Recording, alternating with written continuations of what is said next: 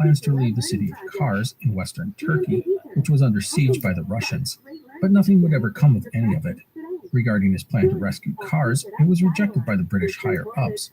Burton, by the way, became convinced that there was a secret deal giving Kars to the Russians. And regarding Beatson's horses, well, they would never see any action. The men struggled with discipline and caused one too many incidents, forcing the British to dismiss General Beatson. Burton resigned in support of his commanding officer. Burton would not join another unit as the Crimean War ended in March of 1856. Takes us back to Africa. Burton, like so many other adventurers, had been bit by the exploration bug while on the Somaliland expedition. It was a desire to accomplish something special, something grand.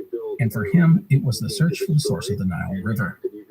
Burton's previous attempt to find the source had ended in disaster, but the desire to give it another go only burned brighter after the disappointment of the Crimean War and some criticism of his handling of things in Somaliland. A few things about Burton I want to note. The army wasn't a long-term future for him. He didn't like the army, and the army didn't like him very much. The problem was that he had no fortune to fall back on and no obvious prospects.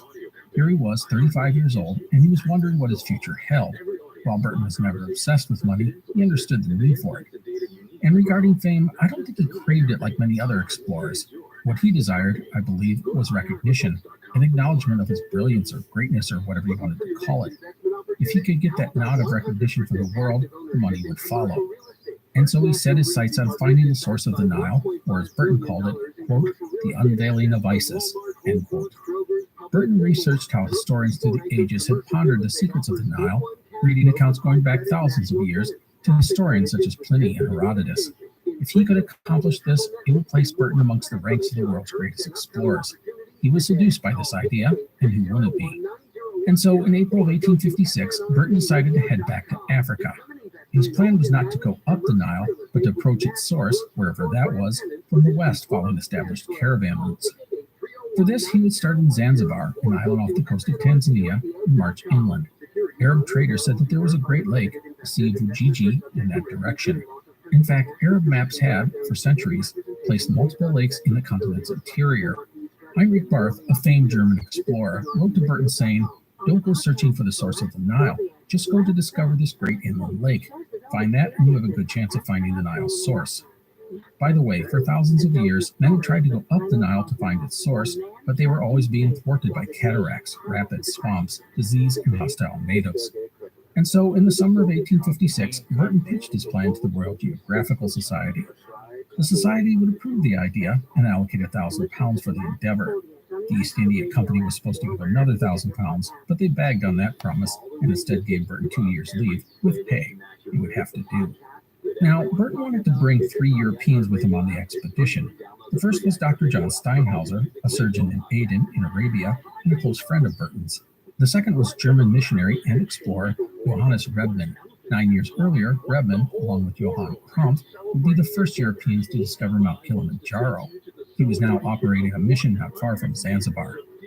Burton had sent the man a letter offering him a position as a guide and interpreter on the expedition. Plus, he had a letter from Rebmann's superiors at the Church of Missionary Society in London, granting him leave to undertake the expedition if he so desired. The third man was John Hanning Speke, who had been on the Somaliland expedition. The inclusion of Speke was, in hindsight, a bad decision for Burton. Let's recount the relationship between the two men. Burton saw a lot of positives in Speke. He was a brave and competent officer. He was an accomplished hunter and had experience in Africa. But Burton had pointed out, publicly, the deficiencies of Speke. He didn't know Arabic or any other African language. He didn't understand the Muslim faith and the people who followed it. In doing this, Burton was just being matter of fact, but Speke took those comments as a slight. Also, in his book on the Somaliland expedition, Burton had rewritten Speke's journals, something Speke, again, took as an insult. Of Speke's adventures, Burton would downplay the dangers, saying, quote, his life was never in real peril, end quote. Which was untrue. Speke had been in plenty of danger, and it would upset him that Burton would diminish what he had done and the dangers he had faced. All of this made Speke dislike Burton, but the man was an expert at hiding such things, and thus Burton offered him another job, not realizing the animosity that Speke held towards him. No matter, despite his dislike of Burton, for Speke, this was a chance to return to Africa. He, like Burton, yearned for glory and fame, and better with Burton than with no one. And thus he accepted the job with Burton's upcoming expedition. Now, before we take off for Africa, I want to mention one thing about Burton's personal life. While in England, he rekindled his interest in Isabel Rundell, despite the two not seeing each other for several years. Isabel had never forgotten Burton and had tracked his exploits in Africa. The relationship would get quite serious, but it was doomed, at least for the time being. Isabel's family was staunchly Catholic, and Isabel's mother refused to sanction any marriage to Burton. And then the inevitable would happen when Burton would shuffle off to Africa. Burton couldn't tell Isabel to her face that he was leaving, and instead sent a letter to her sister and had her deliver the news. Burton would be gone for at least 2 years, maybe 3. The romance would have to wait. Burton would travel to Cairo and meet up with Speke, and then Bombay, which is modern-day Mumbai, on November 23, 1856. The East India Company would provide Burton with a gunboat to take him, Speke, and their supplies to Zanzibar. They would depart on December 2nd, brimming with excitement. Of the moment, Burton would write, quote, "A journey, in fact, appeals to imagination, to memory, to hope, the sister graces of her mortal being," end quote. The ship would arrive in Zanzibar on December 20th. Zanzibar, which is an island off the coast, was notorious as the main hub of slave and ivory trade on the eastern coast of Africa. The sights that greeted Burton and Speke were beyond imagination. They saw dogs eating human flesh on the beaches, the result of 6 slaves being thrown overboard by slavers before landing to avoid paying taxes on them. The city was filthy and disease was everywhere. Burton and Speke would arrive at a tumultuous moment for the city. Zanzibar's longtime sultan had recently died, and his 2 sons were vying for his throne. Burton needed to hire porters, guides, soldiers, animals, and provisions. No one could really help him. Not even the British consulate could help due to the chaos of the city. Now, despite the craziness, Burton would establish that caravans went into the African interior to what the Arabs called the Sea of Ujiji. The natives called it Lake Tanganyika. However, he was advised to wait before heading inland, and that's because at this time of the year, some of the areas to the west were in what was called the dead season, which meant they were now rife with famine and drought. And the dead season was followed in some places by a lot of rain, making travel difficult. Burton would heed this advice and not rush off. And so Burton would wait, and he did what he always did. He explored, and he took notes. He went to the prisons, the brothels, the docks, and the slave markets. He collected local proverbs and studied the political history of the island. He studied the flora and the fauna. And of course, he researched sexual customs of the locals, while he drank and used opium. And he took to studying Swahili, the predominant language of the area. It was all part of Burton being Burton. He would write a 2-volume series about the island called Zanzibar, City, Island, and Coast, which wouldn't be published until 1872. It was nearly 1,000 pages of Burton writing about everything he saw and experienced. Burton was, by the way, highly critical of pretty much everyone in Zanzibar. He said the Arabs were corrupted by slavery, which he detested, and he wondered if the native Africans were even fully developed as a race. Now, while Burton wasn't prepared to begin his expedition inland just yet, he would organize a reconnaissance mission in early January. The mission would consist of Burton, Speke, 2 Portuguese servants brought from India, and some Africans. A local man, Said bin Salim, was engaged as the expedition's guide and overseer. They would travel lightly, bringing presents with them for the chiefs, including beads and cotton cloth. The expedition would take an Arab dhow, a small ship, to the north about 25 miles or 40 kilometers to the island of Pemba. There, Burton indulged himself by investigating rumors that the famed pirate, Captain Kidd, had buried treasure on the island. He would find nothing.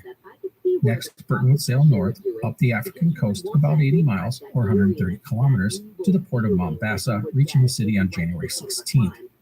Outside of Mombasa was the mission house of German explorer Johannes Rebmann, who Burton had sent a letter to months earlier, offering him a position as a guide and interpreter. Rebmann was tempted by the offer, but passed.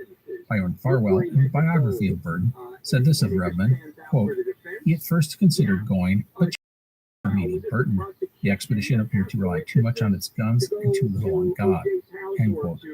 Burton was relieved by Rebmann's decision, as he was concerned the German would try and convert every tribesman that he met along the way. Also, he didn't want to upset the Arab sultans and merchants who operated the caravans coming in and out of Zanzibar. The last thing they wanted was a Christian missionary preaching to the natives and stirring up trouble. Sidetrack here. One interesting thing about Burton that I have not talked about was his utter lack of interest in trying to change the that he encountered. He did not have an interest in a person's religion or the politics of the place. It was a rare thing amongst many explorers, and at times at the root of their demise. The one exception to this may have been Burton's dislike of slavery. He was not afraid to denounce the practice, but he did nothing beyond that. Anyhow, sidetrack done. Now, Burton would toy with the idea of traveling toward Mount Kilimanjaro, about 170 miles northwest of Mombasa, or 275 kilometers, and swinging around the northern side of the mountain and then going west. Part of the reason for this excursion to the area around Mombasa was the possibility of this route. However, the region was experiencing a famine, and the Maasai tribesmen were out raiding, even coming within a few miles of Mombasa. This meant there was no way Burton would be able to hire any porters. Had circumstances been better, and the expedition decided to follow the route north of Kilimanjaro, Burton and his men would have run straight into Lake Victoria, the largest lake in Africa and the true source of the Nile. But that was not to be. Plus, Burton had a verified route to the interior, directly west of Zanzibar. He would just have to wait a few months before departing. Thus, the team took their ship and explored down the coast and eventually headed back to Zanzibar on March 6th. So in Zanzibar, Burton and Speke, who had both gotten sick, would spend the next couple of months recuperating. The heat, by the way, was brutal, and Zanzibar was a cesspool, perfect for nurturing disease. And then there was the rain, averaging up to 15 inches or 380 millimeters each month. The rains of the season would end in early June, and Burton would suddenly lurch into action with regard to the expedition. Saeed bin Salim, who had been on Burton's earlier excursion, would serve as the caravan chief and guide. Burton would hire 36 native porters, 25 donkeys, and 5 animal handlers. There would also be 13 soldiers, called Askaris, supplied by the Sultan of Zanzibar. The Askaris were mercenaries, descendants of Indian soldiers brought to Zanzibar several generations earlier. Also added were 15 gun-carrying slaves. They were hired from a man named Rush Ramji, and thus Burton called them the Sons of Ramji. There would also be 20 other slaves to work as bearers or whatever. Burton would insist on paying the slaves a wage. In addition, Burton hired a slave-turned-soldier named Sidi Mubarak, who would be nicknamed Bombay. The man spoke some Hindustani, so he would be helpful as an interpreter for Captain Speke. Burton respected the man, and he would be a key aide. By the way, if this all sounds impressive, it really wasn't, as Burton wanted 130-plus porters. Now, a few red flags about all of this. First, Burton had relied on others to hire soldiers and porters. He took it on faith that they would be quality men. This was a serious mistake. He was now running a large operation, and he needed to demonstrate administrative chops, but he had let others do some of the most critical work for him. Second, Burton took far too long to put together his team. He had spent 6 months in Zanzibar before getting serious about hiring porters and so forth. By then, other caravans had hired the more reliable men.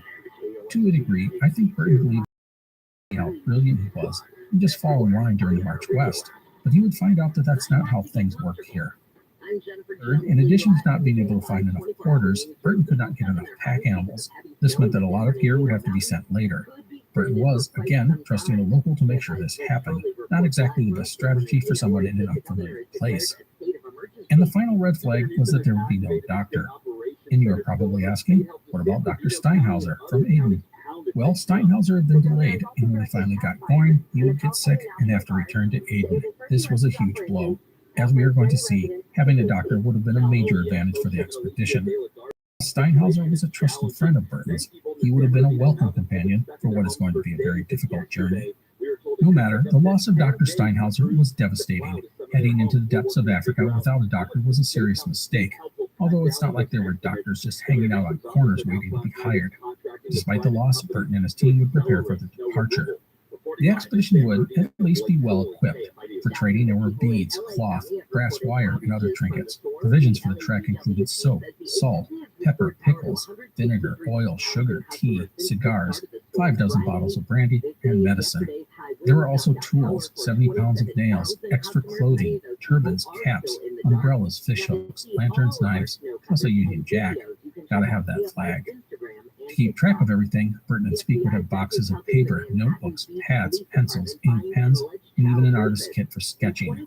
For mapping and surveying and taking readings, there were nautical almanacs, maps, 2 chronometers, a rain gauge, a couple of prismatic compasses, 4 thermometers, 2 sextants, a mountain barometer, a sundial, a telescope, and other instruments. The caravan would have a lot of gear and camp furniture as well. This included 2 tents, blankets, pillows, a table and 2 chairs, cooking gear, and utensils. And finally, the expedition would be. There were a pair of smoothbore muskets, 3 rifles, a Colt carbine, 3 revolvers, 3 swords, and 140 pounds of gunpowder.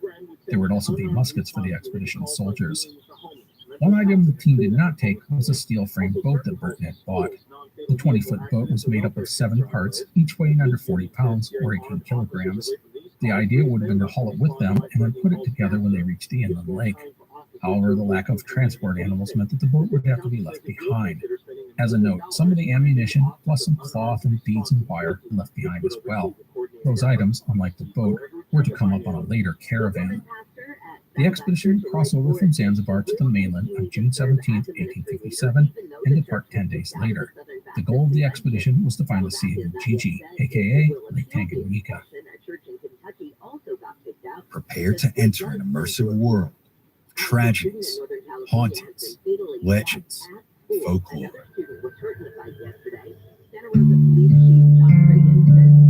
Southern Gotham is a podcast that will take you deep into the dark history and haunted lore of the American South, exploring some of the region's most infamous tales. From the swamps of Louisiana to the shores of the Carolinas, isolated communities of Appalachia, and the bloody battlefields and earliest settlements of Virginia. This is where ghost stories come alive, grim secrets are exposed, and mysteries, well, you need to listen to find out. Join us now at southerngothicmedia.com or wherever you get your podcasts. Which includes maintenance and recruiting 50 lifeguards. Hey Matt, did you know that wombats poop cubes? Nope, never heard that before. Did you know the unicorn is the national animal of Scotland? I didn't know, nor do I care. Neil, did you know that Liechtenstein is the only doubly landlocked country in Europe? Jeff, isn't that an American pop artist? Well, actually, it's both. If you want to learn things like that and more, join us each week on Triviality, a pub trivia-style game show podcast where a lack of seriousness meets a little bit of knowledge. Listen in each week to answer general knowledge trivia alongside exciting guests from around the world. And we're here too. Join us every Tuesday for new hour-long episodes of Triviality, plus tons of extra themed content on everything from The Office and Lord of the Rings to science and geography. And sometimes we even do sports. Find us on all your preferred podcast apps and take part in the fun of playing bar trivia without the need to wear pants. Real mature, Jeff. Forget it, Neil. It's Triviality. The expedition would push west. Now, this was not going to be men slashing through thick jungles. No, Burton was going to be following well-known and well-traveled caravan routes into the interior. These were slave and ivory trade routes. While this was a huge advantage to Burton, it also came with its challenges. He would have to deal with each chief along the way, paying tolls and bribes as he went. But to be honest, that was how things went. Burton had dealt with such practices in Somaliland. The big caravan that Burton had assembled was a challenge for him. He was accustomed to small groups where people were quick to follow orders. Now he had to deal with natives who didn't buckle to all of his whims. And as the boss, he had to handle petty squabbles and thefts and minor annoyances. The African porters and the Scaris were notoriously fickle. They would protest or desert if they felt they were being mistreated. It wasn't something he was accustomed to dealing with. Burton compared it all to herding cattle, a slow process of yelling and begging to keep the caravan train moving along. I also want to point out that managing such a large number of people was dangerous, and that leads me to a story that Burton did not include in his book. At one point in the march west, 2 of the Scaris in the expedition were talking out loud about killing Burton and Speak. They could then just take all the best stuff in the caravan and head back to Zanzibar, much richer and without the dangers of a long inland march. What they didn't know was that Burton had learned quite a bit of their language and understood what was about to happen. Burton would thus turn quickly toward the men, pulling a knife as he did so. He then stabbed one of the men to death. The other fell to the ground, begging for his life. Now, this is a story that Burton told to a friend years later, who then told it to others. So if it is true, we don't know.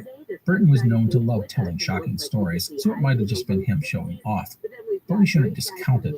The caravan had 100+ people, and all it would take was one and the lives of the 2 strangers. So the march inland would immediately put Burton in a variety of different landscapes: plains, savannas, marshes, and what we think of as classic African jungle, the foliage thick and huge, right out of a movie. Thankfully, the trails were well used, and Burton's team would even run into other caravans coming east from the interior. Often these were slave caravans. He talks about the slave trade in depth. Over the last 40 years or so, the Arabs had gone deeper and deeper into the African interior for slaves. Burton called it a corrupting force. The natives now preyed on one another, seeking to sell their enemies and neighbors to slavers. It wasn't as bad near to the coast, as the tribes had nominal protection from the Sultan of Zanzibar, but in the interior, fear ruled many places. Burton would say this of the slave trade, quote, "The traffic annihilates every better feeling of humanity," end quote. So the caravan would begin a slow plod west. The land was filled with few large communities. Instead, there were lots of villages, most self-governing. The villages weren't powerful enough to threaten the caravan, especially one armed like Burton's, but they would each extract a small toll for passing. By the way, as you can imagine, Burton will write a very long book, 2 volumes again, on his trip into the African interior. The book alternates between telling his story with chapters of information about the people and the lands. It is typical Burton. I put a link to those volumes on the website. Anyhow, by July 5th, there were already signs of problems within the caravan. 3 donkeys would die, and Speak developed a fever. 5 days later, Burton was sick as well. The men were weak and had an aching head, plus burning eyes and unsteady legs. Burton would say, quote, "The new life, the alternations of damp heat and wet cold, the useless fatigue of walking, the sorry labor of waiting and reloading asses, the exposure to the sun and dew, but not least the morbific influence, the wear and tear at the prospect of imminent failure, all were beginning to tell heavily on me," end quote. And to think the men had only been going for 2 weeks. The expedition was just getting started. Regarding the men's illnesses, this was not uncommon. Most newcomers got sick, malaria was common, and there were several different types of fever. These illnesses could lay a person up for days, weeks, and even months, or they could kill. By July 14th, the caravan had covered 118 miles in 18 days. Burton was so weak he couldn't walk. He tried native remedies, as well as others he had learned in Somaliland and Arabia, but nothing worked. He had to ride on a donkey supported by porters. The jungle wore on both Burton and Speak. Everything was so big. The grass was 12 and 13 feet high. Massive trees were entirely covered in moss or fungi. Creepers and climbers were everywhere, covering everything. The stench of rotting vegetation was everywhere. The caravan would march through blinding sun and slog through mile-long bogs. Humidity was taking its toll. Anything metal began to rust. Clasps and springs just snapped.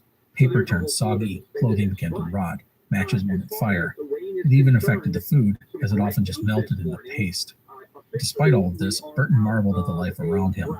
Crocodiles, leopards, hyenas, zebras, hippies, and a million other animals flourished. He had one description that I really liked, which I will share. Quote, "The woods abound with large and small gray monkeys with black faces. Clinging to trees, they gaze for a time imperturbably at the passing strangers, till, having satisfied curiosity, they descend and bound away with long plunging leaps," end quote. I love that because when you read it, you can visualize exactly what he's saying. July 23rd, the caravan would rest for 3 days. Burton, despite trembling hands, would send a report back to the Royal Geographical Society. He was in a foul mood and he had nothing good to say about the natives. In addition, he asked for more medicine, such as quinine and narcotics. Also, it was here that 30 slaves brought from Zanzibar would return. As a note, the number of men the expedition had would constantly be in a state of flux. One day a couple men might desert, but then a few days later they could hire some new ones. The donkeys were a different story. As they died or were stolen, there was little Burton could do to replace them. The caravan would next reach the slave station of Zongomiro, which is today Morogoro in Tanzania. Zongomiro was at the base of the Usagara Mountains, which the expedition would head into next. Thousands would pass through the town each week. By this time, Burton and Speak were in terrible shape and could barely walk. They would rest here for 9 days, allowing both men to recover a bit. Burton would also be able to add some quarters to the expedition, getting it back up to full strength. Quick comment, despite being constantly sick, Burton still managed to keep a ton of notes. And as always, he indulged in learning about the sexual habits of the natives. In a related comment, Burton would find one advantage to developing a high fever. His syphilis, which he had suffered from for several years, would be cured. A high fever will, at times, kill other infections, such as syphilis. So yay for malaria. The caravan would continue on August 7th, heading towards the Usagara Hills. These were difficult times for the expedition. In the hills, the men's health improved a bit, but they were still incredibly weak, and it was hard to muster the energy to deal with running the caravan. This made it difficult to control the men. There were constant quarrels, and porters were deserting, often taking with them the best goods, even donkeys. And when the porters felt they were being forced to carry too much of a load, they would simply toss aside whatever they didn't want to carry. Burton could do little to stop it. He didn't have enough good, trusted men with him to keep the others in line. Thus, food and gear was lost. instruments broken. It didn't help that the trail was littered with the bones of human beings, sometimes fresh. These were usually slaves or porters who had died of illness. Smallpox was the big issue, as it had been brought inland and was ravaging the native populations. So up into the highlands the caravans went, up and down, the elevation rising to more than 2,000 feet, or 610 meters. And then on August 16th, things almost came to a head when Burton ordered all the gear to be repacked. The Ascaris refused. They accused Burton of starving them and tried to negotiate for more food and pay. Burton refused, even after there were murmured threats about killing the white men. The soldiers then demanded Burton write out a letter dismissing them from the caravan. They didn't want to return to Zanzibar and have the Sultan find out that they'd abandoned Burton. Again, Burton refused. Let them leave, he said, calling their bluff. Burton ordered the rest of the caravan to move on. It wouldn't take long for the Ascaris to cave, and they were soon back with the caravan, begging forgiveness. And so the caravan pushed on, going through areas of jungle, bogs, and savannas, and crossing over innumerable rivers. As they went, supplies were lost or just dumped, and the donkeys collapsed. By September 4th, only one donkey was left that could be ridden. Luckily, the caravan reached an area where food was plentiful, and the expedition would trade for milk, honey, and butter. And Burton was able to trade with caravans heading east, adding rice and salt, and even a pair of fresh donkeys. On September 10th, the line of men and animals began to ascend the Rubeho Mountains of the Usagara Range. Speke and Burton, both still very weak, struggled as they couldn't ride the donkeys up the steep and narrow trails. At one point, the expedition would be startled by the sudden appearance of a native war party moving down the mountains. Everyone panicked, thinking they were under attack. However, the war party of the Wahumba tribe were heading into the valley below to seize cattle from the villages. Thankfully, they had no interest in Burton and his team. The expedition would climb for 6 hours before Burton would call a halt due to Captain Speke's health taking a turn for the worse. He fell into a near coma-like state. He was delirious and feverish. Burton was worried that Speke had suffered permanent brain damage. Writing about Speke, Burton said, quote, "Death appeared stamped upon his features," end quote. As the caravan waited, the men complained of the cold weather and suggested they turn back. Burton gave them a firm no. Also, Burton would take the time to inspect all the supplies. He had brought provisions for a year, but now, 3 months in, it was half gone. I put this blame mostly on Burton. He had made some poor decisions and not managed things efficiently, and he had expected everyone to obey a British officer, just like he was accustomed to in India and Arabia. And not having a doctor had hampered them big time. Also, Burton's lack of mastery of the local languages can't be underestimated. He was not used to this. It isolated him from others, and it limited his effectiveness. In the end, there was so much going on that was out of Burton's hands. He was in an unfamiliar place, didn't speak the language well, or at all, depending on where he was, and was racked by illness.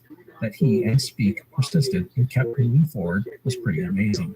The next day, Speke would improve, but he could not walk and had to be carried in a hammock. A note here about Burton and Speke. As we have discussed, they were very different men. However, as the only two white men and British officers, they still had a common bond. Speke especially needed Burton because he could not talk to anyone else, save for Bombay, who knew a little Hindustani. This isolated Speke, never an outgoing person to begin with. The two men would work together and even read Shakespeare to each other at night, but they were never friends. Burton almost always refers to Speke as his, quote, companion, end quote. The big thing I want to note is that Speke and Burton tolerated each other through this part of the journey, mostly because they needed each other, but they did not like each other. So up and up the expedition went, reaching heights of nearly 6,000 feet, or 1,830 meters. Finally, on September 18th, they went through a place called Windy Pass and began to descend to the plains of Bogo, a flat, grassy plateau. By this time, the number of porters who had started the expedition was half, and the number of donkeys was a third of the original number.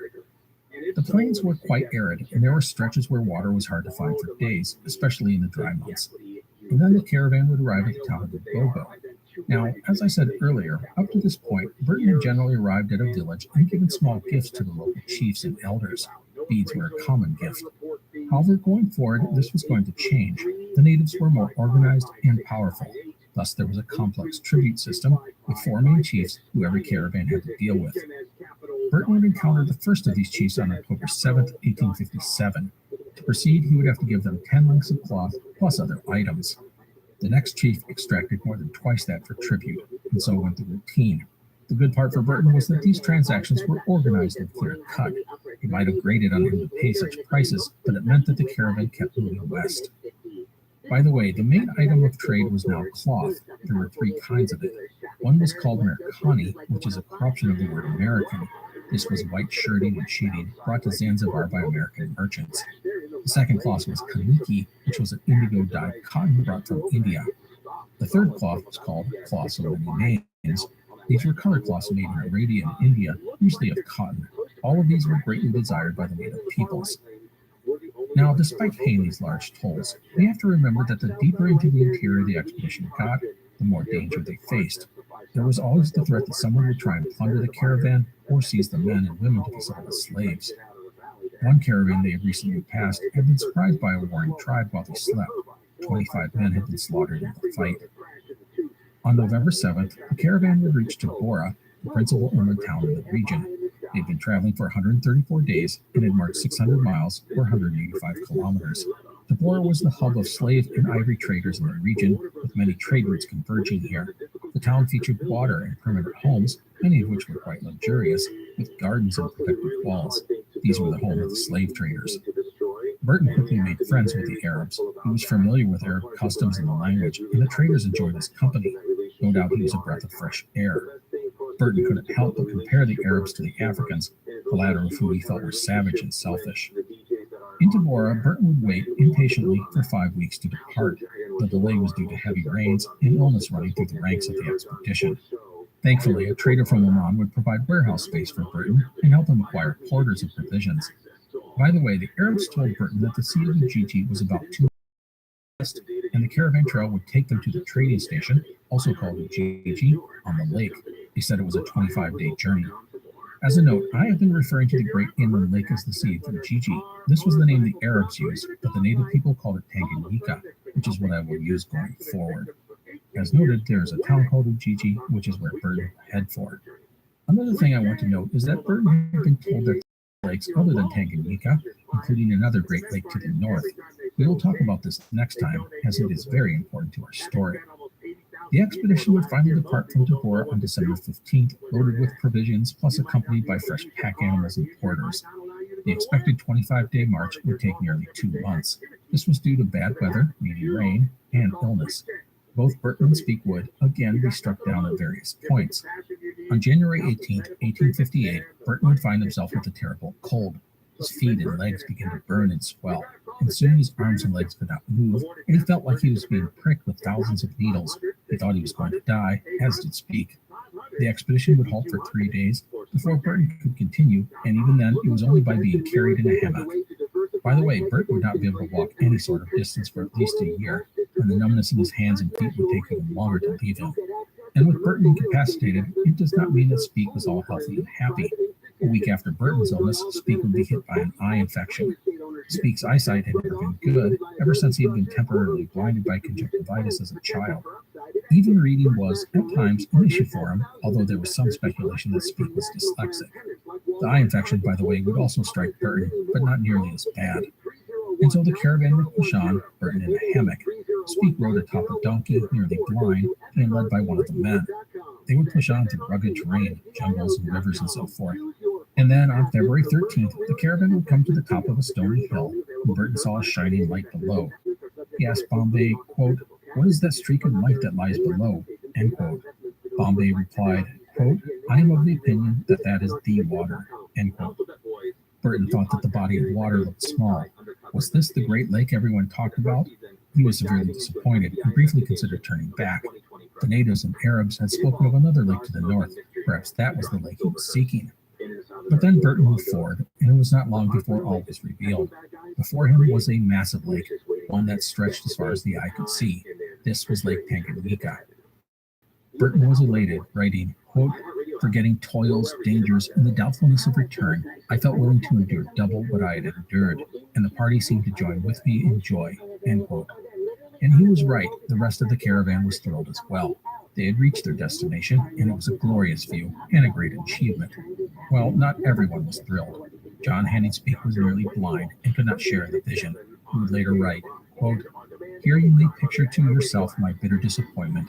After toiling through so many miles of savage life, all the time emaciated by divers sickness and weakened by great privation, I found approaching the zenith of my ambition, The great lake in question, nothing but mist and glare before my eyes.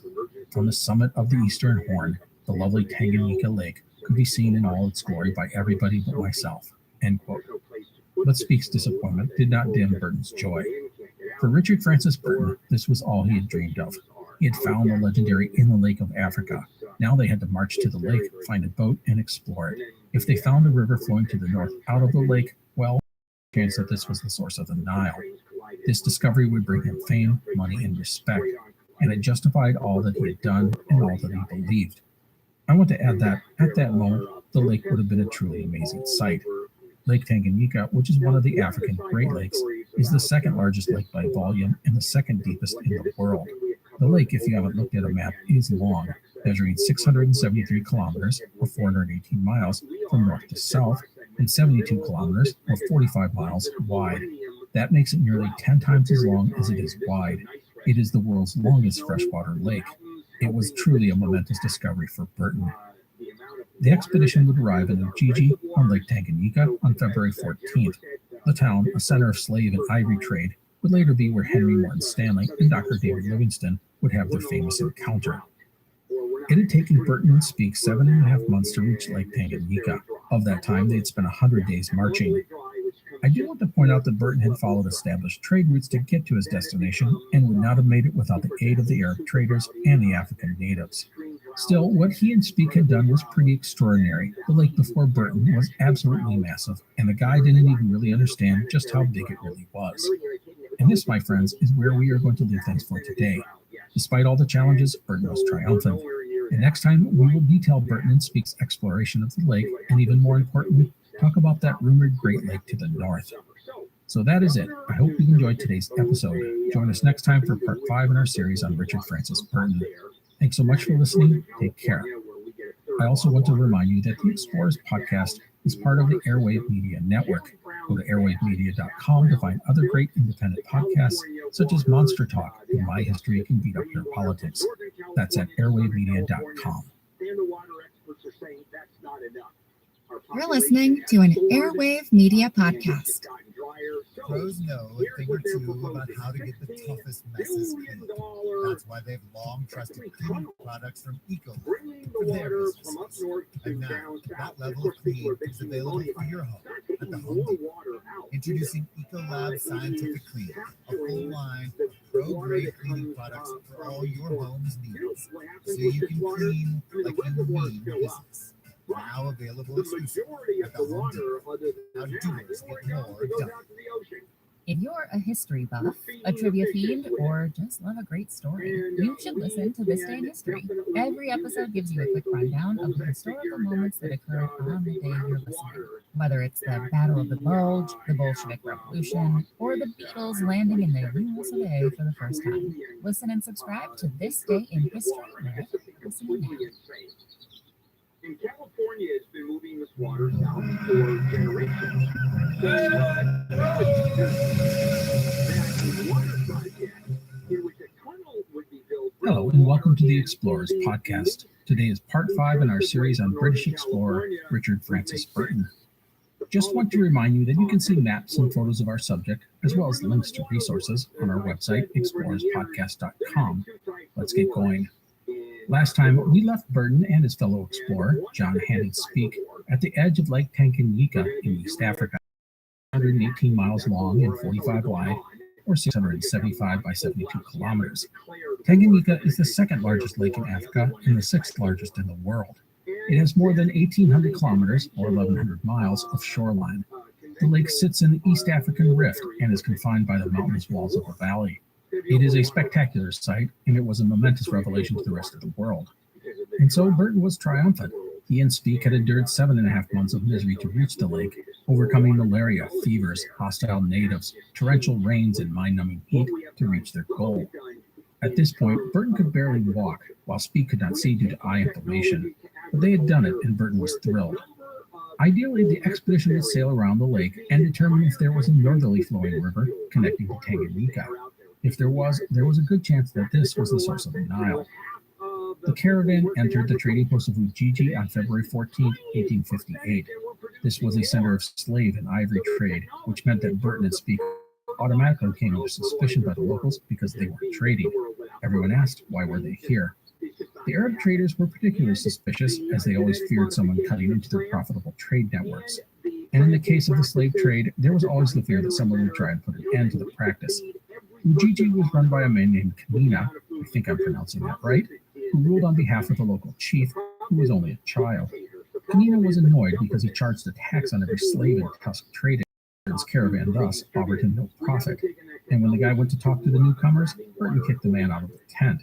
In Burton's defense, he didn't know who the guy was, but he had just upset the most important man in the region. Kamina would end up harassing the caravan and even levy a tax on those not trading. Now, Burton had promised to pay all of his men upon reaching Lake Tanganyika, and he did so in cloth. Many of the men turned around and used the cloth to buy slaves, which did not thrill Burton, although there was nothing much he could do about it. By the way, a slave could own a slave in this region of Africa. Now, all of these issues aside, Burton wanted to explore the lake. For that, he needed a large boat, none of which was available in Ujiji. He was told, however, that an Arab trader on the other side of the lake had a dhow, which would fit his needs. To acquire use of the boat, Burton dispatched Speak in a canoe on March 2nd, even though Speak's vision was severely limited by his eye infection. So while Speak headed across Tanganyika, Burton would spend the next 27 days recovering from all his ailments. Of this time, Burton said he, quote, chiefly spent it eating and drinking, smoking and dozing, end quote. And he, no doubt, did his usual exploration of the sexual habits of the locals. The lake, which sits at an elevation of about 2,500 feet or 760 meters, had a relatively healthy climate. Also, there were animals to hunt, lots of fish in the lake, plus things such as beans, vegetables, milk, honey, rice, and sweet potatoes. Burton would also take the time to interview those who lived on the lake. In typical Burton fashion, he would collect a boatload of data about the people, their customs, and the region. Of course, he pressed everyone about Tanganyika, trying to learn about the lake's geography and features. He would talk to one man who told Burton that there was a river at the northern end of the lake, and more importantly, the river flowed out of the lake, not into it. This excited Burton, because if true, it meant that Tanganyika was a potential source of the Nile. As for John Hannon Speak, he would set out for the opposite side of the lake in a canoe with 20 paddlers, a couple of Askaris, and Sidney Bombay, the expedition's most trusted man. The big problem Speak ran into was rain. It was monsoon season, and the rains and winds were furious.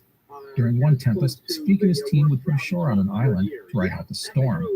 Well, during the night, the storm would throw open his tent. In an attempt to clean everything up, Speak would light a candle. Within seconds, thousands of tiny black beetles filled his tent. They got all over everything, including Speak. Speak would try and clear out the bugs, but to no avail. There were just too many.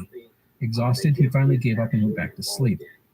Well, during the night, one of those beetles crawled into his ear. Speak would wake up to try and get the thing out, but it only burrowed deeper into his ear. He would try everything he could to get the still living beetle to emerge, including smoke, oil, and melted butter. Nothing worked. Finally, he used a penknife, killing the beetle, but also damaging his own ear. It was a pretty awful situation. Speak could not get the dead beetle out of his ear, and the injury caused by the penknife became infected. Soon, pus was running out of it. The infection and the pain that it caused made Speak's facial muscles contort from his ear to his shoulder. It was so bad for a couple of weeks, he could barely open his mouth, and he had to be fed broth through a tube. Of it all, Speak would later write, quote, for many months, the tumor made me almost deaf and ate a hole between the orifice and the nose so that when I blew it, my ear whistled, end quote. For the next 6 to 7 months, bug parts would work their way out of Speak's ear and would cause him intense pain. Now, all of that misery aside, Speak would get to the other side of the lake and meet with the Arab trader. The man agreed to let Speak use his boat and even provide a crew, just not yet. The trader would delay for days and days until the man finally admitted that the boat would not be available for 3 months. Speak would have to go back to Ujiji empty-handed, which annoyed Burton, who would say, quote, I was sorely disappointed. He had done literally nothing, end quote. Now, despite not getting the dhow, Speak would bring back some interesting news. He had been told that the north end of the lake featured a large river draining out of it to the north. This was interesting news, and Burton decided that they needed to investigate this river. Burton appealed to the local headman, Kamina, and struck a deal to hire 2 large canoes, one 60 feet long, the other 40 feet long, or 18 by 12 meters, respectively, as well as a crew, guide, and interpreter. The cost was big, very big. Burton reported that he paid Kamina 33 coiled bracelets and 803 strings of beads, plus a promise for more cloth if they could find this river in the north. The crew were paid 80 lengths of cloth and 210 strings of beads. It was a steep price, but Burton had no other options. The two canoes would depart from Ujiji on April 10th. Despite the men's health issues, both Burton and Speak were on the excursion, which included Bombay, a few Askaris, and 55 paddlers. The canoes headed up the eastern side of the lake for about 75 miles, or 120 kilometers, before heading to the western shore. On the 6th, they would reach the trading post of Elvira. This was the extent of the slave traders' influence, and the crew refused to go further north, saying the natives were fierce and deadly. Even Bombay, Burton's most trusted team member, was against going any further. Burton would spend 9 days in Elvira, hoping that someone would take him north, but nothing would happen, and he would have to. And another disturbing piece of news was that the locals all agreed that there was a river to the north, but that it flowed into the lake, not out of it. If that was the case, it was not the Nile. By the way, when Burton pressed the guy who told him back in Ujiji that the river flowed out of the lake, the man would admit that he had never actually been to the river. And when Burton asked about the information Speak had gotten about the northerly flowing river, Bombay would say that Speak had likely misinterpreted what he'd been told. All of this was bitterly disappointing to Burton. The frustrating thing was that he couldn't reach the river and actually find out the truth for himself. By the way, Burton was actually only 20 miles, or 32 kilometers, from the northern end of the lake. If he had gotten to that point, he would have found the river flowing into Tanganyika. This is the Ruzizi River, which flows from a mountain lake. No matter, Burton would Speak and the canoes would return to Ujiji on May 13th. By the way, on the trip, Burton developed an ulcer on his tongue so big he couldn't speak. It would take more than 2 weeks for his tongue to return to normal size. Otherwise, both Burton and Speak were feeling a little better. Not great, but better. Speak's eyesight was returning, although the ear pain was debilitating at times. Burton's hands and feet were still swollen, and he struggled to walk, but again he had improved. Now, on the return to Ujiji, Burton would be greeted by the appearance of a caravan bearing supplies and letters. Remember when Burton had departed Zanzibar the previous summer? He had been forced to leave behind a bunch of provisions due to the lack of porters and pack animals. Well, here some of that stuff would show up, including ammunition, food, cloth, beads, and other items. Unfortunately, it wasn't the best of the trade goods, as the really valuable stuff had been stolen by the merchants back in Zanzibar. However, it would provide Burton with some much-needed barter goods. He was low at this point, and the newly arrived items would at least buy provisions and hire porters to get the caravan back to Tabora, the trading station about a month's journey to the east. The caravan would also bring outside news to Burton and Speak, the first real news they had received in nearly a year. One of the things they would find out about was the Indian Rebellion of 1857. The rebellion would be put down, but not before hundreds of thousands were dead. The Indian Rebellion, by the way, signaled the beginning of the end of the East India Company, as the British government would soon nationalize the company and take over its operations. Anyhow, Burton would have liked to have spent time exploring the southern part of Tanganyika, but he didn't have the trade goods needed to hire canoes and porters, all the while feeding his own team. Thus, he decided that it was time to head back to Zanzibar. By the way, if Burton had explored to the south, he would have truly realized how big Tanganyika really was. And if he had tested the depths of the lake, he would have been astounded to find it as deep as 4,700 feet, or 1,430 meters. It is the second deepest freshwater lake in the world. Again, while Burton was amazed by Tanganyika, he didn't fully comprehend how massive the lake really was. On his departure, Burton would wax poetically about the mighty lake, writing, quote, "I shall long remember the morning of 26th of May, which afforded me the last sunrise spectacle of the Tanganyika Lake. The charm of the scenery was perhaps enhanced by the reflection that my eyes might never look upon it again." End quote. Shortly thereafter, the caravan pulled up stakes and began their march east. This was chaotic, as many of the men had bought slaves of their own. This might bring gear and packs of human donkeys, but they were trying to keep track of their own slaves. Burton was probably satisfied, as many of these slaves deserted on the march east. The expedition would pull into Tabora on June 20th. The men badly needed a rest. Malaria was a big problem amongst the porters and Askaris. At this point, Burton was completely worn out, and he had to be carried in a hammock. And this was not just a physical exhaustion, but a mental one. For a year, the men had been on the march, and the stress of managing the fear of failure trying to do. And now that the caravan was on the road back to Zanzibar, it was as if his body and mind just let out a massive sigh of relief. And thus, Burton was content to just relax in Tabora and let himself and the rest of the caravan recuperate. And that takes us to John Hanning's Speak. Speak's health was not too bad at this point.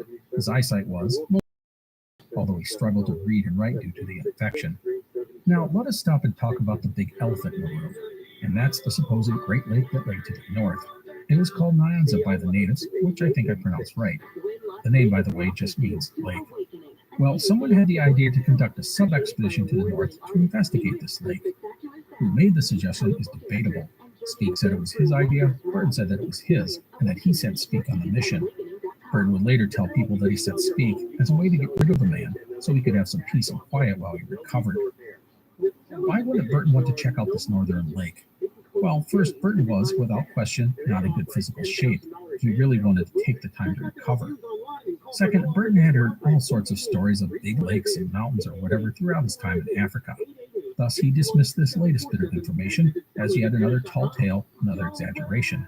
If he went chasing after every rumored lake or whatever, he would have crossed Africa by now. And third, let's face it, Burton was content. He had found a great lake. That had been his goal. To go off on another journey at this point just seemed foolish. Plus, there was a lot he could do in Tabora. He could gather information from the traders and natives about the local history, the rivers, the mountains, and so forth. And he could study the language, which Burton loved. Remember, to Burton, there was more to exploration than just geography. Thus, he was not interested in going north. Why take the risk? And so, Burton would dispatch Speak to investigate the lake to the north. It was the biggest mistake that Burton would ever make in his life. Speak departed from Tabora on July 9, 1858, along with Bombay, some Askaris, porters, and donkeys. The destination was, reportedly, about 15 to 20 days away. The march would be difficult. Speak only had Bombay to talk with, and the porters and Askaris resented being dragged on a march that seemed fruitless, and most of them disliked Speak, who was openly contemptuous of the Africans. I should note that Speak was always an Englishman. He never took off that mantle. In the eyes of the natives, he was a snotty, arrogant, and ignorant jerk. They did not like him, and Speak, frankly, did not like them either. Speak's writings are littered with comments such as this, quote, "The natural laziness and ignorance of the people is their own and their country's bane," end quote. It all made for an uncomfortable trek. Thankfully, Bombay was able to be a bridge between Speak and the natives, and they were able to keep things moving. March was hobbled by the fact that Speak had brought the wrong trade goods, specifically beads. He had brought white ones, but the locals wanted the colored ones. Thus, it was a slow march north. But then, on August 3rd, 1858, Speak would reach the southern edge of a large body of water. He immediately concluded that this was the source of the Nile, later writing, quote, "I no longer felt any doubt that the lake at my feet gave birth to that interesting river, the source which has been the object of so many explorers," end quote. This was, to be honest, a very presumptuous conclusion. Speak did not explore the lake, and he only seen a small part of it. He didn't know if there were any rivers flowing out of it to the north, and it's not as if Speak could talk to the locals and gather much information about the lake. Remember, the only person he could even speak to was Bombay. Plus, Speak couldn't even read or write very well due to the lingering effects of his eye infection. And with regards to scientific readings and calculations, well, Speak had never learned much about surveying, plus many of the instruments didn't work. Thus, to declare this new lake the true source of the Nile was more than a little presumptuous. But you know what? Speak was right. Lake Victoria is the source of the Nile. Now, he had no proof of this, but time will vindicate the guy. As a note, one thing Speak did do was to estimate the elevation of the newly christened Lake Victoria to be around 4,000 feet or 1,220 meters. That's a little high, but not by much. To have found a large lake at such a height made it much more likely to be the Nile's source than Tanganyika. By the way, one thing that Burton despised was putting European names on places, but Victoria did stick. And so Speak would head back to Tabora, where he would tell Burton his story. Burton was skeptical, if not hostile, to Speak's conclusions.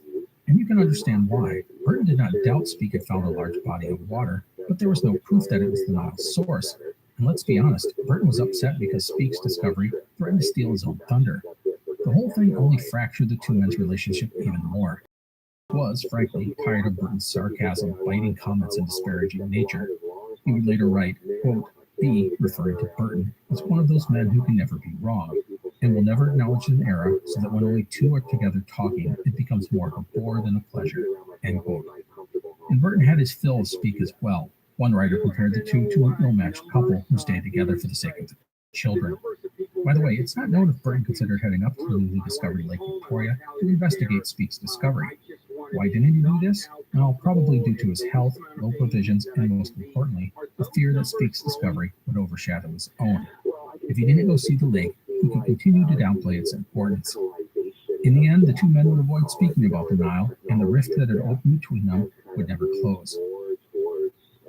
As it presents Adjusting to the Suburbs. You used to associate crickets with silence. But since you bought a house in the suburbs, you know crickets hate silence. If any other creature realized rubbing its legs together made a piercing, high-pitched noise, they might think, maybe I won't do that constantly. Oh, luckily, you can save with Progressive by bundling your home and auto. Now that's something to make noise about. Yes, not constantly. Risk education insurance coverage provided and service by affiliates and temporary insurers. Hello, everyone. This is Matt from the Explorers Podcast. For the next couple of months, a listener survey to help us get to know you, your interests, and what you think of the show. You can help out the podcast by taking a short questionnaire at surveymonkey.com/r. That's the letter R. So surveymonkey.com/r/airwave. This only takes a few minutes, and your feedback will help us improve the Explorers Podcast and find new sponsors who actually interest you. In the survey, there's even a place at the end where you can tell me anything you want. Plus, as my way of saying thank you, every person who fills out the survey will be entered to win a $500 Amazon gift card. So please, if you could take the survey, I would appreciate it. That's surveymonkey.com/r/airwave, or click on the link in our episode notes of our more recent. There's also a link on our website's homepage, explorerspodcast.com. Thank you again for your help. Burton and Speak and the caravan would pack up and head east. Thankfully, other loads of trade goods from Zanzibar would arrive to help Burton buy food and supplies. The caravan was returning to the coast in what was known as the dead season, where drought and famine were much more common. This made the cost of food high. On the return journey, Burton's health would improve enough that he could ride a donkey instead of having to be carried in a litter. Also, Burton proved to be more up to the task of leading the caravan as they headed back to Zanzibar. He was firmer, stepping in when fights began and showing an even hand when disciplining the men. He replaced the caravan head, Saeed bin Salim, with the trust of Bombay. Another thing, he would record all the loads carried by the porters. This way, if anything went missing, the culprit was easily identified and disciplined. Why was Burton better? Who knows? Perhaps it was the simple fact that the men were heading back east, so they saw a light at the end of the tunnel, and there was less and less need to challenge their boss. Or maybe Burton had a better grasp of the language and the customs of people and adapted to them more effectively. Perhaps it was just time and experience. People can and do learn and improve. My guess is that it was all of these things and more. Burton just grew as a leader and developed a better understanding of what was needed of him. But in the end, who knows? Side note here, regarding the African languages, Burton struggled to master them. They just weren't constructed like other languages he knew, and he was slow to pick them up. Speak, by the way, would write disparagingly of Burton, almost gloating, when he struggled to learn the languages of the continent. Which is rather ironic, as Speak didn't know any other language other than Hindustani, and he didn't even try to learn them, which Burton pointed out repeatedly. Anyhow, side note done. 2 weeks into the return march east, illness would again strike. This time it was Speak, who would get a terrible burning in his chest and suffer through spasms. And then at night he would have terrible nightmares, dreaming of being chased and torn apart by wild animals and demons. It got so bad, Speak would write a goodbye letter to his family. The man, however, would recover, and the team would move on, retracing their steps to the coast. On February 2nd, 1859, the expedition would sight the Indian Ocean, and you'd have thought that they would head straight to Zanzibar. But no. Burton had wanted to go to Kilwa, a city on an island about 150 miles to the south of Zanzibar. Why did he want to go? Well, why not? Many of the men and animals would return to Zanzibar, and a boat was brought back to convey Burton and the rest of the team to Kilwa. And so, on February 12th, Burton sailed south down the coast. The excursion proved to be a waste, as cholera was sweeping through Kilwa. It was said that half the population had died. Burton, who had seen the effects of cholera, was stunned by the devastation. After a short stay, the team would sail back to Zanzibar, reaching it on March 4th, 1859. By the way, cholera was also devastating Zanzibar, with 30,000 dead. Plus, there was a civil war in progress, only adding to the chaos. And so Richard Burton's African expedition was, essentially, over. Burton had considered staying and exploring more, but he wasn't in good health. Plus, there was a serious obstacle in the form of the new British consul in Zanzibar, a man named Captain C.P. Rigby. Years earlier in India, Burton had beaten out Rigby for the top score on one of the language exams. Rigby despised Burton and pretty much did everything in his power to badmouth him and discourage him from hanging around. At the same time, he would praise Speak. Thus, Burton and Speke would depart Zanzibar on March 22nd, arriving in Aden on April 16th. In Aden, Burton would elect to stay in the city, recuperating and visiting with his friend, Dr. John Steinhauser. It was a serious mistake, as Burton, again, failed to take advantage of the situation. Instead, Speke was allowed to return to England alone, 2 weeks ahead of Burton. Burton claims that they had agreed not to unveil their findings until they were both together. Speke would later say there was no such agreement. And so, when Speke got back to England, he announced to the world that he'd found the source of the Nile. Speke even reported that Burton had said he, Speke, should be the one to head back to Africa and further explore the region. The newspapers and public went wild, praising Speke for his bravery and accomplishments. And when Burton returned to England, he was, again, an afterthought. He would say, quote, "The ground was completely cut from under my feet," end quote. And he was correct. Speke had found the right moment and pounced. He would publish some articles and conduct some lectures. In these, he would depict Burton as an invalid who hampered the expedition more than helped it, that sort of thing. Some say that Speke did this at the urging of his friends, as well as his new publisher. It was a campaign to trash Burton and promote Speke. Captain Rigby in Zanzibar sent charges back to the British government, claiming Burton had failed to pay the caravan personnel, which was a lie. Rigby would be a prominent supporter of Speke. In a letter to Speke, he would say, quote, "You were the leader. Without you, Burton would never have gotten anywhere," end quote. He would tell others that Burton had been afraid to venture into the interior, and that it was Speke who had carried the expedition, things like that. Also, remember last time, I said that Burton had put together a huge amount of information on the area around Zanzibar, which would later be a 2-volume book that would be published in 1872. Well, the reason it took so long to get it published was that all the information mysteriously vanished. It had been given to the British consulate in Zanzibar with orders to be sent back to the Royal Geographical Society, but it had never arrived. Some people suspect that Rigby purposely sent all of Burton's research to the wrong destination to diminish his accomplishments. Burton's notes on Zanzibar would, finally, be found about a decade later, at which time he would then turn them into the book Zanzibar, City, Island, and Coast. And so Burton came back to England, still weak from his experience in Africa, to find himself forgotten or attacked. It was all petty and sad. The campaign against Burton, which would go on for years, really cast a poor light on Speke. Burton would say, quote, "My companion now stood forth in his new colors, an angry rival," end quote. Byron Farwell, in his biography on Burton, wrote, quote, "It is difficult to escape the conclusion that the discoverer of the major source of the Nile and the largest lake in Africa was a cad," end quote. I want to add that there is other stuff, some of which we will talk about next time, that really makes Speke unlikable. And to be honest, there is some stuff about Speke that will really creep you out. There's one or two things that are so disturbing, I won't even share them on this podcast. I don't say that to be sensationalistic or anything, just to emphasize that Speke was a weird guy, and not in a good way. Historians tend not to like him, and I'll have to admit, I fully agree. Now, all the stuff about Speke needs to be viewed with a dose of caution, and that's because the man he is disparaging is Richard Francis Burton, who is no saint. When the knives come out, Burton will fight back, and at times be just as petty as Speke. Burton had, in fact, in a letter to the Royal Geographical Society, acknowledged that Lake Victoria was more likely the Nile's source, saying, quote, "There are grave reasons for believing it to be the source of the principal feeder of the White Nile," end quote. But back in England, under attack from Speke and his allies, Burton quickly changed his story to support himself and slam his former comrade. For years, he would take any chance he could to poke at Speke, often with his trademark sarcasm. And like Speke, Burton would enlist his own supporters to tell his story and poo-poo Speke's version of things. As I said, it was all very petty and sad. No one looks good. In the end, the Royal Geographical Society would award Burton a gold medal for leading the expedition, but when the Society elected to send a follow-up expedition to fully explore Lake Victoria, they selected Speke, not Burton, to lead it. It was the ultimate slap in the face to Burton, and it only escalated his feud with Speke. Now, a few things about Burton before we do a wrap-up of his African expedition.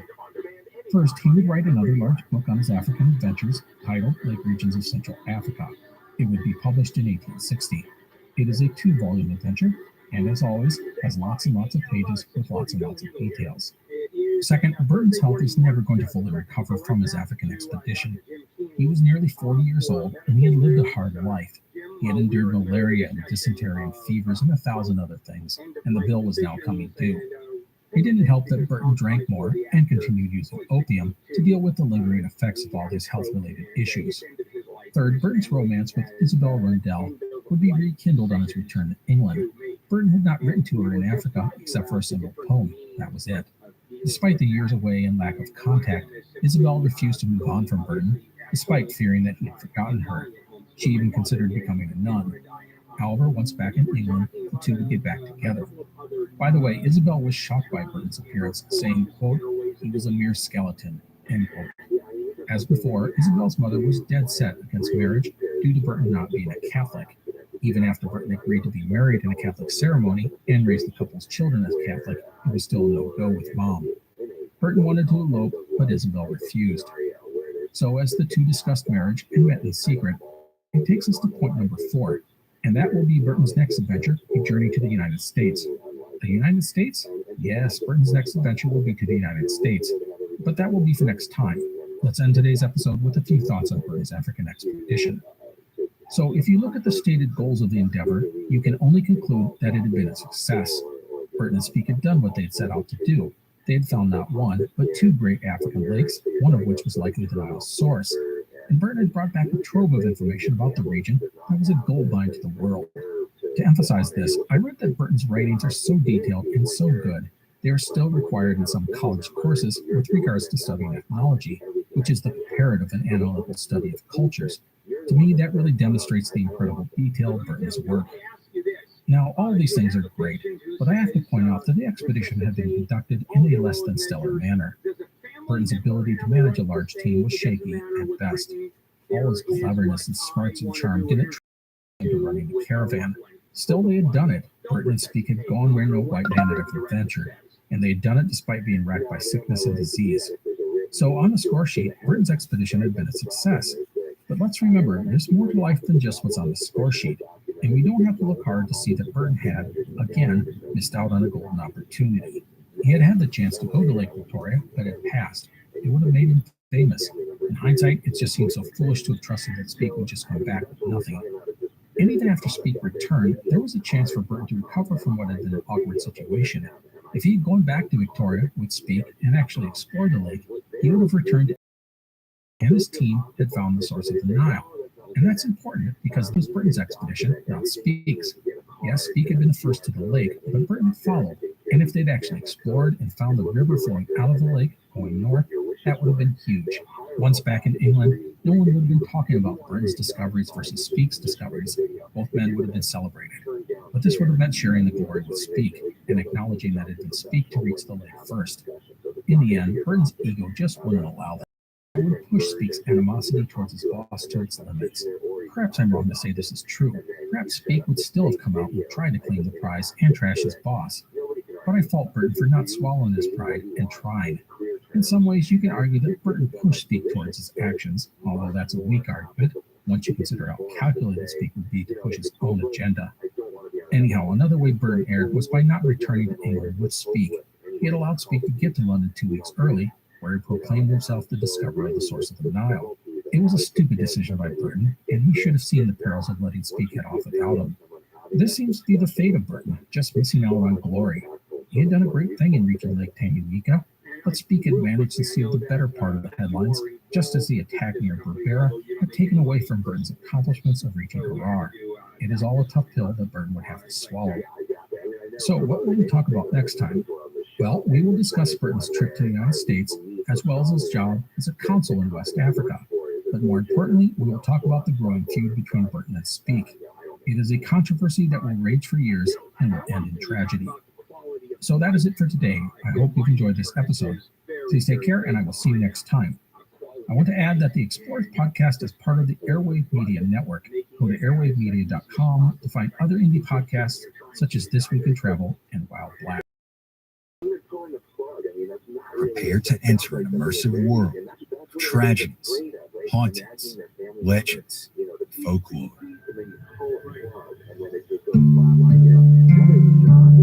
Southern Gothic is a podcast that will take you deep into the dark history and haunted lore of the American South, exploring some of the region's most infamous tales, from the swamps of Louisiana to the shores of the Carolinas, isolated communities of Appalachia, and the bloody battlefields and earliest settlements of Virginia.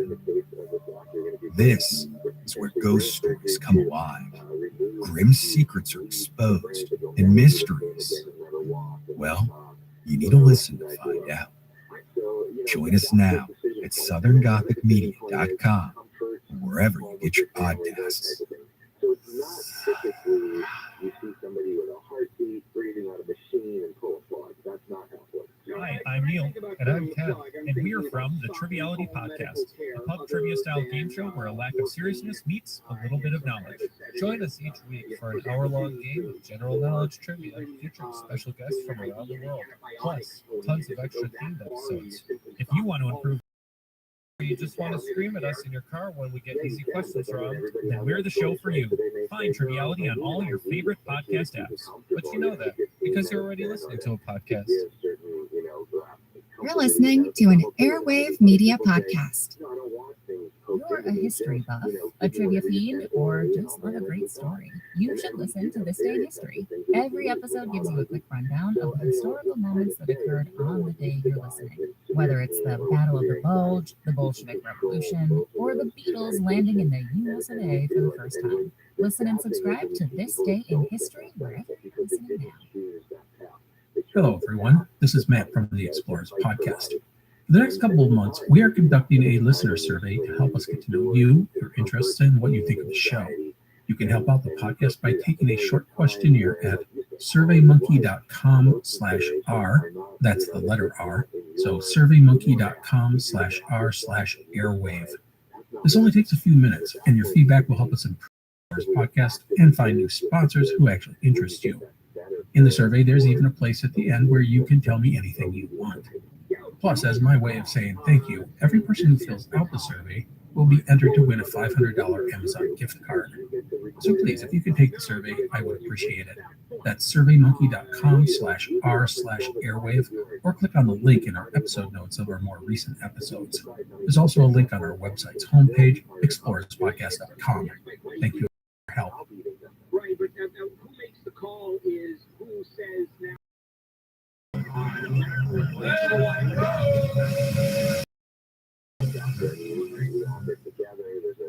Hello, and welcome to the Explorers Podcast. Today is part 6 in our series on Richard Francis Burton.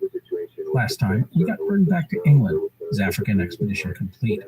The expedition was a success, with Burton and his fellow explorer, John Handied Speke, reaching Lake Tanganyika, one of the African Great Lakes. Tanganyika is the second largest lake in Africa and the 6th largest in the world.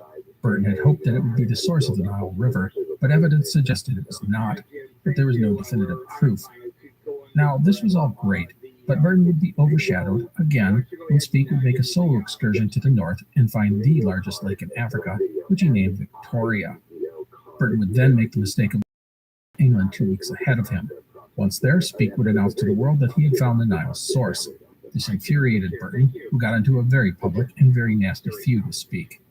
Speke, not Burton, would be tapped to make the return journey to Africa and further explore the great lake that had been found. As for Burton, well, he would lick his wounds, lament his situation, and ponder his future. So for today, we are going to cover 4 main topics.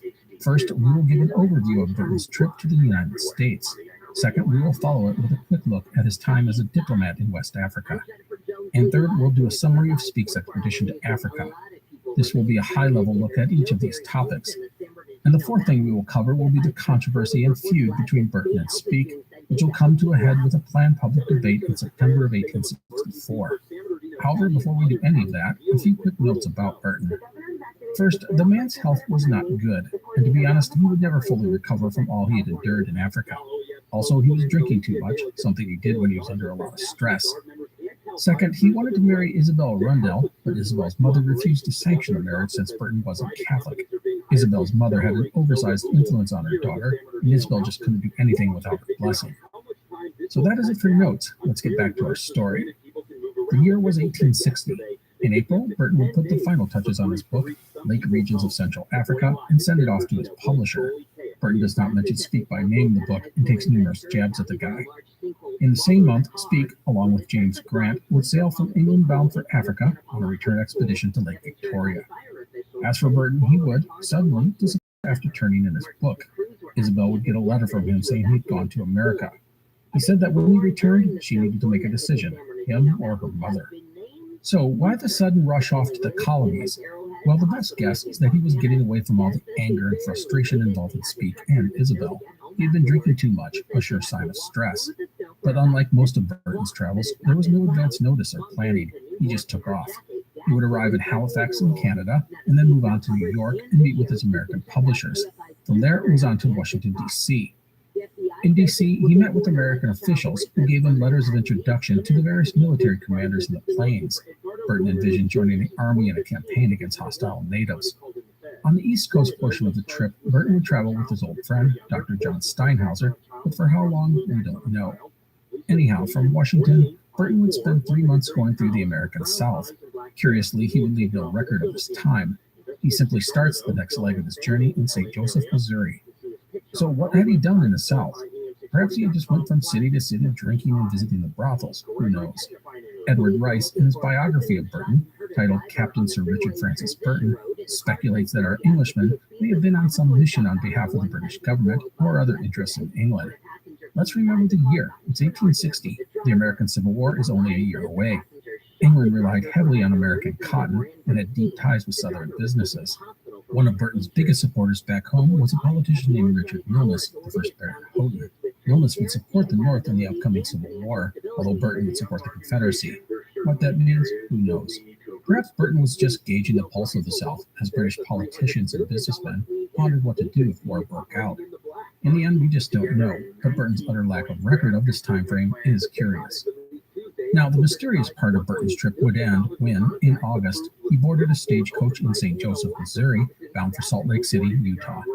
Burton would have cut quite the picture, the Englishman in a tweed shooting jacket, buckskin trousers, heavy boots, and a silk hat.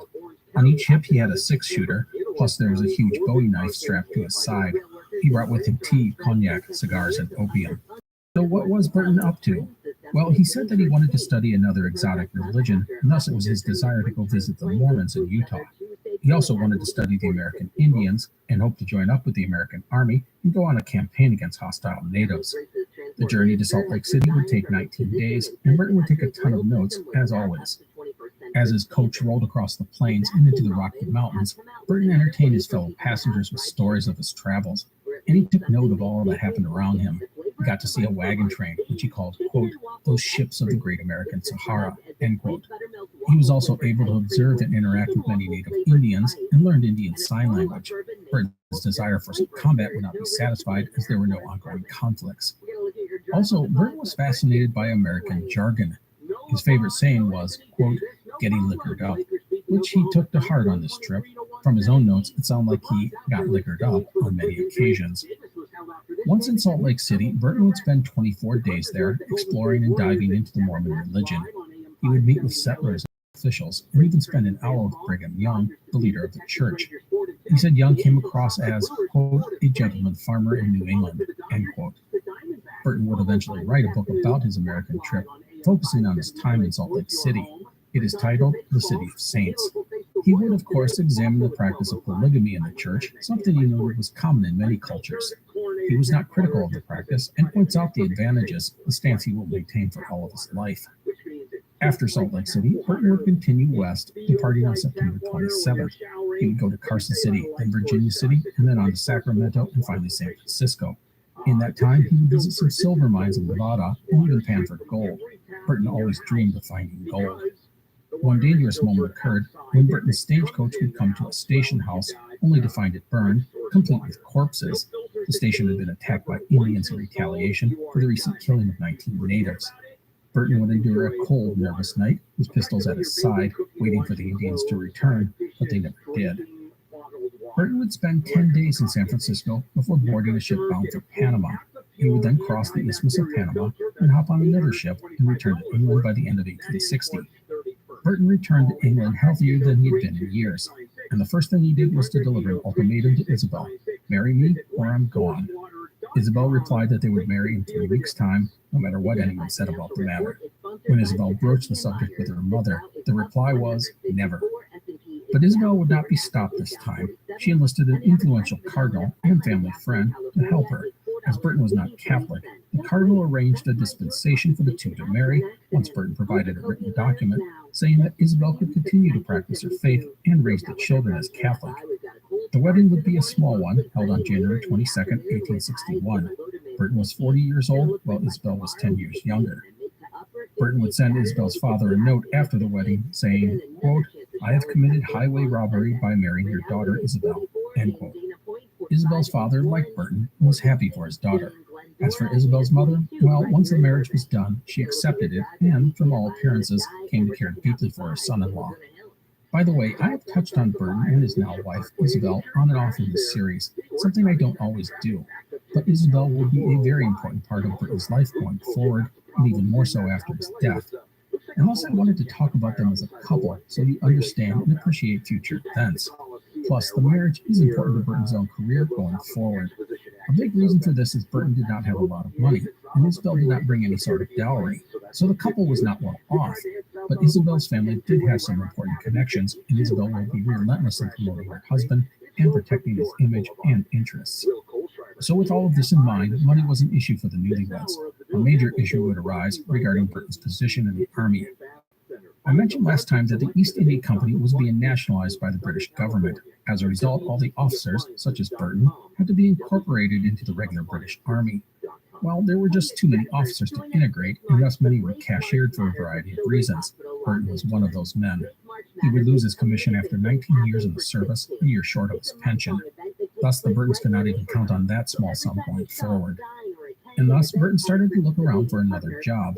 His new wife would try to get him a position as a consul in Damascus, but couldn't land it. As a result, Burton would be forced to settle for the job of consul on the island of Fernando Po, today called Bioko, part of Equatorial Guinea. The job paid £700 a year, and no one but Burton had applied for the position. Fernando Po was called the graveyard of the Foreign Office due to the extraordinarily unhealthy climate. For this reason, Isabel would not accompany her husband on assignment. He would depart for the new job on March 27, 1861. The island of Bioko is 20 miles off the west coast of Africa. It covered 800 square miles, or nearly 1,300 kilometers, and had, at the time, a population of about 27,000 people. As consul, it was Burton's job to look after the interests of England and her citizens along the African coast. This usually meant working with traders, travelers, and merchants. He would mitigate disputes, make sure ships weren't involved in the slave trade, things like that. There was also a lot of drinking to be done, especially in the rainy season when Burton couldn't travel.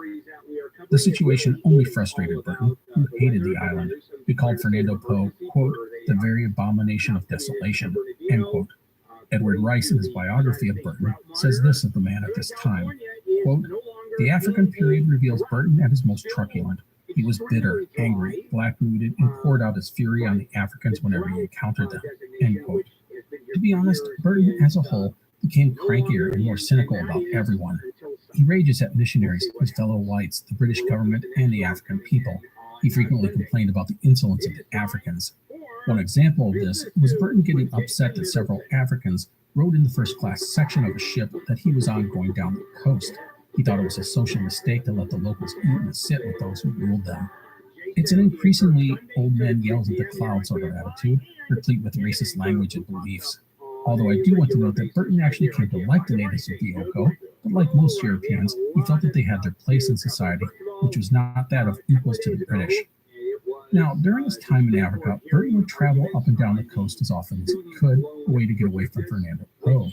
He would climb mountains in the Cameroons, go searching for gorillas in Gabon, visit various native kingdoms, including Dahomey in modern-day Benin, and travel up the Congo River to the famed Ilala Falls. Of the latter, Burton toyed with the idea of traveling beyond the falls, which was mostly unexplored, but he did not have the time or resources for such an expedition. This meant that these journeys did not break any new ground. They were more travels than explorations, just like the trip to America. Still, it demonstrates Burton's insatiable, restless spirit. He was rarely happy in one place for any length of time, and reveled in visiting new places and peoples. In all of these travels, Burton would do as he had always done. He took notes. He would describe the peoples, their religions, their ceremonies, and their lives.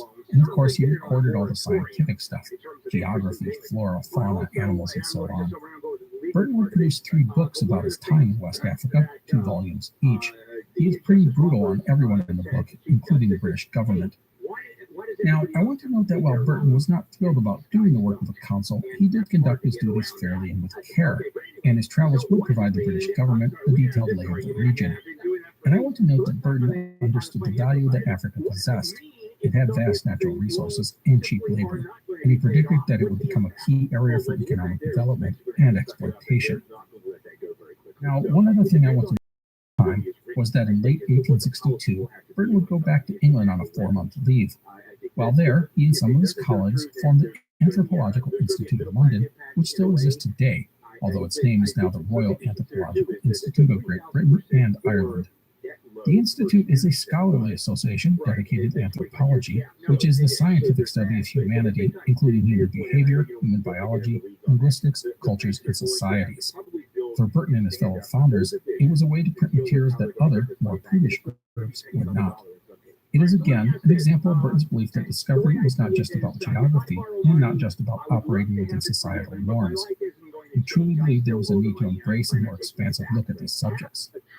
Anyhow, Burton would eventually head back to his post, and then, not long after, word would arrive from Khartoum. It was a telegram from John Hammond Speake to the Royal Geographical Society. It said, quote, "The Nile is settled," end quote. What does that do to the economy? What does Hey, that Matt, do that did you know that wombats poop shoes? Nope, never heard that before. Did you know the unicorn is the national animal of Scotland? I didn't know, nor do I care. Neil, did you know that Liechtenstein is the only doubly landlocked country in Europe? Jeff, isn't that an American pop artist? Well, actually, it's both. If you want to learn things like that and more, join us each week on Triviality, a pub trivia-style game show podcast where a lack of seriousness meets a little bit of knowledge.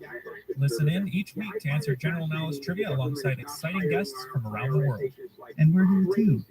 Join us every Tuesday for new hour-long episodes of Triviality, plus tons of extra themed content on everything from The Office and Lord of the Rings to science and geography. And sometimes we even do sports. Find us on all your preferred podcast apps and take part in the fun of playing bar trivia without the need to wear pants. Real mature, Jeff. Forget it, Neil. It's Triviality. Prepare to enter an immersive world of tragedies, hauntings, legends, folklore.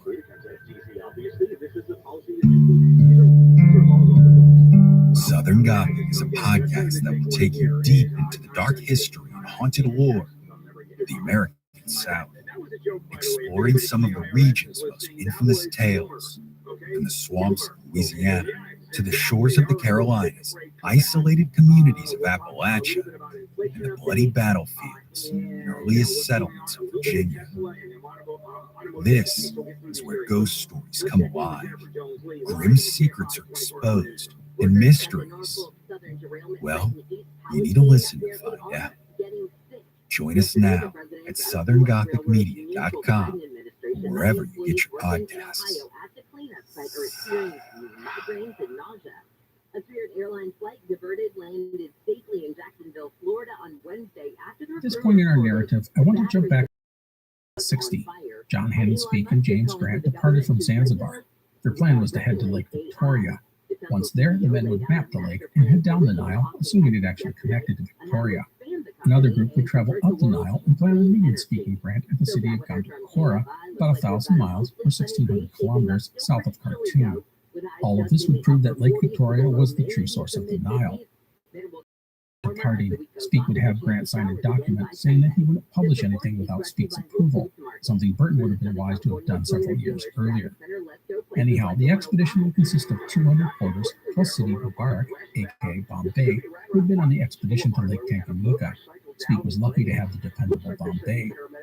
However, the expedition did not hire any soldiers, which meant that they would have to essentially buy their way to Lake Victoria, since they were no threat to anyone.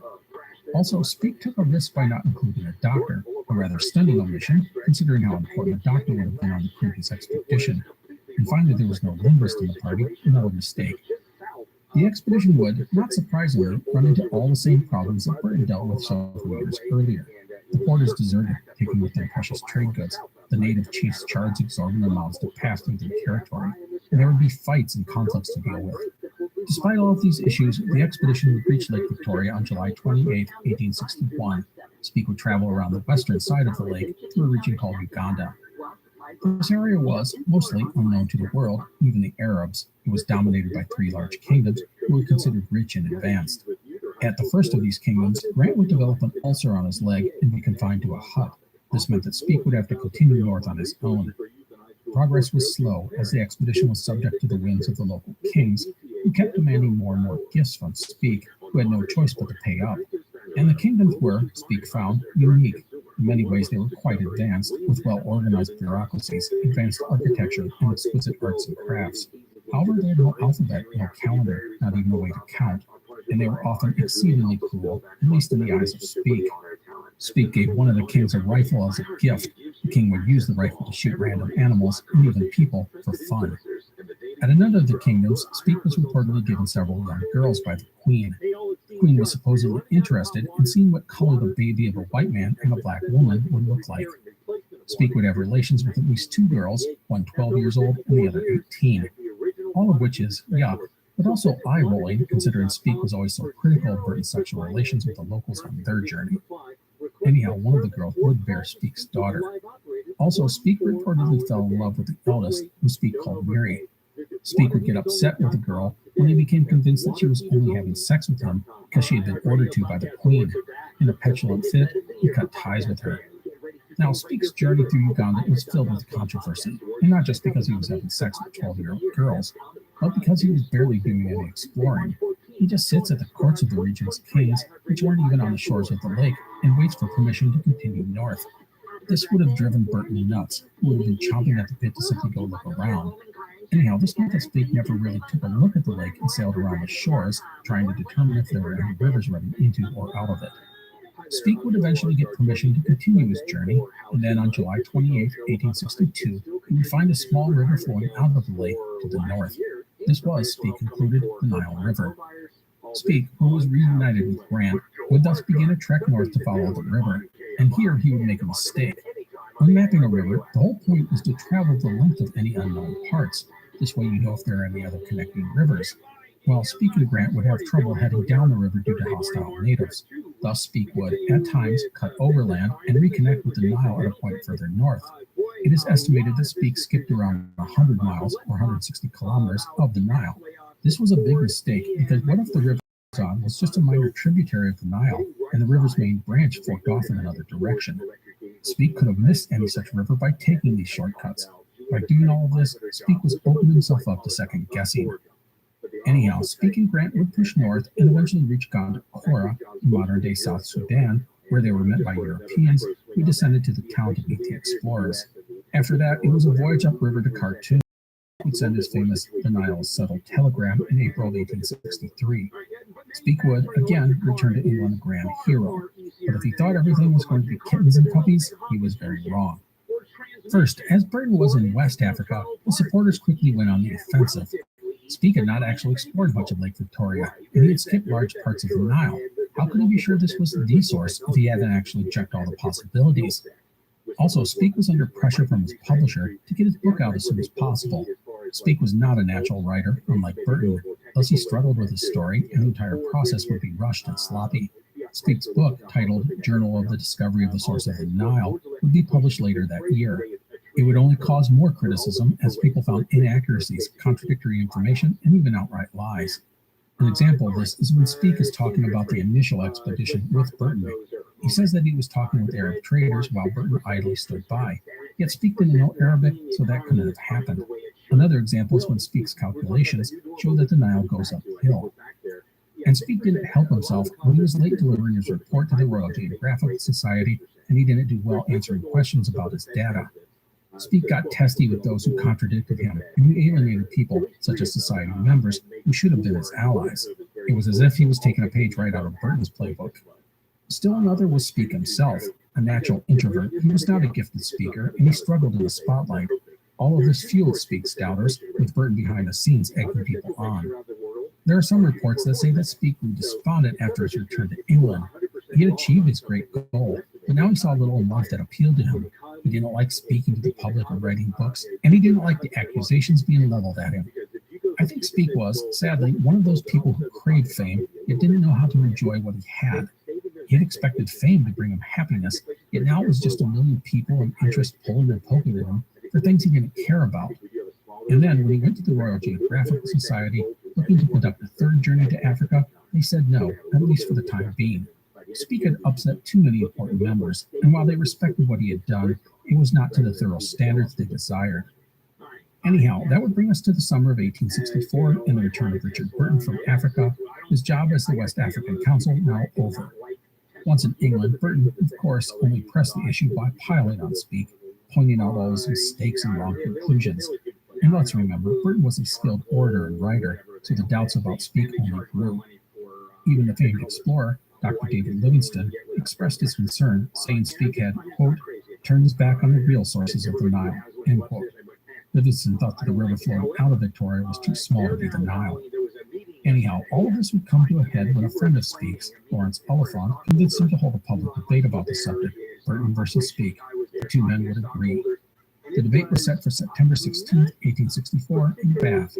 Oliphant would report that Burton would get thrashed by Speak if the former even bothered to show up.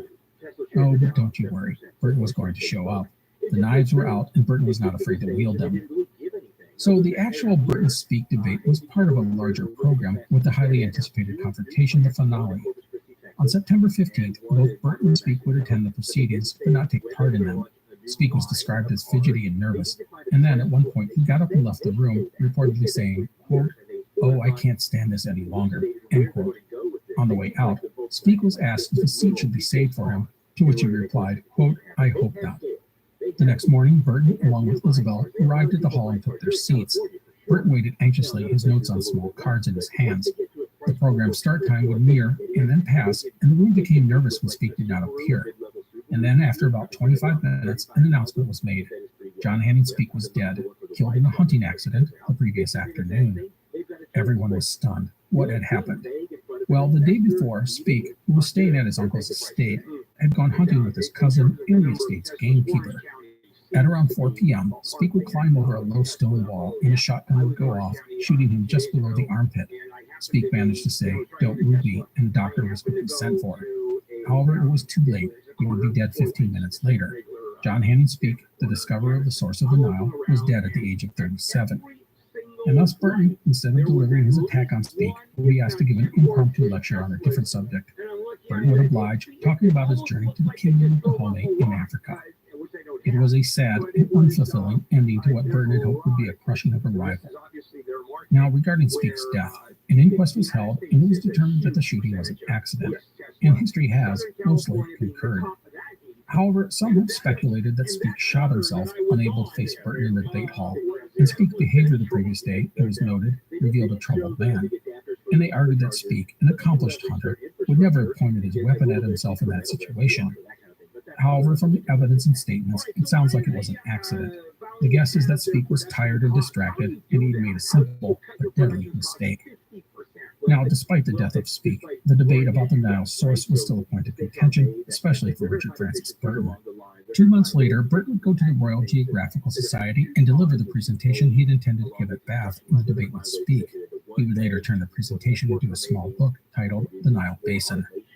Burton goes after Speak and his conclusions, really pouncing on the inconsistencies and inaccuracies. And Speak had left 100 miles of the Nile untraced, plus he had not explored Lake Victoria. It was shoddy work, he argued, and in the end, Burton did a pretty good job of sowing doubt about Speak's accomplishments. It is petty, but this is Burton. He did not forget or forgive. However, while Burton's arguments cast doubt on Speak's work and demonstrated Speak's weaknesses as an explorer, it didn't mean that Speak was wrong. The truth would finally be established when explorer and journalist Henry Morton Stanley would conduct an extensive expedition to Africa 12 years later. Stanley would take a boat around the entire shore of Lake Victoria and journey up the Nile, proving that Victoria was the source of the world's longest river. And that, my friends, ends the debate about the source of the Nile. At the time, it was a huge deal. In the end, no one was really happy about how it all played out. Burton never forgave Speak for what he had done and would attack the guy often, even years after his death. However, Burton was known at times to be sympathetic towards Speak. In casual conversation, he would acknowledge the man's bravery, and he would say they had been like brothers. Burton's malice towards Speak was, perhaps, tempered by the fact that he felt that many of Speak's actions were the result of bad advice from friends as well as his publisher. No matter, the debate was over. Burton now had to figure out how to conduct the rest of his life, and that will lead us to our next episode, which I believe will be the last in this series. Burton will continue to work as a diplomat with a bit of exploring thrown in, but he will also take a deep dive into translating some now legendary works, which we will cover in the next episode. Before we finish, I want to make 3 notes about the subject of Burton and Speak. First, I want to acknowledge Sidi Mubarak, better known as Bombay. The man is one of those quiet heroes of exploration. These are the people who aren't heads of any expedition, but are essential to making things happen, sort of like Tom Crean in our Shackleton series. Anyhow, between 1856 and 1876, Bombay participated in expeditions by Burton, Speake, Henry Morton Stanley, and Vernon Lovett Cameron. Under Stanley, Bombay was the caravan chief when they went and found Dr. David Livingstone. In 1873, with Stanley, he walked across the continent of Africa from the east to the west coast. It is a pretty amazing life for a guy born as a slave. My second comment is regarding John Hanning's Speak. Historians have not been particularly kind to the man. A lot of this was because after his death, he had few supporters to fight for his cause, and the attacks by Burton and his allies only cast Speake in a lesser light. Speake's introverted, calculating personality doesn't help, or many of his actions, both in Africa and in England. As I noted last time, I have not even shared with you a couple of the really odd stories that will make you not like Speake even more. And as I said last time, I don't say this to be sensationalistic, just to put an emphasis on what an odd and weird guy Speake was. In the end, Speake will have a place as the first European to reach Lake Victoria, a not insignificant achievement. But after that, there's not much else, especially when you compare him to Burton, whose legacy is enormous. Anyhow, the final thing I want to mention here is a novel and a movie about the Burton-Speake rivalry. The book is titled Burton and Speake by William Harrison. Published in 1982, the historical novel gets decent reviews, but I will admit I've never read it. The movie, which is an adaptation of the book, was put out in 1990 and is titled Mountains of the Moon. I actually saw the movie when it first came out, as even then I was a Burton nerd. It's pretty good, nothing special, but decent. By the way, the movie stars Game of Thrones actor Ian Glenn, aka Jorah Mormont, as Speake, and Fiona Shaw, who is Petunia Dursley in the Harry Potter films, as Isabella Rundell. The rest of the cast is first-rate, including actor Patrick Bergen as Burton. So that is it for today. I think we will have one more episode on Burton, but it may stretch into 2, we shall see. Otherwise, special thanks to all of our supporters, including our patrons. This includes Ralph, Gregory, Philip, Elizabeth, Eamon, David K., Gray, Eileen, Christopher, Collier, Catherine, Adam, Ruben, Dave P., Donnell, and many others. Thank you for your continued support. By the way, if you haven't noticed, in 2022, I've increased the number of episodes the podcast has produced, and that is directly linked to the support all of you provide. So thank you. That is a wrap for today. I will see you next time. Please take care. The Explorers podcast is part of the Airwave Media Network. Please go to airwavemedia.com to find other great podcasts, such as Food with Mark Bittman and the Unbiased Science Project. You're listening to an Airwave Media podcast. And now another no-brainer money-saving tip from Progressive. Marcus, what happened? Let's change my oil that's supposed to be. Oh, we use these $50 bills to light it up. Perfect. Got any more? Yeah, take a couple hundred. Stock. Instead of using money, use it like brag. And here's a better tip from Progressive on how not to waste money. Don't pay too much for car insurance. Drivers who switch and save could save hundreds. Progressive Casualty Insurance Company and affiliates. Potential savings will vary. If you're a history buff, a trivia fiend, or just love a great story, you should listen to This Day in History. Every episode gives you a quick rundown of the historical moments that occurred on the day you're listening. Whether it's the Battle of the Bulge, the Bolshevik Revolution, or the Beatles landing in the US of A for the first time. Listen and subscribe to This Day in History wherever you listen now. Yosemite National Park is closed indefinitely because of all the snow. Officials say there was Yosemite Valley and that sets a record for the date. Hello, and welcome to the Explorers podcast. Today we wrap up our series on British explorer Richard Francis Burton. Last time, we saw Burton transition from explorer to diplomat and traveler, and in the process, his feud with John Hanning Speake would come to a close with the death of Speake in a hunting accident. No one was happy with the way things turned out, and Burton would never forgive Speake, even in death, for what he considered a betrayal. The year was 1865, and the 44-year-old Burton took the post of consul in the city of Santos, a port city in Brazil, not far from Sao Paulo, about 200 miles or 320 kilometers down the South American coast from Rio de Janeiro. Burton's wife Isabel would come with him on this posting. The couple made their home in Sao Paulo due to the healthier climate. It was a typical move by Burton, as he really didn't care about being the consul. He would leave the day-to-day affairs to an associate. As with our last episode, we're going to find Burton is a restless soul. He will rarely stay in one spot for more than a month and venture all over South America. During his 3 years in Brazil, he would explore diamond and gold mines in the region of Minas Gerais, travel 1,300 miles or 2,100 kilometers down the São Francisco River on a raft, cross the Andes Mountains and visit Chile and Peru, and travel to the battlefields of the bloody war between Paraguay and her neighbors. However, all of this travel will not equate to exploration. Other than Burton being the first person to sail all the way down the São Francisco River, shooting rapids no one had ever dared, there will be no geographical discoveries, no great deeds. In addition to all of this, Burton had his work as a consul. Plus, he would write, working on translations of Hindu folktales, the Arabian Nights, and the Lusíadas, an epic Portuguese poem written by Luís Vaz de Camões. Of course, he collected lots and lots of notes, which would end up in various books. The time in Brazil was not easy, mostly due to the climate. Extreme rain, heat, and humidity led to disease and illness. Both Burton and Isabel would, at times, get sick. Isabel had cholera, malaria, and a variety of ailments, some as bad as Burton had ever endured. Burton's sufferings included malaria, hepatitis, and a lung infection. In 1868, he would be afflicted with an illness that rendered him almost unable to speak or eat due to intense pain. The pain was so severe, he would literally scream for 15 minutes straight. He would endure this for 70 days, and Isabel thought he was going to die. She would write, quote, "He is awfully thin and gray and looks about 60. He is quite gaunt, and it is sad to look at him," end quote. Burton, by the way, was 47, not 60. I want to point out that Burton's health was not aided by his drinking. It would get bad during his time in Brazil and lead to bouts of depression. I want to note that without Isabel, it's unlikely Burton would have survived these years. She indulged him, but she was also fiercely protective of him. She managed the couple's finances and home and never stopped promoting him to friends as well as colleagues. A sidetrack about the couple. They would never have any children, although both had indicated a desire. And regarding Isabel, she was a very polarizing woman. She was seen as clever and intelligent, but often overbearing and lacking in social graces. I've seen the words foolish and silly used to describe her. Some of that, I believe, is because Isabel was unwilling to be a proper, quiet, and submissive wife. Another reason for the unkind perceptions of her were the causes she championed. The first was her religion. She never wavered from trying to convert others to the Catholic Church, so much so that it annoyed some, and at times embarrassed her husband. Her other great cause was her crusade against cruelty to animals. She detested seeing animals mistreated, and she was known to admonish people in the streets when they whipped their horses or kicked a dog. She formed anti-cruelty to animal societies wherever she went. I want to note that despite these perceptions of Isabel, Burton loved his wife, even as he selfishly runs off on one crazy adventure after another, leaving her to worry about his fate. Friends and acquaintances comment how devoted he was to her.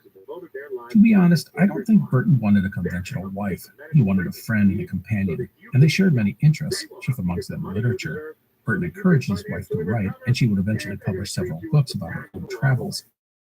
These books weren't great, or even good, but they demonstrate that Isabel wasn't just Burton's sidekick. Also, she would become more and more important to getting Burton's own books published. She would help edit them, get them off to the publisher on time, things like that. Anyhow, sidetrack done.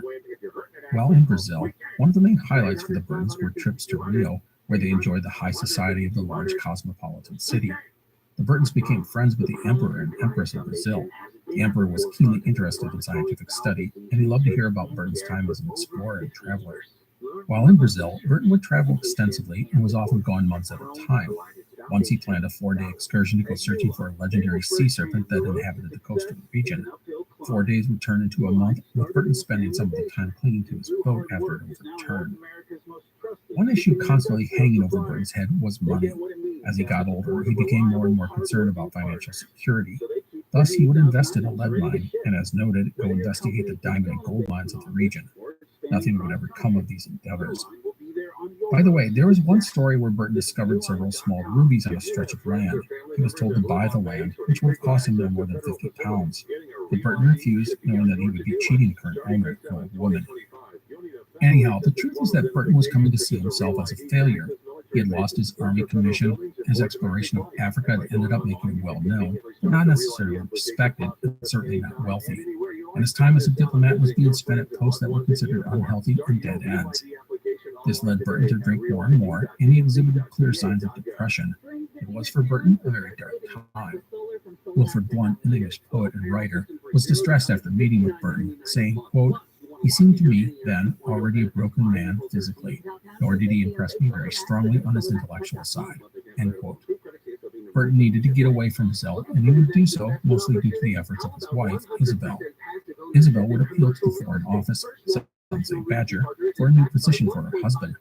Thankfully, Isabel's family were friendly with Lord Frederick Stanley, the head of the Foreign Office. It was at this time that Burton would be offered the position of counsel for the city of Damascus in Syria. The post was ideal on paper. Burton knew the lands, the people, the language, the customs, and the religion. Plus, the job came with a pay raise, and the climate was much better. Burton was thrilled. If things went well in Damascus, perhaps it would lead to bigger posts, such as Cairo or Istanbul. He would depart Brazil in April of 1869 and arrive in England on June 1st. Now, Burton's job in Damascus was pretty much doomed from the start, although it was not all his fault. To start with, there was a new government taking power in Great Britain, and they were not thrilled about Burton's appointment. You can't forget, Burton had upset a lot of people over the years. He had been critical of government policy and certain individuals. Plus, the Christian missionaries were worried about Burton, who was known to be a Muslim. And the tough thing for Burton was that he was not a political animal, the kind of guy who knew how to play the greater game of life in the Foreign Office. In a lot of ways, he was in over his head, even naive. This means some people will have it out for Burton, and others were simply concerned about such an undisciplined individual going to a spot that required tact and nuance. A big part of a consul's job was to not upset people. And we can't forget, Burton is often very good at upsetting people. So Burton would spend some time in France recovering from hepatitis before heading to Damascus to take on his post in October, Isabel joining him a bit later. Now, Burton would work hard to balance the various people and factions in Damascus. There were 14 Christian sects, for example. And for the most part, he did a good job. He was fair and measured and worked to understand the situations. As always, Burton took ample time to explore the region, dig through the ruins, meet various tribes, that sort of thing.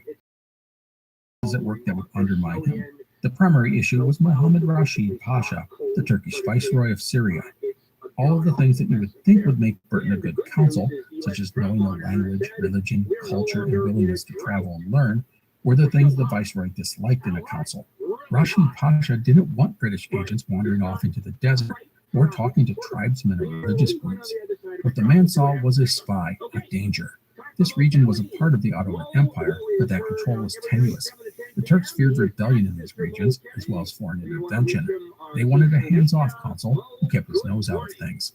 And thus the viceroy immediately began to undermine Burton. The other big issue were Burton's own colleagues. The British ambassador in Istanbul, Sir Henry Elliot, disliked Burton, but Elliot never revealed this. Burton's ally. But like Rashid Pasha, he was maneuvering to be rid of Burton before he even arrived. Anyhow, in Damascus, Burton would do Burton-like things. He'd write, he'd travel frequently, going to places such as Palmyra or ruins in the desert. He often took Isabel with him. From April 18, 1870 until August of 1871, Burton didn't spend a single full month at the consulate or at his duties. This included 14 separate trips, totaling 183 days, just gallivanting about.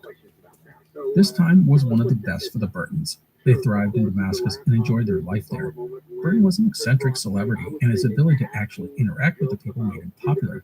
Also, he had curbed his alcohol and opium use. However, Burton's removal was not far off. His frequent absences were a source of concern to his superiors, and Burton's wanderings only upset Rashid Pasha, who complained to Burton's bosses, adding in all sorts of unfounded rumors and gossip. I also want to note that this was not just a behind-the-scenes campaign to get rid of Burton. This was a very active and potentially deadly game that was being played. There was once an ambush plan, with 200 riders sent to capture Burton and his companions. Burton would recognize what was up and evade the ambush. Regarding all the rumors being passed around, Isabel Burton was the source of many of them. Burton's wife cut a bold figure in Damascus. She had no problem talking up the Catholic faith, a big no-no to some, and then there was her anti-cruelty to animal crusade. As I noted earlier, she was known to berate men who beat or whipped their horses and pack animals. She was said to have, more than once, struck a man with a riding stick for such an offense. Well, all of these things would be blown out of proportion by Burton's enemies. Isabel Burton had killed 2 men for refusing to salute her. She was forcing people to convert to Catholicism. She was anti-Semitic. She was desecrating mosques. The Burtons were acting like the Emperor and Empress of Damascus. You get the idea. It would then get out of hand when, in April, when in Nazareth, a man would try and slip into Isabel Burton's tent. The man, who was a Coptic Christian, was caught, beaten, and chased off. Well, as this was happening, a large group of people coming out of a Greek church saw the incident and decided to harass the Europeans. There were some stones thrown and some people injured. Burton would fire off his pistol into the air to chase off the attackers. Burton thought so little of the incident, he didn't even report it to his bosses. Well, Burton's enemies would seize on the confrontation. Soon there were reports that Burton's party had attacked, broken into a church, and even shot a priest. Burton was stunned when he read the report. Twisted so horribly. Remember, not to cause problems. Burton should have, immediately after the incident, sent a full and detailed report about what happened to his superiors. But to Burton, that was a waste of time. That's what lesser men did to cover their butts. He shouldn't have to do that for every petty little confrontation he engaged in.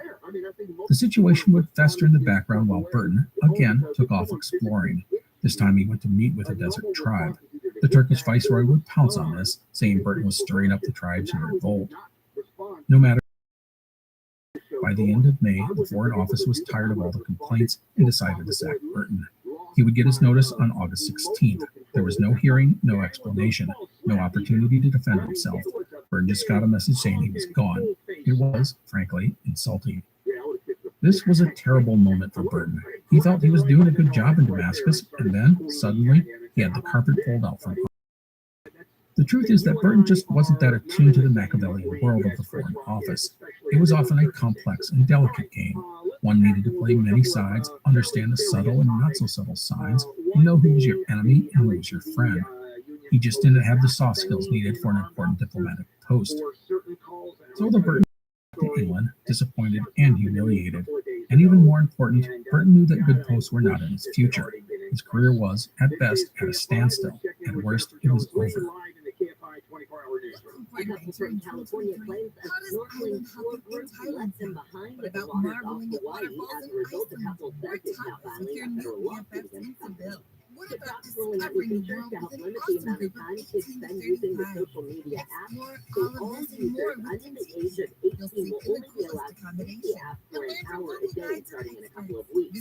And two potential candidates for the 2024 Republican presidential race will be skipping TPAC, where former President Trump will be the headline. Hello, everyone. This is Matt from the Explorers Podcast. For the next couple of months, we're conducting a listener survey to help us get to know you, your interests, and what you think of the show. You can help out the podcast by taking a short questionnaire at surveymonkey.com/r. That's the letter R. So surveymonkey.com/r/airwave. This only takes a few minutes, and your feedback will help us improve the Explorers Podcast and find new sponsors who actually interest you. In the survey, there's even a place at the end where you can tell me anything you want. Plus, as my way of saying thank you, every person who fills out the survey will be entered to win a $500 Amazon gift card. So please, if you could take the survey, I would appreciate it. That's surveymonkey.com/r/airwave, or click on the link in our episode notes of our more recent episodes. There's also a link on our website's homepage, explorerspodcast.com. Thank you again for your help. Upcoming time in England will be another rough phase for the Burtons. Money was tight, although it was not like they were destitute. The Burtons lived frugally, and Richard was always on the lookout for a way to make some money. They would, however, never be without company. London society adored the eccentric couple. They had invites virtually every day to galas and parties and the like.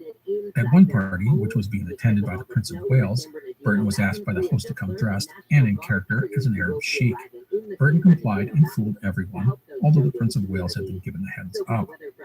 Byron Farwell, in his biography of Burton, would say this of the moment, quote, "The disguises with which he had ferreted out Oriental secrets and done great deeds was now only a parlor trick," end quote. Burton had hoped to land a job in Tehran, but no luck. In the summer of 1872, he would even travel to Iceland to do research on sulfur mining. It was another scheme to gain a quick fortune. Nothing would come out of it except another book. However, it should be noted that Burton did have friends, and the English press took up his cause. As the word of the way Burton had been treated by the government was made public, there was some outcry. Burton was the noble, brave Englishman, treated shabbily due to the accusations of foreigners. During all of this, Isabel would campaign tirelessly to get her husband a new job, and it would eventually pay off when Burton was offered the post of consul at the port of Trieste on the Adriatic Sea in modern-day Italy, which Isabel accepted on her husband's behalf. It was unlikely a better opportunity would present itself in the near or distant future. If you look at a map of the Italian boot, Trieste is in the upper right side, today on the border of Italy and Slovenia. It's about 70 miles or 110 kilometers east of Venice. Trieste was called a free port, but at the time it was part of the Austrian crown. The city had a population of 130,000 and was a nice, quiet, respectable place, but it wasn't important. Now, Burton was disappointed by the lack of stature that Trieste held. He was, after all, one of the finest Arabic scholars in the Western world. Why waste him on the Adriatic Sea? Well, many believe that Burton was offered the post as a bit of an apology for how he'd been run out of Damascus, in a way to keep him out of trouble. Trieste was not a demanding post, which meant that Burton's penchant for travel and exploration could be tolerated. And since it was sleepy and calm, with no issues of religious or ethnic strife, Burton could not get into any real trouble. It was free of the backstabbing ways found in the more turbulent regions of the East. And so, while he didn't recognize this at the time, it was a gift. The weather was tolerable, and it would allow Burton to travel and write. Burton would spend the next 18 years as consul in Trieste. For much of the time, he and Isabel would take over the top floor of an apartment building, covering an entire block, 27 rooms. A journalist who visited Burton described their home as an amazing collection of artifacts from all over the world. There were 8,000 books in dozens of languages, guns, pistols, spears, swords, masks, and scientific instruments.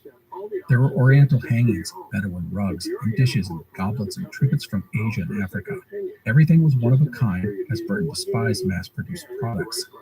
Burton had 11 different tables covered in writing materials, one for each project he was working on at the time. He'd move from one subject to another as inspiration or writer. The Burtons, especially in the early years, were active. It's just about any place within 100 miles of Trieste. They visited isolated mountain people, explored caves, and climbed mountains. They also took trips to all the major cities throughout Italy and Europe, such as Rome, Florence, Venice, Paris, and Berlin. And there were occasional trips back to England. Burton stayed active by practicing regularly at the local fencing school, and he swam when the weather permitted. And in time, the couple would establish a retreat in a village up in the mountains about an hour away. It was an inn where they had permanent rooms. It was here that Burton would do much of his work on this translation of the Arabian Nights. And while Trieste was a sleepy town, they loved to entertain visitors. Burton looked like an old prizefighter with scars on his dark face, the latter courtesy of so many years in the sun. He also grew this huge mustache. I mean huge, it was almost ridiculous. Anyhow, he was still tall and commanding, if slowed by gout and other ailments. But he could command a room, the guy with a million stories, many so outrageous it was hard to know if Burton was telling the truth or not. One story I'll share was when he and Isabel were hosting a tea party for the high society of Trieste. Burton came into the room with a manuscript in hand, as if this was what he'd been working on. He would set it down and then wander off, knowing everyone would want to see what it was all about. He had replaced the top page of the manuscript with a new one, which identified the book as The History of Farting. You gotta love wacky Burton. Despite all the things he had been through, I don't want you to forget that he had a wicked and sometimes warped sense of humor.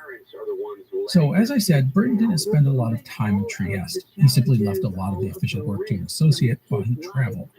Here are some of the highlights of Burton's various travels and expeditions. First, he would take Isabel to India, something she adored. Those early years were so important to Burton's life, and her visiting the region made her feel like she could share those times with him. It also allowed Burton to investigate some abandoned diamond mines. He thought the mines had been given up on too early and would try and entice investors into giving them another go. It was, however, all too vague and no one would bite. The trip would net a book for Burton as well as Isabel. Second, Burton would conduct two rather extensive operations to mine for gold in Midian, which is in northwestern Arabia, along the eastern shores of the Red Sea. This happened in 1877-78.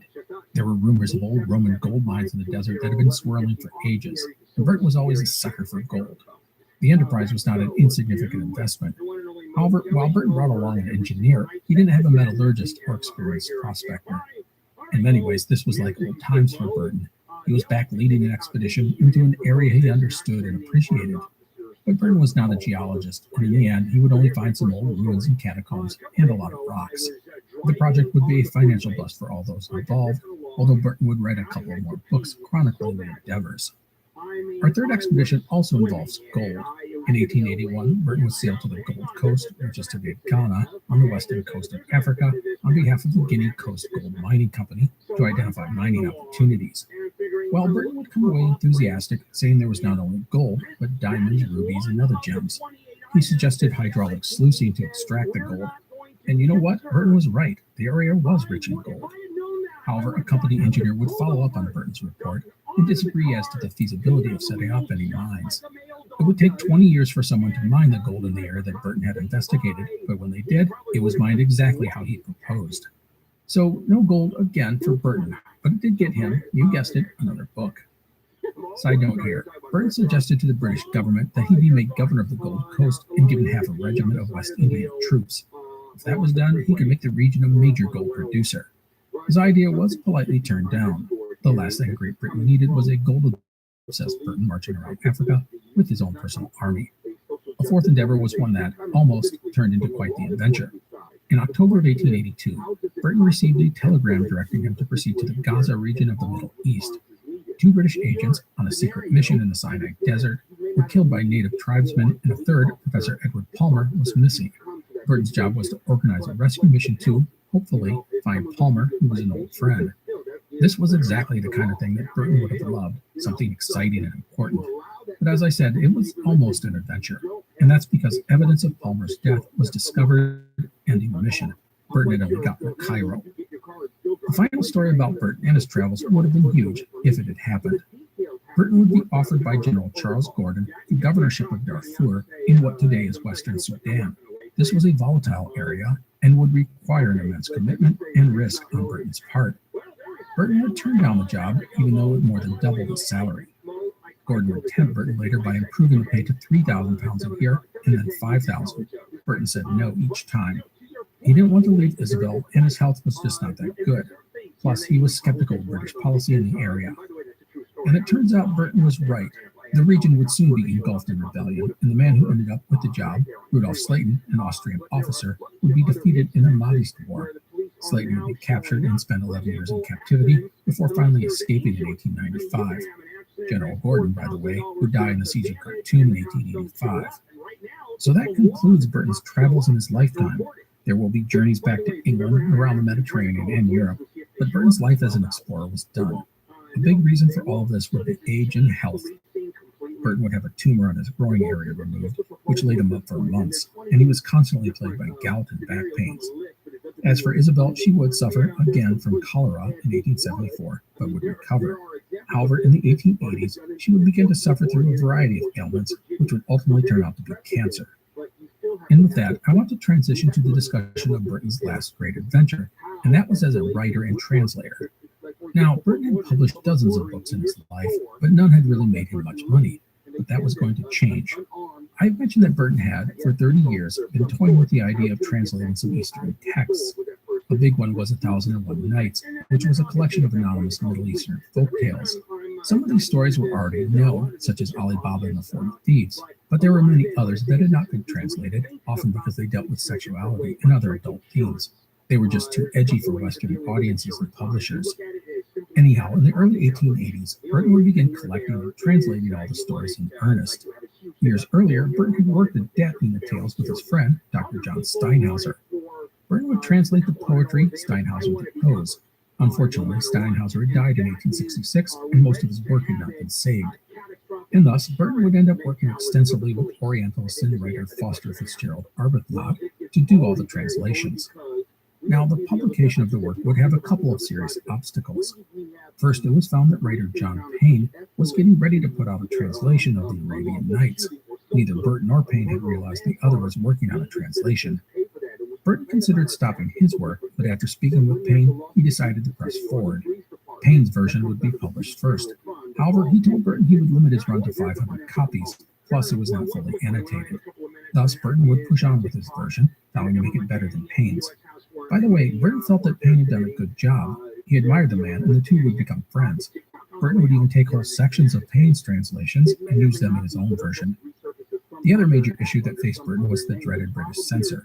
There were strict laws about publishing pornographic materials, and this certainly qualified as such. Burton could easily be arrested for publishing the book. And then there was the risk of simply being ostracized by English society and the Foreign Office. He was putting his career at risk as well, but Burton had a what-the-heck attitude at this point in his life. He was 63 years old, and he felt that he didn't have a lot to lose. To try and slip the book past the censors, Burton and Arbuthnot would form the Kamashastar Society. This was a private group dedicated to studying Oriental culture. At least that is what they said. The two men were the only official members of the society. With the society as a sort of cover, Burton would publish the book, saying it was for private subscribers only. It was translated by AFF and BFR, meaning Arbuthnot and Burton. And thus, if people protested or the censors decided to prosecute them, they could say it was a private society that published the book. It was for people interested in Oriental literature, not smut. 1001 Nights, aka the Arabian Nights, would thus be published beginning in 1884 in 10 volumes, plus a 6-volume supplement, over a roughly 2-year period. Volume 1 was dedicated to John Steinhauser. The resulting work would be Burton's greatest achievement as a writer. It was 30-plus years in the making and an absolute labor of love. In a lot of ways, Burton's translation of the Arabian Nights forced him to focus. His own books are packed with information, too much information. In Burton's books, he struggled to understand what is interesting or worthwhile, and so he just puts in everything. With the translation of the Arabian Nights, Burton was forced to stick to the script, and he did so beautifully. Byron Farwell, in his biography of Burton, said this of the man, quote, Burton's true literary genius lay in the difficult art of being able to make translations and adaptations from obscure and difficult languages come vividly to life in English, end quote. Edward Rice, another of Burton's biographers, would add this, quote, in Burton's hands, the translation is unsurpassed, though others have tried versions of the Arabic. His text is unrivaled and the poetry superb. The notes and annotations that fill the volumes would alone make the reputation of many other men, and the final essays dealing with the knights and the social and religious conditions in which they appeared are masterpieces of their kind, end quote. Lofty praise, and deservedly so. The translation was extremely difficult. The stories were drawn from more than 20 different languages, and the poetry, Burton's part, was the most difficult to translate. And that's because, first, there was a lot of poetry in the text, more than 10,000 lines of it. And in the translations, he had to convey not just the words, but the structure and emotions and meaning. This is not easy. Burton's version of the Arabian Nights is, today, considered a classic, and it is viewed by many to be the definitive version of the stories. Anyhow, regarding the publication, Burton hoped to get 1,000 subscribers, paying roughly £2.50 for each volume, which was wildly expensive for the time. Instead of 1,000, they would get 2,000. From the get-go, the Arabian Nights was a commercial and critical success. And to top it off, the British censors didn't come knocking at Burton's door, even though the book was packed with all sorts of depictions of sex and sexual themes. The publication would only enhance the reputation of Ruffian Dick, the moniker Burton had been given in his youth. A couple of notes about the Arabian Nights. First, it's been said that Burton would make his wife, Isabel, promise to never read the publication. He knew that she would not approve of the book's sexuality. If that's true, we really don't know. But considering how involved she was in helping publish all of Burton's books, it's hard to believe that she didn't read at least some of the content. Plus, she would later work with an editor to publish a clean version of the book, which would be a flop. It turns out that people wanted the naughty parts. The other note is that when Burton finished the Arabian Nights, Isabel reported that her husband was saddened. She would say, quote, he loved the work and he was sorry when it was finished, end quote. However, Burton would publish other books, and not just of his adventures and travels.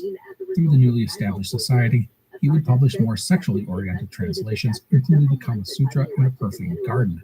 The public ate them up, and Richard Burton's reputation only grew.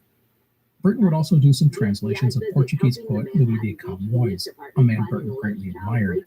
Camões is considered one of the great lyric poets of the 16th century and is the Portuguese equivalent of Shakespeare. So, moving on from Burton's work as a translator, I have a few items I want to talk about before we come to the end of our story. First, in February 1886, he and Isabel were in Tangier, Morocco. Burton not at his job, as usual. Burton was waiting for word about a potential new post, that of Minister of Morocco. Morocco would be a big step up from Trieste. As he was waiting, Burton would get a surprising telegram.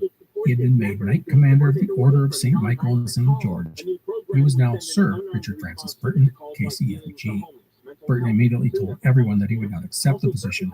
It was a totally Burton-like thing to do, turning up his nose at the establishment. But in reality, he probably loved it. It was a measure of recognition for all he had done for Great Britain. Whilst he had hopes for the job in Morocco, and turning down a knighthood was probably not the wisest move if he wanted that. Anyhow, the Morocco job would never materialize, and Burton would head back to Trieste. Meanwhile, he and Isabel's health was failing them. Later that year, Burton would have some fits and convulsions, causing him to request full retirement from Her Majesty's government, despite being 5 years short of retirement age for the Foreign Service, which was 70. He cited ill health and long service to Her Majesty's government. The request was refused. And so it was back to Trieste for Burton. He and Isabel traveled when they could, but Burton always had to have a doctor with him. Otherwise, the couple would spend the next few years in Trieste waiting for Burton to turn 70 so that they could retire. Burton continued to write, and he loved it when old friends and colleagues visited him, and people relished hearing the million stories that Burton had in his head. In 1889, the Burtons were visited by famed explorer Henry Warren Stanley and his wife. It was Stanley who had proven Speke correct and Burton wrong about the Nile's source. But Burton had a high regard for Stanley, and the men enjoyed their time together. Stanley's wife, Dorothy, would ask Burton for his autograph. He happily obliged, signing in both Arabic and English. The Stanleys encouraged Burton to write his autobiography, and he would say it was already underway. In truth, Burton had been working on his autobiography for years, with Isabel transcribing his thoughts. Of the meeting of the two explorers, Stanley would say of Burton, quote, "What a grand man, one of the real great ones of England he might have been if he had not been cursed with cynicism," end quote. Otherwise, the next big thing Burton was working on was an updated version of The Scented Garden, which he wanted to call The Perfumed Garden. The book was a 15th century Arabic sex manual and work of erotic literature. Isabel was appalled by the book, but Burton was excited about its publication, saying, quote, "It is the crown of my life," end quote. October 19, 1890, Burton announced that The Perfumed Garden would be finished the next day. He considered it a monumental achievement. However, the next morning at 4 a.m., Burton woke with various pains in his body. Isabel would call for his doctor, Frederick Baker. Baker would give Burton some medicine to comfort him, but 30 minutes later, Burton began to struggle to breathe. While Isabel frantically tried to get a priest, Burton would say, quote, "My God, I am a dead man," end quote. And then he would die, result of a heart attack. However, Isabel Burton insisted her husband was not dead. Yes, his heart had stopped, but that didn't mean his brain had stopped. At least that is what she argued. Isabel was a deeply superstitious woman and a devout Catholic, and more than anything, she wanted her beloved husband to die in the grace of the Catholic Church. And so she would insist Burton was still alive until a priest arrived, which was like an hour or two later. The priest would then perform the last rites on Burton. Isabel would have Burton's religion marked as Catholic on his death certificate. And so Richard Francis Burton was thus officially dead. The date was October 20th, 1890. He was 69 years old. He died 4 months short of the retirement he very much was looking forward to. As for the whole Catholic thing, Isabel had gotten her husband to sign a document stating he had converted to Catholicism. Different sources say different things about this document. One says that Burton only signed something that said if he was incapacitated and wanted to become a Catholic, he only had to make the sign of the cross. Isabel would tell others that the document was him saying he converted. It was all very fishy. No matter, as you can imagine, horrified by the supposed conversion. In reality, Burton had, for the most part, given up on religion. He still practiced as a Muslim, but that came and went throughout his last 20 to 30 years of life. Most of his close friends considered Burton an atheist. If Burton had signed any sort of document about becoming a Catholic, it was likely to keep Isabel from nagging him about the subject. Isabel's gymnastics about Burton's death are almost laughable, but she was desperate to see him in a better afterlife. Anyhow, Burton's body would be embalmed and ready for transport back to England. The undertaker who prepared the body found it riddled with scars, the quote, "witness of 100 fights," end quote. Sir Richard Francis had 2 funerals. The first was in Trieste, where the locals turned out in great numbers to honor the famous and eccentric man who had been their neighbor for nearly 20 years. And the Austrian military provided a fine funeral. Everyone was happy. A funeral in London was to follow. However, before that, the legendary 16 days of destruction would begin. Okay, what followed was not really called that, but I think it works. For the next 16 days, Isabel would comb through the Burton home, gather up at least 30 years of notebooks, journals, papers, books, letters, and manuscripts, and start burning them. It was estimated that Burton had about 40 books in various stages of production, including The Perfumed Garden, which was supposed to have been finished the day of his death. Burton had reportedly been offered £6,000 for the publishing rights. Isabel, however, would burn it, saying that Burton's ghost had appeared to her 3 times, insisting that it be done. While some things would survive, who knows what ended up as ashes? What did his personal journals reveal about his time exploring in Africa? Did he have anything that discussed his world while traipsing about India in the guise of Mirza Abdullah? What about the autobiography Burton had been working on? Considering how much the guy wrote, the possibilities were endless, but most of it was lost. Word of Isabel's actions would be met with outrage, not just amongst family and friends, but with the press and the public. Burton's physician, Dr. Frederick Baker, who had spent many hours with Burton over the past few years, said the perfume garden would have been Burton's magnum opus. So people ask, why did Isabel burn all of her husband's stuff? Well, to her, it was to protect her husband. Who knows what was written in all those notes? Burton's obsession with sex meant that there were things that might have smeared her husband's good name. Isabel wanted Richard to be seen as a proud and brave Christian, one who had sacrificed and worked hard for his country. It's possible she just burned it all without knowing all of its content. Anyhow, Isabel would have all their belongings shipped back to England and arrange his next funeral. She looked into having him buried at Westminster Abbey, but that wasn't going to happen. Plus, she wanted him in a Catholic cemetery. She would settle on a very odd place, the cemetery of St. Mary Magdalene Roman Catholic Church in a London suburb, which would only ignite more controversy. No one believed Burton was a Catholic, and they said he would be appalled at the location of his burial.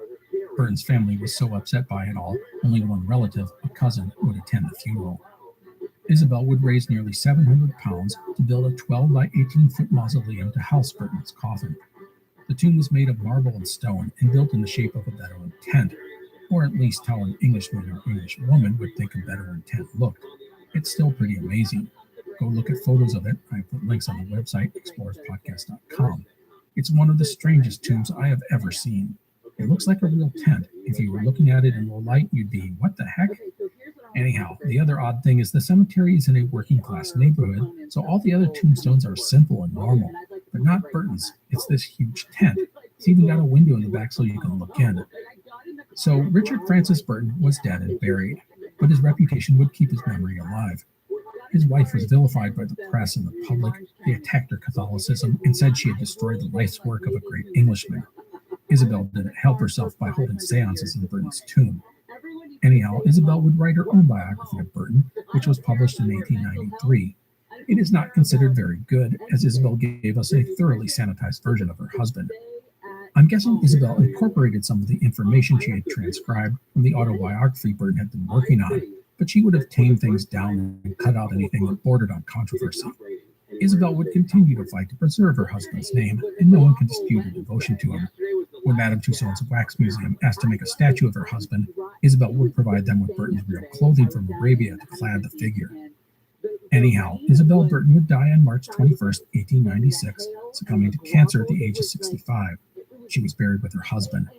Her influence on her husband's life cannot be understated, and her burnings of Burton's writings have made her a villain to many Burton aficionados. Isabel's own autobiography would be published the following year.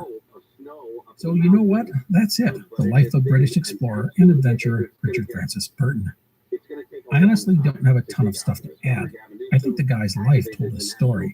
It wasn't about one expedition or one discovery, but about the totality of his experiences and deeds.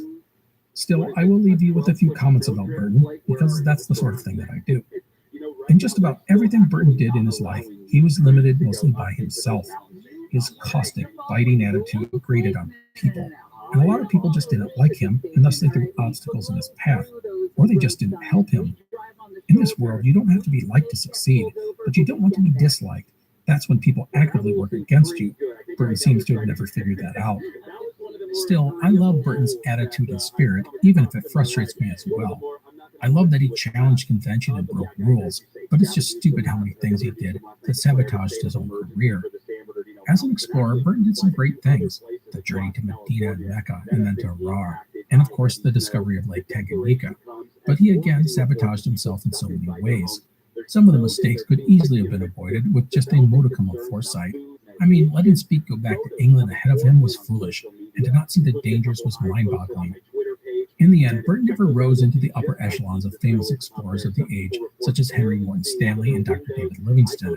He lacked that single great signature discovery. It could have been Lake Victoria, but Burton let that one slip out of his grip. Instead, he became more famous for his public feud with John Annie Speke. No matter, Burton's reputation would rise in the later years of his life and once he had passed away. It allowed the public to look at the totality of his work and say, hey, this guy did some amazing things. Plus, his enemies were dying off as well, leaving only a record of his deeds and not the personal vendettas and bruised egos and feelings. And with Burton, as I have said, his deeds are not just his geographic discoveries. It was also his work in linguistics, his writings, his translations, and so much more. As we look at his life, we see this insanely curious man, a man who loved to learn, and he wasn't afraid to dive into new things or question the status quo. In fact, he relished those opportunities. To have done what he had done was really amazing. Now, all of this said, I don't want to paint this overly rosy image of Burton. He had his warts. For all of his willingness to break rules and criticize his superiors, he never questions the place of his queen in the idea of a greater British Empire, as well as his role as an Englishman. And while Burton could be incredibly open-minded, his writings are riddled with the typical attitudes of the time on race and colonialism. Virtually every race and religion is savaged, and at times it's not pretty. So that is the life of Richard Francis Burton. I want to note some ways Burton has been remembered. First, there are a ton of books about Burton. To be honest, I never really found any single one that I thought best. I've quoted Byron Farwell's biography, written about 60 years ago, because it is one of the best with regards to sticking to the available source materials, but it is dated in some ways. And other books get into different realms of Burton's life. He's a complex man, and they want to understand his motivations and so forth. Some spend chapters talking about his interest in Islam or sexuality or whatever. I want to note that you can go to burtoniana.org, that's burtoniana.org, and you'll find all sorts of info about Burton's life. It also has a huge repository of all things Burton. You can read most of his books, see photos, that sort of thing. In the end, I want to stress that what I have shared is just a part of Burton's life, and I encourage you to read more on the guy. In popular culture, Burton has appeared in novels, comic books, movies, and TV shows. I mentioned the film The Mountains of the Moon in an earlier episode, but there's so much more. I'd check out Burton's Wikipedia page for a full list. Another classic bit of fiction associated with Burton is Rudyard Kipling's novel Kim. Published in 1901, Kim takes place against the backdrop of the Great Game, the political intrigue between Russia and Britain in Central Asia. It is believed that Kipling based his lead character on Burton. And with that, our tale nears an end. I will finish up by telling this personal story. For those of you who do not know me, I am 58 years old. I have always loved history, with explorers being one of my favorite topics. When I was around 12 or 13 years old, my late father dug out a couple of books he had in our basement. They were The White Nile and the Blue Nile by Australian author Alan Moorhead. It was here that I first read about Burton and all the explorers of the Nile River, and I love the guy. He took spears through the face, thumbed his nose at society, and marched into the unknown, nearly dying too many times to count. It was great stuff for a kid, and I'll never forget Burton after reading his stories. He is, to be honest, way more complex than I ever realized, and I want to thank you for indulging me a bit in this series by exploring the breadth of Burton's life and accomplishments, because I think without them, you don't do the guy justice. Again, thank you. Anyhow, final thing, if anyone ever asks you, who was Richard Francis Burton, I hope you can answer by saying, Sir Richard Francis Burton, also known as Ruffian Dick, was an explorer, writer, scholar, soldier, diplomat, ethnologist, linguist, poet, fencer, and perhaps a spy. He spoke 29 languages, many fluently. He was one of the first Europeans to visit the holy city Mecca, which he did in disguise. He explored extensively in Africa, including the Great Lakes district. He is acknowledged as the first Westerner to reach Lake Tanganyika, the 6th largest lake in the world. He wrote or translated more than 200 articles, books, and literary works over the course of his life. This included some controversial items, such as the Kama Sutra and the Arabian Nights. So there you go. Again, thanks to all of you for coming along on what was a special journey for me. I wish you all good health and happy thoughts. I will see you next time. The Explorer is part of the Airwave Media Network. Please go to airwavemedia.com to find other podcasts by leading storytellers and thought leaders in audio entertainment, including the Project Booth and Movie Therapy. Hi, I'm Neil. And I'm Kev. And we are from the Triviality Podcast, a pub trivia style game show where a lack of seriousness meets a little bit of knowledge. Join us each week for an hour-long game of general knowledge trivia featuring special guests from around the world, plus tons of extra themed episodes. If you want to improve your trivia game, or you just want to scream at us in your car when we get easy questions wrong, then we're the show for you. Find Triviality on all your favorite podcast apps. But you know that because you're already listening to a podcast.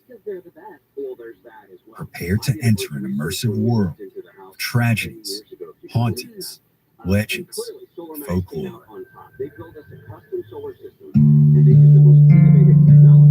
Southern Gothic is a podcast that will take you deep into the dark history and haunted lore of the American South, exploring some of the region's most infamous tales, from the swamps of Louisiana to the shores of the Carolinas, isolated communities of Appalachia, and the bloody battlefields and earliest settlements of Virginia.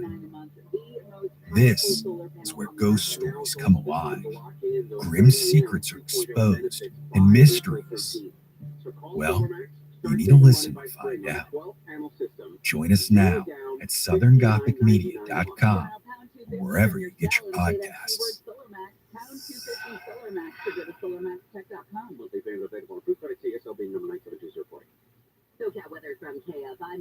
You're listening to an Airwave Media Podcast.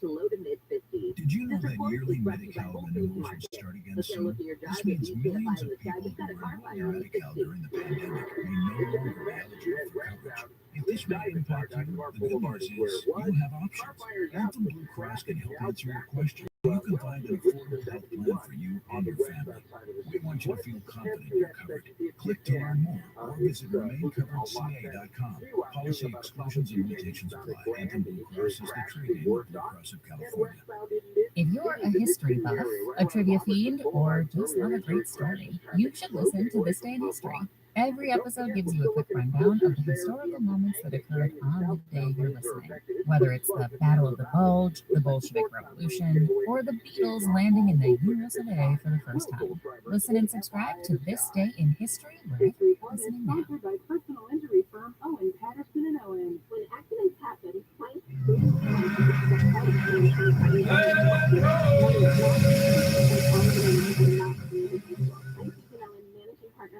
Hello, and welcome to the Explorers Podcast. Today we start a new series, this on French mariner Jacques Cartier, who was one of the earliest explorers of modern Canada, specifically in the region of the Gulf of St. Lawrence and the St. Lawrence River. A few notes about this show. 1, this will not be a long series, just 2 episodes. 2, as Cartier was French, there will be a lot of French names, plus there are a lot of indigenous names as well. I have my resources to help with pronunciations, but my apologies if I get anything wrong. 3, taking a look at a map of the St. Lawrence region will probably help you enjoy this series. I've posted one on our website, explorerspodcast.com, showing the routes of Cartier's voyages. That is it for notes. Let's talk about what we are going to cover for today. First, we will do some background on Cartier. That will be brief, as not much is known about the man's younger years.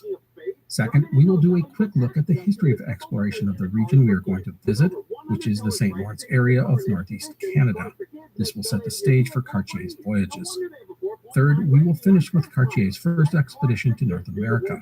We will cover the man's second and third voyages in episode 2 of the series. So that is it. Let us get going with the voyage of the French explorer Jacques Cartier.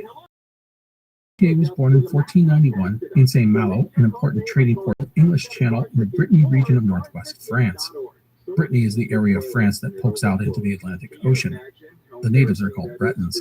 Today, most people see it as part of France, but when Cartier was born, it was an independent political entity. It would not actually come under the rule of the French crown until 1532.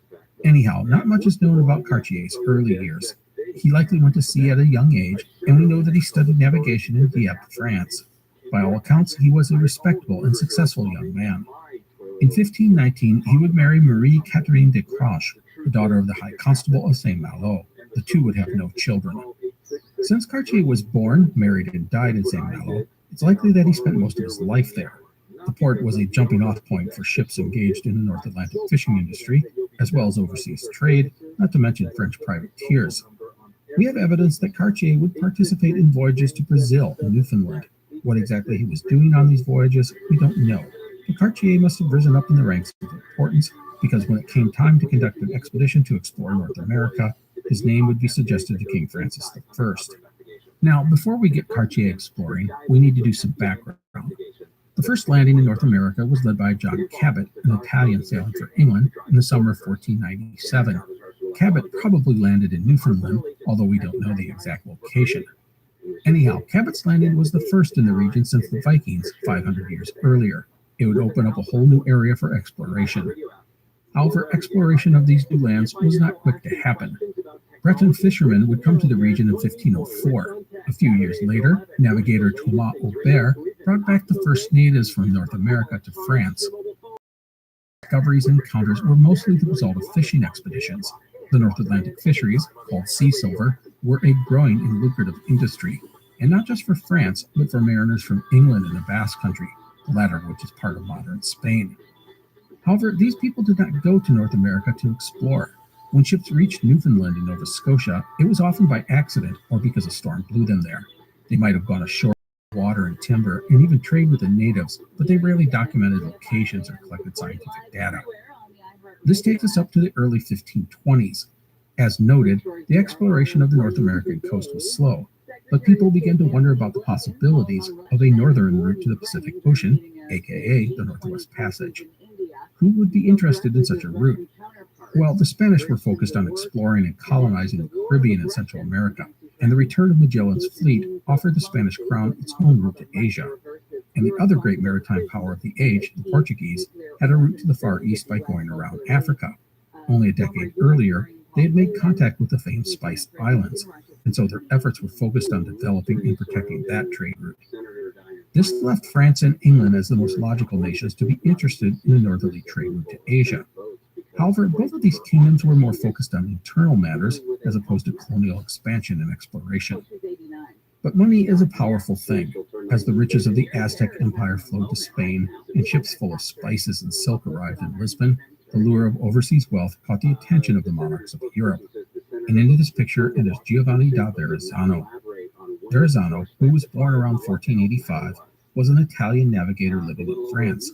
He had made numerous voyages to the Mediterranean as well as the New World, the latter likely part of fishing expeditions. Some believed he visited the North American coast, likely Newfoundland, on a voyage with Thomas Aubert in 1508.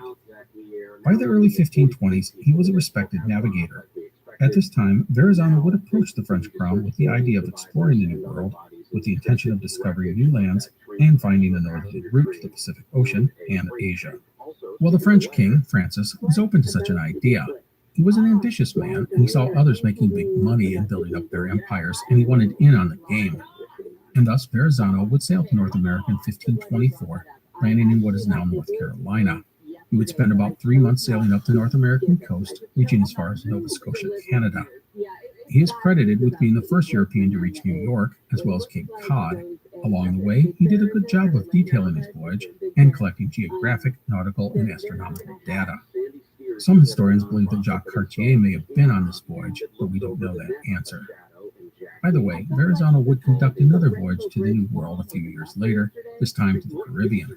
However, things would turn out poorly for the guy, very poorly. He would be captured, killed, and eaten by some natives.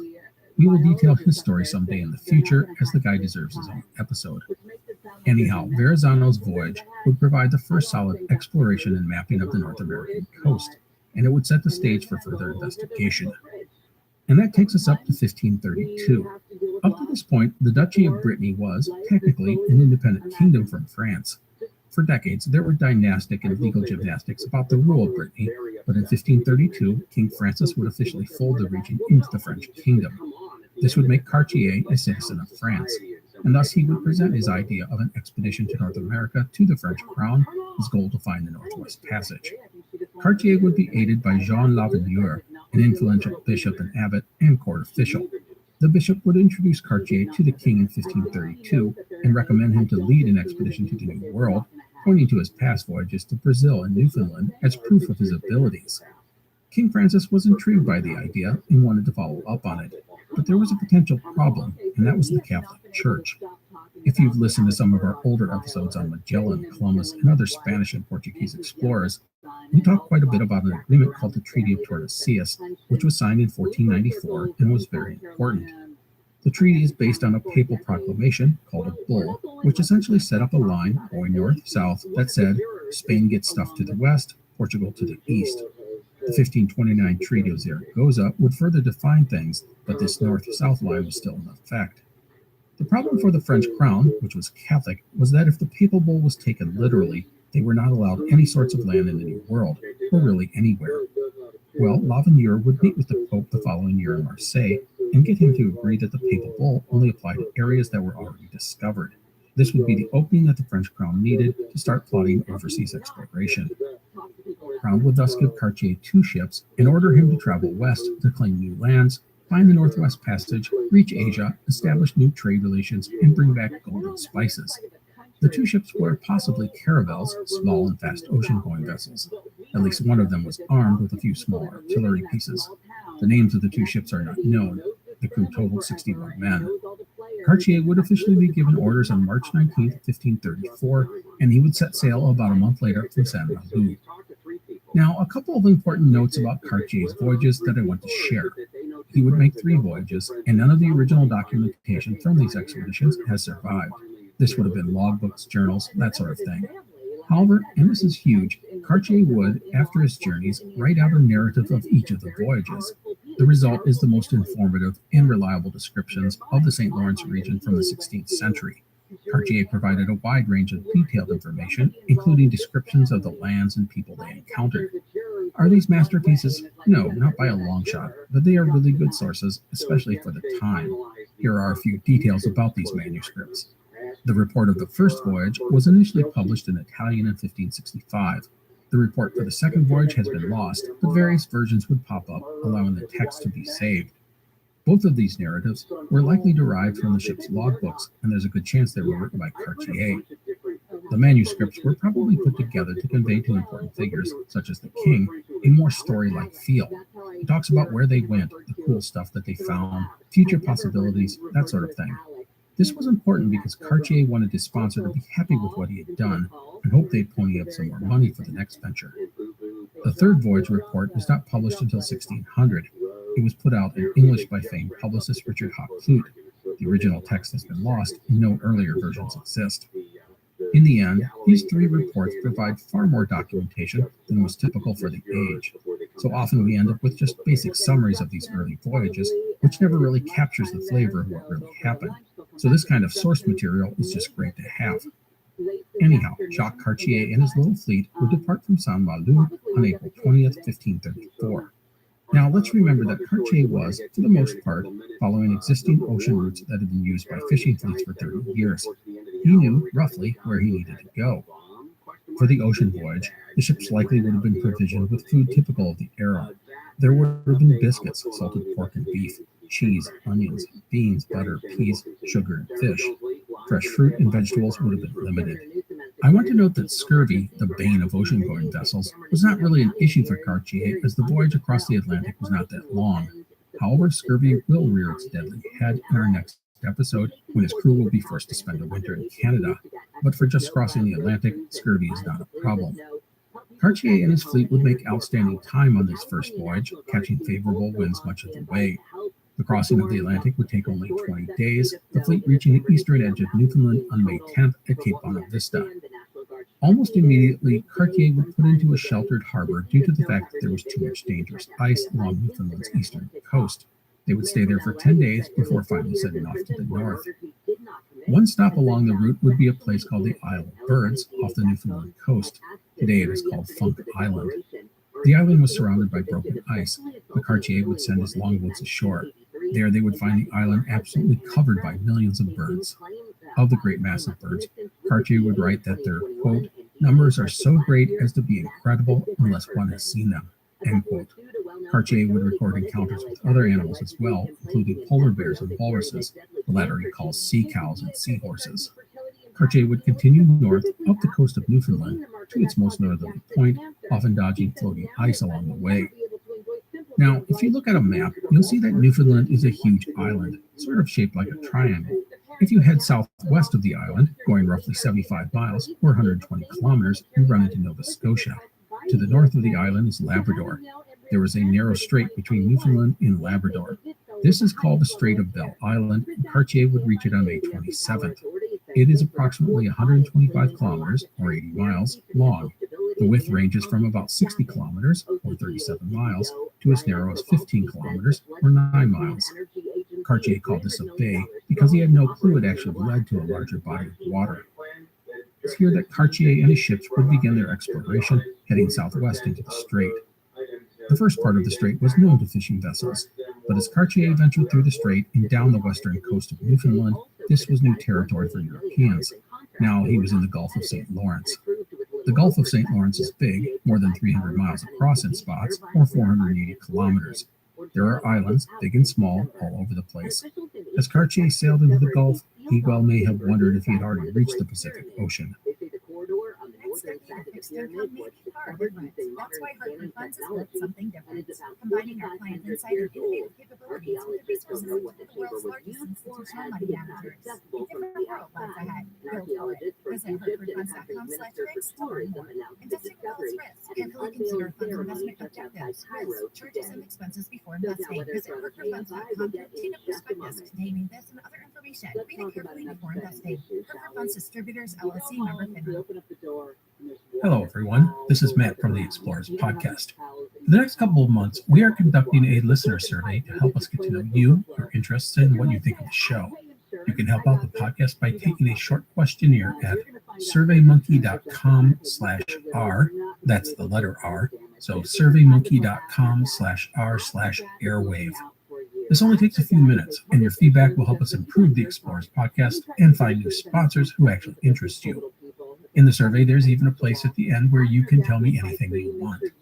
Plus, as my way of saying thank you, every person who fills out the survey will be entered to win a $500 Amazon gift card. So please, if you could take the survey, I would appreciate it. That's surveymonkey.com/r/airwave, or click on the link in our episode notes of our more recent episodes. There's also a link on our website's homepage, explorerspodcast.com. Thank you again for your help. So what does Cartier do now that he's ventured into uncharted waters? Well, as a navigator, he charts things. He's really good at this, taking notes of rivers, harbors, coves, and islands. Remember, this guy's an experienced mariner, and he collects data, such as the depth of the water, that is going to help other sailors. He knows what's important. But Cartier does more as well. He takes note of the soil, the trees, the plants, the weather, the animals, and the landscape. He sees economic and colonization opportunities. It would have provided a fuller picture of these new lands to his sponsors. It's really quite extensive, and as a reader, you really appreciate the man's even tone. Another thing he takes note of is the people. He knows pretty much that these lands are not uninhabited. French would see the indigenous people from their ships as they moved into the Gulf. Here was one of Cartier's first descriptions of the native people, saying they were, quote, wild and savage folk. They wear their hair tied up to the top of their heads like a handful of twisted hay, with a nail or something of the sort passed through the middle, and into it they weave a few birds' feathers. They clothe themselves in the skins of animals, both men as well as women, end quote. It's a really good description and typical of Cartier's writing. Cartier and his fleet would sail down the western coast of Newfoundland and strike out west across the Gulf. In the middle of the Gulf, they would reach an island that was, again, packed with millions of birds. This island today is called Rocher à l'Oiseau, or Bird Rock, and it is a wildlife sanctuary. One of the bird species found in abundance on the island was the great auk, a large flightless bird that resembles the penguin. The great auk reached 3 feet tall and 12 pounds. The men of the fleet would kill 1,000 of them, providing a bounty of food. The great auk, by the way, is not related to the penguin. However, it is of the genus Penguinus. It turns out the Europeans encountered the great auks before penguins, and when they did run into the penguins, they named them after the great auks, penguin from Penguinus. Sadly, the great auk went extinct around 1850 due to overhunting. The bird was valued not just for its meat, but for its feathers. Anyhow, from there, the fleet would quickly reach the Magdalen Islands in the center of the Gulf of St. Lawrence. The ships would continue west for roughly 100 miles, or 160 kilometers, and come into contact with what is now called Prince Edward Island. They would then go north and reach the Canadian mainland in what is now the province of New Brunswick. At the end of June, about 70 miles north of Prince Edward Island, or 110 kilometers, the fleet would enter what Cartier called Baie des Chaleurs, or Chaleur Bay, which translates as Bay of Warmth. This is a large bay, and Cartier praised the beauty of it. In fact, I want to share a few sentences Cartier wrote about the bay. Quote, the bay runs east-northeast and west-southwest. The land along the south side of it is as fine and as good land, as arable and full of beautiful fields and meadows as we have ever seen, and it is level as the surface of a pond. And that on the north side is the high mountainous shore, completely covered with many kinds of lofty trees, and amongst others are many cedars and spruce trees, as excellent for making masts of ships of 300 tons or more as it is possible to find. On this north shore, we did not see a single spot clear of timber, except in 2 places near the water's edge, where there were meadows and very pretty ponds." End quote. I love the simple yet inspired description. It's hard not to have this vision of these 2 ships skimming along the pristine waters on a bright summer day. It's idyllic, and I credit Cartier for being able to convey that emotion. Anyhow, Cartier and his ships would move into Chaleur Bay, and since it was a large, wide bay, he hoped it would be something greater, like a passage, such as the Strait of Belle Island. So the fleet would do what they always did. They took readings, marked shoals, explored bays and coves. On July 4th, they would put into a place called St. Cove. They would remain there until July 12th. The crew gathered food and firewood, while Cartier would lead the longboats further west into the bay to explore. It doesn't say specifically why Cartier did this, but my guess is that there were lots of shallows to explore, and the longboats were ideal for such a task. On July 6th, the fleet would have their first major encounter with a native tribe. The French would sight 40 to 50 bark canoes crossing the bay. When the canoes landed, the natives indicated to the French to come to them, holding up items, such as furs, to trade. The French, who were in their longboats, would continue on to their ships. Cartier simply did not trust the natives at this point. The natives, upon seeing the French row away, sent 2 of their larger canoes to follow the French longboats. However, Cartier would order his cannons to fire a couple of warning shots to frighten away the natives. The next day, the natives would again make gestures to the French longboats, waving at them to come to their camp on the shore. And thus Cartier would take a longboat and have his first interactions with the natives, who were likely Mi'kmaq. And things went well. The Mi'kmaq were keen to trade, especially for anything made of iron. The French swapped beads, knives, mirrors, needles, and small bells for furs, food, and pretty much anything the Mi'kmaq had to offer. The chief of the Mi'kmaq was given a bright red cap. As far as first encounters went, it was a success. The French and the Mi'kmaq would have more trading sessions over the next week. Cartier says the Mi'kmaq numbers grew as high as 300 at one location. One note here, the Mi'kmaq people were quick to trade with the French. Why were they so quick to approach these people who were very different, even alien to them? Some speculate that the eagerness to engage with the French indicates that the Mi'kmaq had previous encounters with European ships. This is certainly a possibility, but we don't know the answer. Anyhow, on July 8th, the longboats would reach the end of the bay and find no passage, and thus the fleet would move on 5 days later. On the north side of Chaleur Bay is a large finger of land that sticks out into the Gulf of St. Lawrence. This is the Gaspé Peninsula in modern-day Quebec. As the fleet came up this peninsula, they encountered another group of native people. The chief of these people was a man named Donnacona. Cartier quickly came to see that they were different from the Mi'kmaq. They were, in fact, St. Lawrence Iroquois. They had come east to fish and trade. The Iroquois were friendly and good-spirited, and they traded furs and fish to the French. Cartier, however, said that they stole anything that was left unattended. We've seen this with other native peoples around the world. Cultures often have a different idea of ownership and simply take things that aren't being used. Cartier said he believed that the natives would be easy to convert to Christianity, although he made no attempts to preach to the natives. The language barrier would have been far too difficult. As for the Gaspé Peninsula, this was good land. There was abundant hunting and fishing, plus corn, beans, and fruit, and Cartier quickly understood its maritime potential. Gaspé Bay offered a large safe harbor, and, as we are about to find out, this was not far from the entrance to the St. Lawrence River.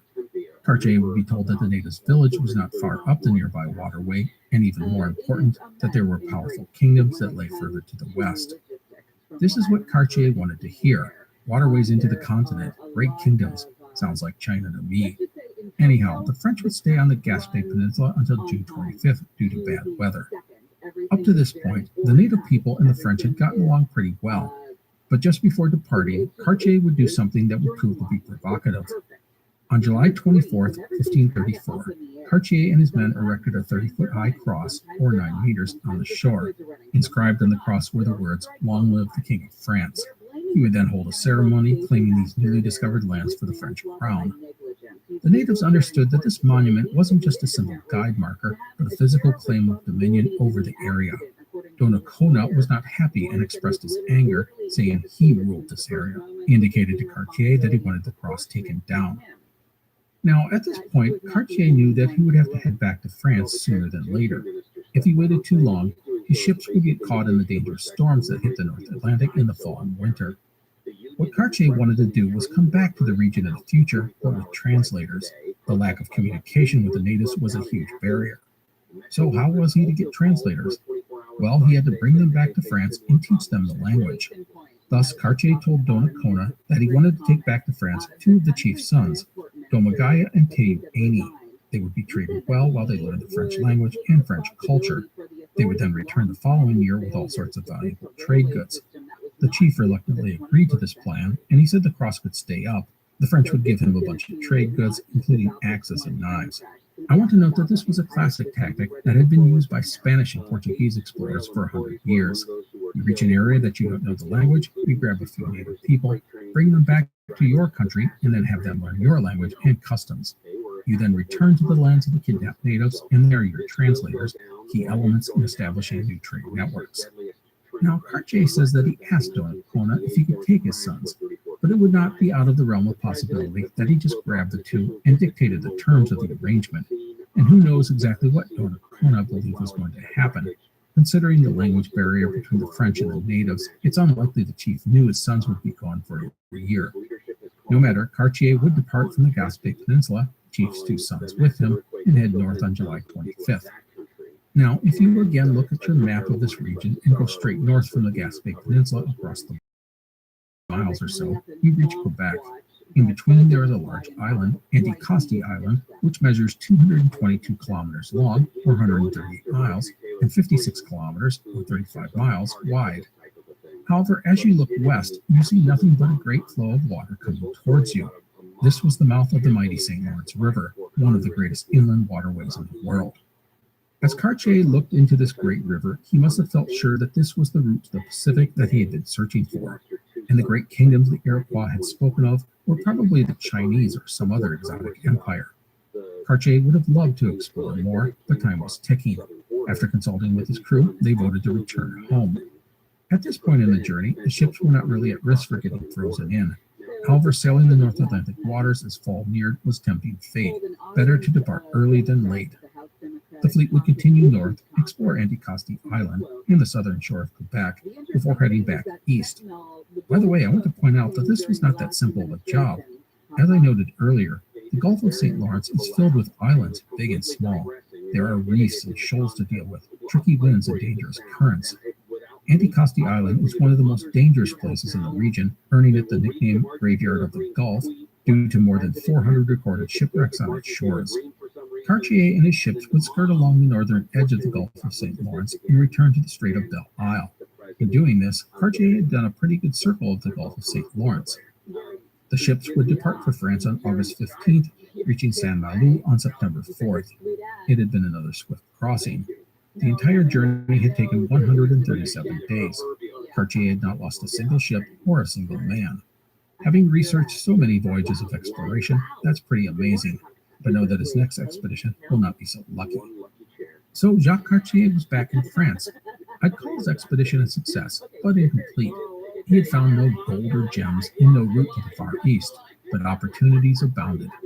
Fishing, furs, and timber offered potentially lucrative commercial opportunities, and there were plenty of places to build settlements and trading posts. But the big opportunity was to the west, down the great waterway that Cartier had spied as he sailed past Anticosti Island. This was, as noted, the St. Lawrence River. And while Cartier had not sailed down the river just yet, he had seen the entrance. He just had to return. So once back in France, Cartier no doubt made a presentation about his journey, complete with PowerPoint slides and lots of bullet points, or at least some sketches and written descriptions of what he had seen, plus the opportunities that lay ahead. And the powers that be would agree with Cartier. He was ordered to return the following year with a bigger and better fleet. So, a few notes about the first voyage of Jacques Cartier. 1. The two natives he brought back to France, Domagaya and Théophanie, would be instructed in the ways of the French. This included learning the language and customs and dressing like a European. The two Cartier expected would be translators for the next voyage.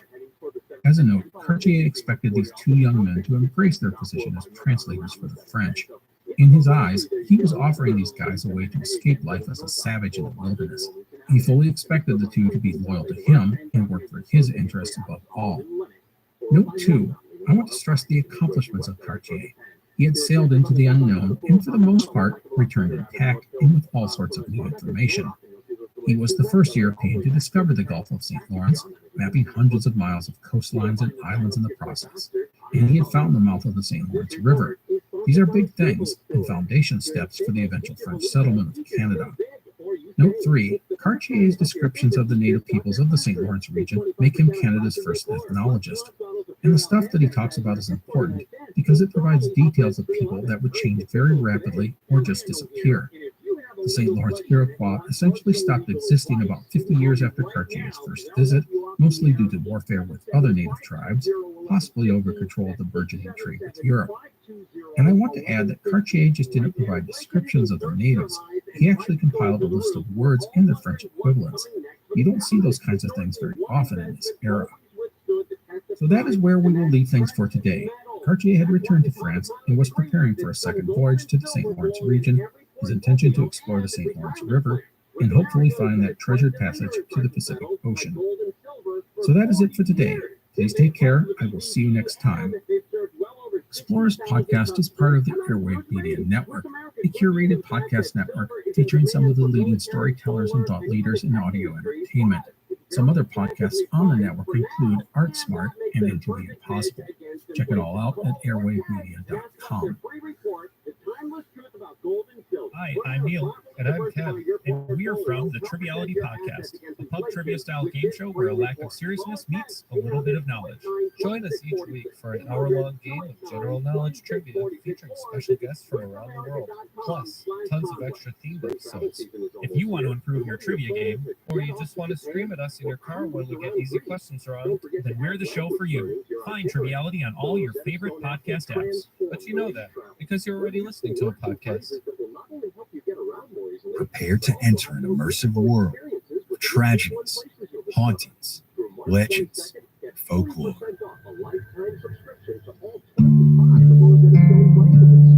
Southern Gothic is a podcast that will take you deep into the dark history and haunted lore of the American South, exploring some of the region's most infamous tales. From the swamps of Louisiana to the shores of the Carolinas, isolated communities of Appalachia, and the bloody battlefields and earliest settlements of Virginia. This is where ghost stories come alive, grim secrets are exposed, and mysteries, well, you need to listen to find out. Join us now at southerngothicmedia.com or wherever you get your podcasts. Call LightSource at 800-803-2696 or go to lightsourcewater.com. You're listening to an Airwave Media Podcast. Did you know that yearly Medi-Cal renewals will start again soon? This means millions of people who were enrolled in Medi-Cal during the pandemic will no longer be eligible for coverage. If this may impact you, the good news is you have options. Anthem Blue Cross can help answer your questions so you can find an affordable health plan for you and your family. We want you to feel confident you're covered. Click to learn more or visit remaincoveredca.com. Policy exclusions and limitations apply. Anthem Blue Cross is the trade name of Blue Cross of California. If you're a history buff, a trivia fiend, or just love a great story, you should listen to This Day in History. Every episode gives you a quick rundown of the historical moments that occurred on the day you're listening. Whether it's the Battle of the Bulge, the Bolshevik Revolution, or the Beatles landing in the US of A for the first time. Listen and subscribe to This Day in History wherever you're listening now. What if a mouse could change the world?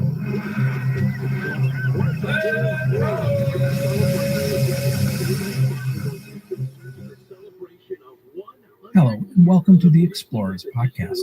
Today is the second and final part of our series on French explorer Jacques Cartier.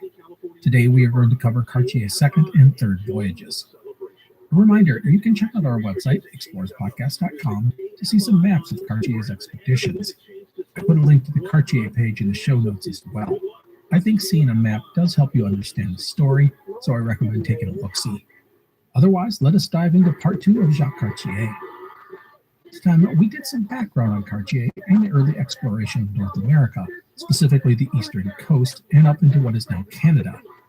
We then followed Cartier's initial voyage, which took place in 1534, where he became the first recorded European to reach the Gulf of St. Lawrence and the St. Lawrence River.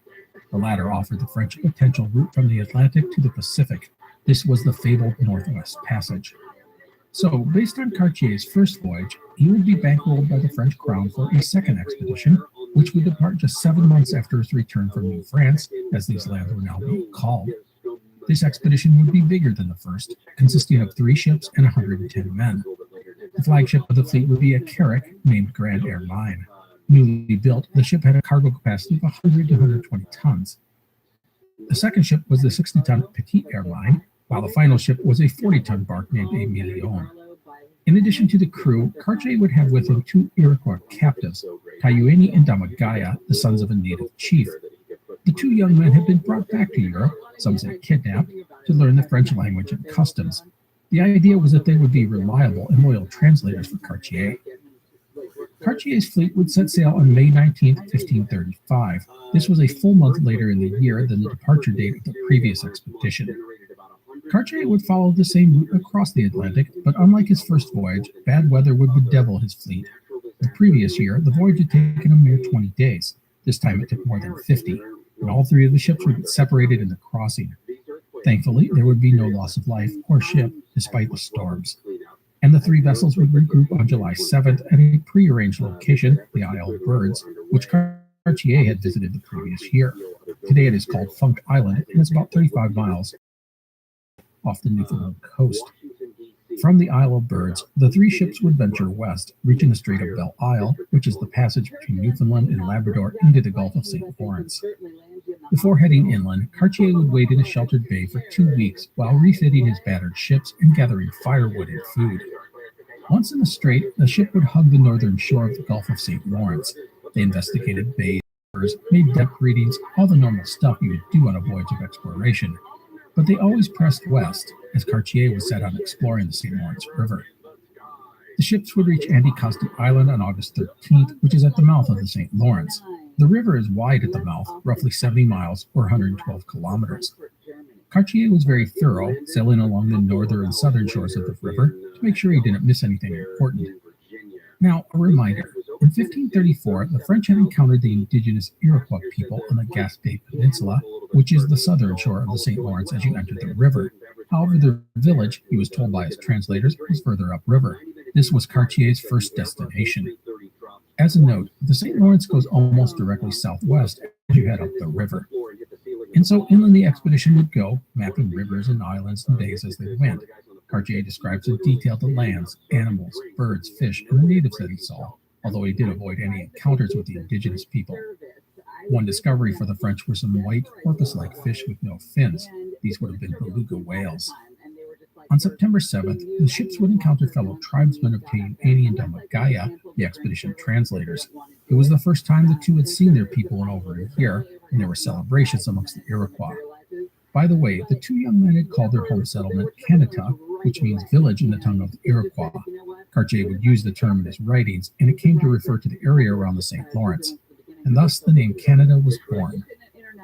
A few days later, the French would reach the village of Stadacona, which is present-day Quebec City. It is here that the St. Charles River joins the St. Lawrence, making it a key location on the waterway. It is roughly 370 miles or 600 kilometers from the mouth of the St. Lawrence. Here, Tayouni and Damagaya would be reunited with their father, Chief Donnacona. The arrival of the French was met with celebration, not just because of the return of the village's native sons. Cartier and his men handed out many gifts, and their arrival signaled lucrative trade opportunities for the tribe. At the request of Donnacona, Cartier would have one of his ships fire off a cannon volley. The chief had been told about the thunderous artillery pieces by his sons. Everyone was impressed by the display. Now, a few important notes about the expedition. First, Cartier had been told about a bigger and more important indigenous community further up the St. Lawrence called Hochelaga, which is modern-day Montreal. At Hochelaga, another great river flowed into the St. Lawrence. Second, and even more enticing to Cartier, were the stories of the Kingdom of Saguenay, a land further west that was known to be rich in gold and jewels. That, Cartier assumed, was China or some other great eastern realm. And the third note I want to talk about is with regards to Tayouni and Damagaya, the 2 young men who had been brought back to France the previous year. As I noted before, Cartier believed the 2 would be loyal servants to him. In his eyes, he had rescued them from a life of savagery. Who wouldn't want to live in big cities and experience the wonders of the Western world? Well, Cartier's assumption that the 2 would just faithfully do whatever he wanted was unfounded. Once they returned home and reunited with their people and family, they shed the veneer of being civilized, and I use air quotes there, and returned to being what they had been before, Iroquois natives. As a result, Teueni and Domagaya became standoffish with Cartier. They refused to get back on the ships, and when Cartier asked them to lead the French to Hochelaga, they refused. Cartier pressed them, saying they had promised to lead him up the river, but they held their ground, likely pressured by their father, Donnacona. The Iroquois chief was very much against the French continuing west. He said the people at Hochelaga were devils and not to be trusted, and he added the region was already covered in snow and ice. The likely reason for this was that Donnacona wanted to control any sort of trade with the newcomers. He even offered several children to Cartier to live with them and learn French, just like Teueni and Domagaya had done. Cartier would try and assuage the concerns of Donnacona, even giving him several valuable swords. But in the end, neither man was happy, and the seeds of distrust were taking root. Cartier insisted on continuing upriver, but neither Teueni or Domagaya would accompany the French. Cartier would then head up the St. Lawrence without his translators, which irked him greatly. Due to concerns about the depth of the river, the French would only take the smallest of their ships, the 40-ton bark, plus 2 of the longboats. The rest of the fleet would anchor at the mouth of the St. Charles River, not far from Stadacona. On shore, they began construction of a fort.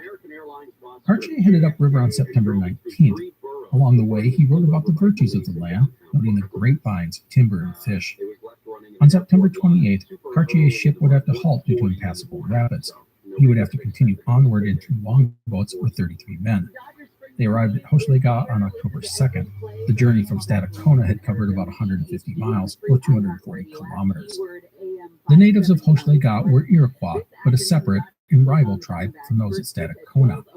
But news of the French arrival had spread, and Cartier says 1,000 natives turned out to welcome them to their community. They brought bread, fish, and other kinds of food. The French handed out beads and trinkets. Mothers pushed up to the newcomers, asking them to touch their babies. It was an impressive display. Cartier offered praise for Hochelaga, saying it was far more impressive than Stadacona. Hochelaga was enclosed within a wooden palisade. Inside there were more than 50 homes, many with lofts and multiple chambers. Around the village were cultivated fields. Also, the settlement was in an outstanding location on an island at the confluence of 2 major rivers. Plus, there was a high rocky hill on the island, which would make the area very defensible. Cartier would dub the hill Mont Royal, aka Mount Royal in English. It is believed that from Mount Royal that the city of Montreal's name is derived. Cartier would go into great detail about the natives, who treated the French with awe and respect. At one point, they began to bring their sick and crippled to Cartier, hoping he would heal them. This included a paralyzed chief. Cartier made the sign of the cross and massaged the man's legs as he recited verses from the Bible. We have seen this kind of thing before. If you listen to our podcast on Alvar Nunez Cabeza de Vaca, he survived in what is now northern Mexico in the southwest United States by acting as a sort of faith healer. Cabeza de Vaca learned how religious iconography and ceremony, combined with his own knowledge of medicine, allowed him to be seen as a sort of holy man. Cartier was doing this exact same thing, although not quite as dramatically or extensively as Cabeza de Vaca. Anyhow, Hochelaga was built at the mouth of what today is the Ottawa River, which flows from the northwest. Cartier was told that the natives up the river were extremely hostile. As for the St. Lawrence, it went southwest, and it led to a large body of water and the great kingdom of Saguenay, where gold and gems were found in abundance.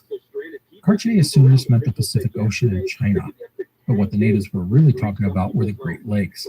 Lake Ontario, which is the source of the St. Lawrence River, was only about 165 miles, or 270 kilometers, from Hochelaga. As for Saguenay, no one really knows the truth about that tale. But stories of great far-off kingdoms are common in virtually all cultures. As for the reports of gold and other treasures, perhaps it was the copper and lead found around Lake Superior, but we just don't know. As a note, Cartier managed to trade for a few small pieces of gold, but nothing more. Still, it reinforced his belief that there was more of it and how to reach it, but he was told that there were several sets of rapids on the river that made travel extremely difficult. The rapids, by the way, descended 42 feet over a 2-mile stretch just southwest of the village. Cartier even climbed Mount Royal, the hill overlooking the village that I mentioned earlier. From there, he could see for miles, confirming that the rapids were a very real thing. Anyhow, unable to continue up the St. Lawrence, Cartier would head back towards Stadacona, reaching it on October 11th. At this point, it was decided that it was too late to return to France. The storms of the North Atlantic were just too dangerous this time of year, and thus Cartier's men began to salt down game and fish in preparation for a long winter. Their ships would anchor at the mouth of the St. Charles River, about a mile or two from Stadacona, while the fort Cartier's men had begun was reinforced and expanded. The fort, made of large wooden logs, had cannons, taken from the ships, placed on each side. Now, the relations between the French and the native peoples were cordial at first, but as we have seen, both sides were annoyed with the other, and it wouldn't take long for things to turn sour. The Iroquois chief, Donnacona, was still peeved that the French had gone upriver to Hochelaga, and his sons, who now understood the value of the trade goods, made sure that the Iroquois got fair exchanges. This irritated the French, who were forced to pony up more stuff in exchange for fish, game, and furs. Also, we can't forget that these strangers had essentially kidnapped two of their tribe the year before. That had not been forgotten. As for the French, Cartier was convinced that the natives were plotting against him. He set up round-the-clock watches in the fort. Thus, the general distrust between the two parties grew, and interactions pretty much came to a stop. And then, as winter set in and a new year arrived, people began to die. For the French, the culprit was scurvy. They simply were not getting any vitamin C in their diet. 25 of the crew would eventually die from it, and many more became sick. Cartier would write, quote, "Out of the 110 that we were, not 10 were well enough to help the others, a pitiful thing to see," end quote. As for the Iroquois, Cartier estimated that 50 of their tribe died that winter. He attributed it to the same disease striking down his own people, but in reality, it was not scurvy. It was probably influenza or some other sickness brought by the Europeans. The indigenous people would prove to be highly susceptible to such diseases, having built up no immunities to them. In the end, the French may have all died had the natives not helped them out. Despite the chilled relations between the two peoples, Domagaya, the chief's son, would show Cartier how to make a brew that fought scurvy. The concoction was made by taking bark shavings and leaves of a tree, we don't know which one, and boiling it with tea. The men were wary of drinking this mixture, thinking the natives were trying to kill them, but the men teetering on death knew that they had little to lose from trying. The result, Cartier said, was a miracle and a godsend. Those who drank the concoction almost immediately started getting better. It was even said to have cured some of the men of syphilis. Quick side note here. Our show's editor, Ross, who is Canadian, informed me that he and his classmates brewed up this scurvy-fighting concoction in history class when they were kids. That's all. Sidetrack done. Now, despite the aid provided by the Iroquois, Cartier would fret for months about treachery on their part. He thought that Donnacona was gathering allies from the neighboring lands to launch an attack on their winter quarters.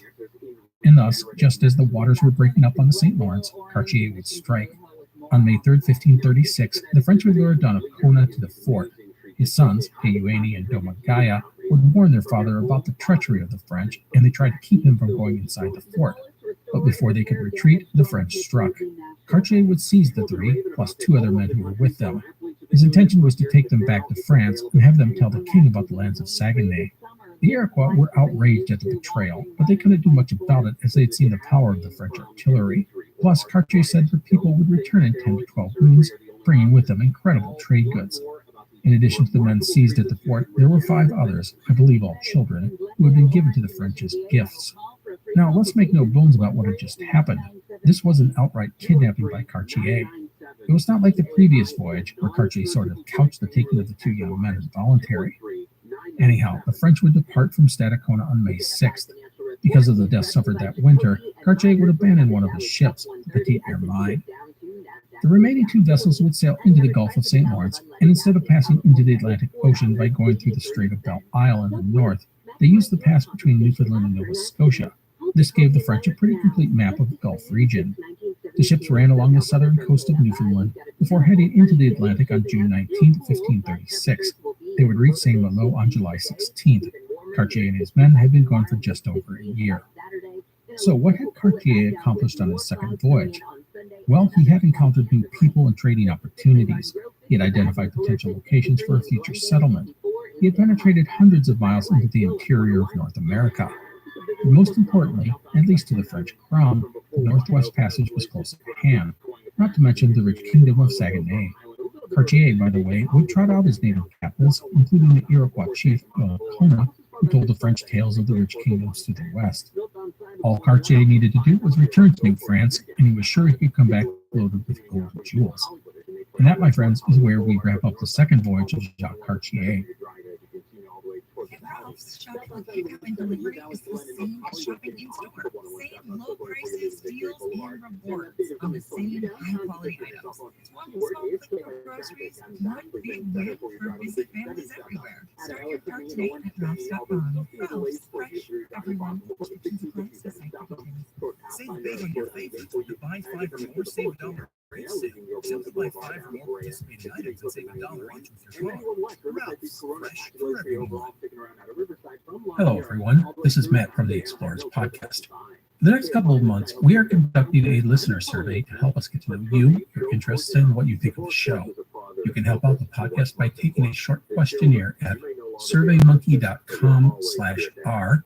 That's the letter R. So surveymonkey.com/r/airwave. This only takes a few minutes, and your feedback will help us improve the Explorers Podcast and find new sponsors who actually interest you. In the survey, there's even a place at the end where you can tell me anything you want. Plus, as my way of saying thank you, every person who fills out the survey will be entered to win a $500 Amazon gift card. So please, if you could take the survey, I would appreciate it. That's surveymonkey.com/r/airwave, or click on the link in our episode notes of our more recent episodes. There's also a link on our website's homepage, explorerspodcast.com. Thank you again for your help. So Jacques Cartier wanted to head back to New France and finish what he had started. He was sure there was a fortune to be made. However, domestic issues in Europe would put a damper on any such endeavor. King Francis's attention, and the royal treasury, was focused on a war with Spain over the control of northern Italy. Exploration and colonization wouldn't be prioritized until 1540. However, the idea was never far from the mind of King Francis or Cartier. As early as 1538, Cartier had proposed an expedition to establish a colony in the New World. We actually have that document, and it lists what and who Cartier would need for such a venture. There were soldiers, blacksmiths, carpenters, doctors, and clergy, 276 men in total, and that didn't include the colonists.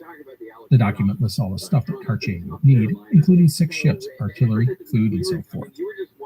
And so, in October of 1540, with his war with Spain wrapped up, Francis would appoint Cartier head of a third expedition to the Americas. There were 2 main goals: find the kingdom of Saguenay and its riches, and to establish a permanent settlement along the St. Lawrence River. This would be France's first foray into colonization of the New World.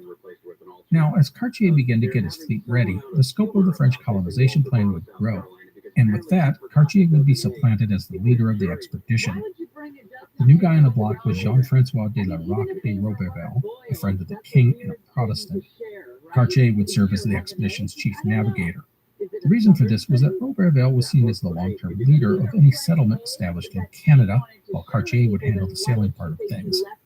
Now, I want to point out front that while Roberval is technically the boss of the expedition, he will have very little to do with Cartier on this upcoming voyage. I will explain why in a moment.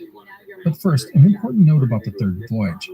I spoke in the last episode about the source materials for Cartier's voyages. The manuscripts we have for the first 2 are exceptional, possibly written by Cartier. However, the information we have for this third voyage is limited and missing large chunks of time. This means we're going to be missing a lot of detail, and we'll lurch around a bit in the story. Honestly, the material we have tells our tale, but the flavor and detail is lacking. No matter, we will do the best we can with what we have. Now, as I said, Roberval would not have much to do with Cartier on this upcoming voyage, and here's why. In the spring of 1541, the expedition was mostly ready to go, and Cartier wanted to get going to maximize the summer months. However, many of the ships didn't have artillery or gunpowder. Thus, Cartier was given permission to depart early to get a head start on establishing a settlement on the St. Lawrence. Roberval would follow once the rest of the ships were fully ready. So for this expedition, we have kind of a mishmash of information as to what Cartier had at his disposal. And one of the sources is really fascinating. We actually have a message written by a Spanish spy detailing what was going on with Cartier just before departing France. Anyhow, Cartier would have 5 ships for his expedition. 2 are familiar, the Carrick Mine and the Barque Emilion from the previous voyage. Records indicate that Cartier owned 2 of the ships, while 2 others were owned by the French crown. The 5th was owned by a French merchant. None of the vessels was of more than 120 tons. The ships would be packed with everything needed to build and protect the settlement, plus explore further up the St. Lawrence. There was cattle, timber, tools, nails, rope, and so much more. The Spanish spy reported 600 soldiers and 60 masons and carpenters, but that's likely an exaggeration. and there would be colonists to not just build a settlement, but to plant crops, fish, and hunt. The French crown would authorize Cartier to recruit men from the prisons of France, and thus 50 convicts would be part of the expedition. I want to note that Cartier would have no native interpreters for the voyage. Of the 10 natives brought back in 1536, only one, a girl, was still alive. Donnacona, Teyuani, and Damagaya had died from unknown causes. Cartier said that they were all baptized before their deaths. Cartier and his 5 ships would depart St. Malo on May 23, 1541. They carried supplies for 2 years. In the book on Cartier's voyage, the narrative skips all the way to arriving at the native village of Stadacona, present-day Quebec City, on August 23, 1541. Cartier would find that there was a new chief amongst the natives, a man named Agana. However, the people of Stadacona were not that thrilled about the return of the French. Think about it. They had taken a bunch of their people, including their chief, and said they'd return in a year. It had been 5. Cartier told the people that Donnacona had died, but the others were still alive and had not wanted to come home and were happy in France. All of it was a lie, except for the fact that Donnacona was dead. It's unlikely any of the Iroquois bought the tale. Sensing the coolness of the Iroquois, Cartier decided to head up the St. Lawrence a ways before settling on a place to build a new settlement. The result would be Charlesbourg Royal, the first French settlement in the New World. The location of the settlement is present-day Cap Rouge, which is part of the greater Quebec City metropolitan area. Construction of the fortified settlement began as soon as the ships landed, and there would actually be 2 forts, one at the base of the cape and the other at the top. Meanwhile, the livestock that survived the ocean voyage were turned loose on the land, and vegetable gardens were planted, including cabbage, turnips, and lettuce. Now, another thing the men did was to start searching for minerals, and lo and behold, they would strike it rich, or at least they thought they did. The men would come back with what they thought was gold and diamonds. However, in reality, it was quartz crystals and pyrite, the latter better known as fool's gold. But Cartier thought he had a fortune, so he continued to have people out combing the hills or wherever he got the stuff and bring it back to the fort. By the way, Cartier's collection of supposed diamonds would lead to the saying of, as false as Canadian diamonds. Anyhow, with his people busy with their designated tasks and the construction of the settlement of Charlesbourg Royal in full swing, Cartier would turn to his second directive, the reaching of the kingdom of Saguenay. But first, on September 2nd, he would send 2 of the ships back to France to make a report and likely gather more supplies. And then on September 7th, Cartier would set out for Hochelaga, modern-day Montreal, in the longboats. The idea was to scout out the area for a route to reach Saguenay in the spring. Along the way, he would leave 2 young men from his expedition at the native village called Ashlasea. The idea was the 2 would learn the local language and provide Cartier with trusted translators. At Hochelaga, Cartier would be greeted warmly by the natives, who still had good memories of his visit 5 years earlier. A brief excursion up the St. Lawrence showed it would be difficult for the French to explore using the river. Thus, Cartier would go up the Ottawa River, as the natives said it was a good way to reach Saguenay, albeit through lands with hostile tribes.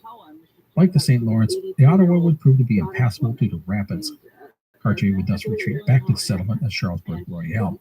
Along the way, he would retrieve the 2 young men he had left at Ashlasea.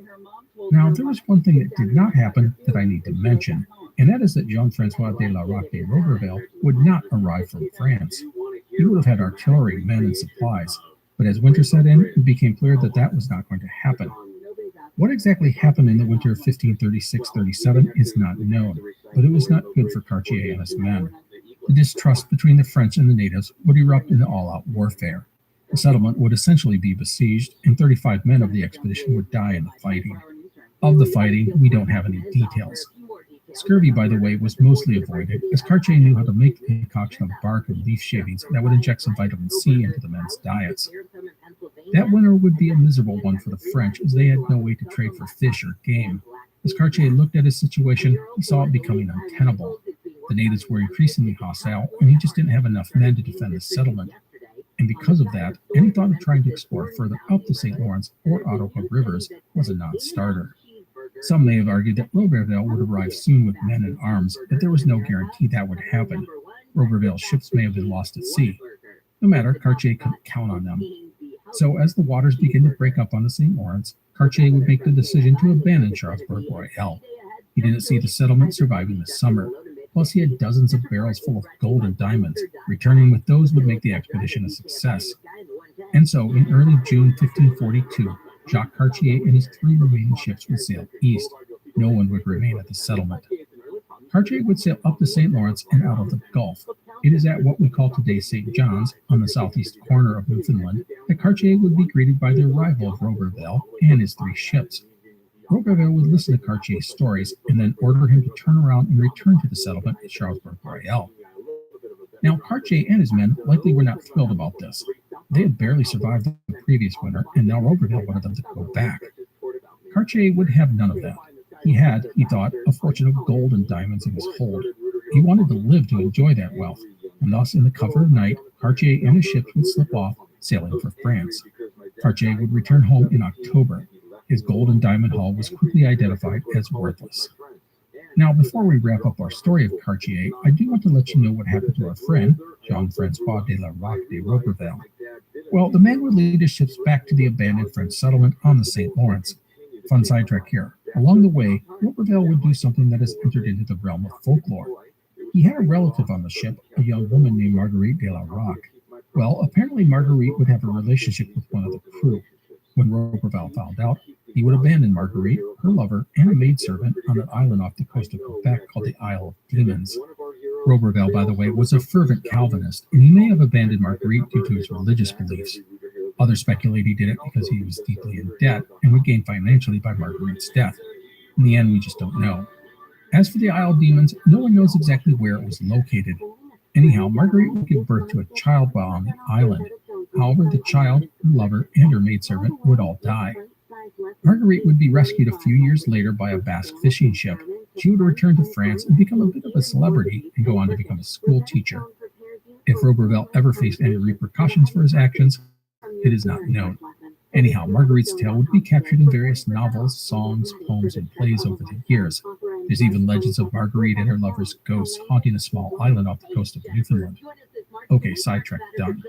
So Roberval would work to re-establish the fort at Charlesbourg Royale, and he would even strike up better relations with the neighboring natives. However, the winter of 1542-43 would see the deaths of 50 of the French, the result of scurvy. It seems that Cartier had not passed on the potion to keep scurvy at bay, and the results were deadly. In the spring, the weather was good, and Roberval would lead 70 men in 8 longboats to Hochelaga. He hoped to go searching for Saguenay and the Northwest Passage. He would explore a bit, but find the rapids too daunting to continue, just like Cartier. On his return to Charlesbourg Royale, he would find that ships had arrived from France with supplies, but they also had new orders: return home. France was, again, at war with Spain. And thus the French would pack up and sail back to Europe. The third voyage of Jacques Cartier had been a failure, and at least 100 men were dead. Cartier had disobeyed orders and left his commander in the lurch, and all the supposed valuables they brought home were worthless. By the way, Jean-Francois de la Roque de Roberval would continue to serve as a soldier for France before being assassinated in April 1560. His murder was likely the actions of anti-Protestant elements. The city of Roberval in Quebec is named after the man. As for Jacques Cartier, the rest of his life was uneventful. It is not known if he ever faced any sort of punishment for abandoning Roberval, but the fact that he never again led an expedition of any kind for France is probably a reflection on his actions. Anyhow, Cartier would spend the rest of his life in Saint-Malo, managing his estates. He would have been well off and respectable, but not rich or of the nobility.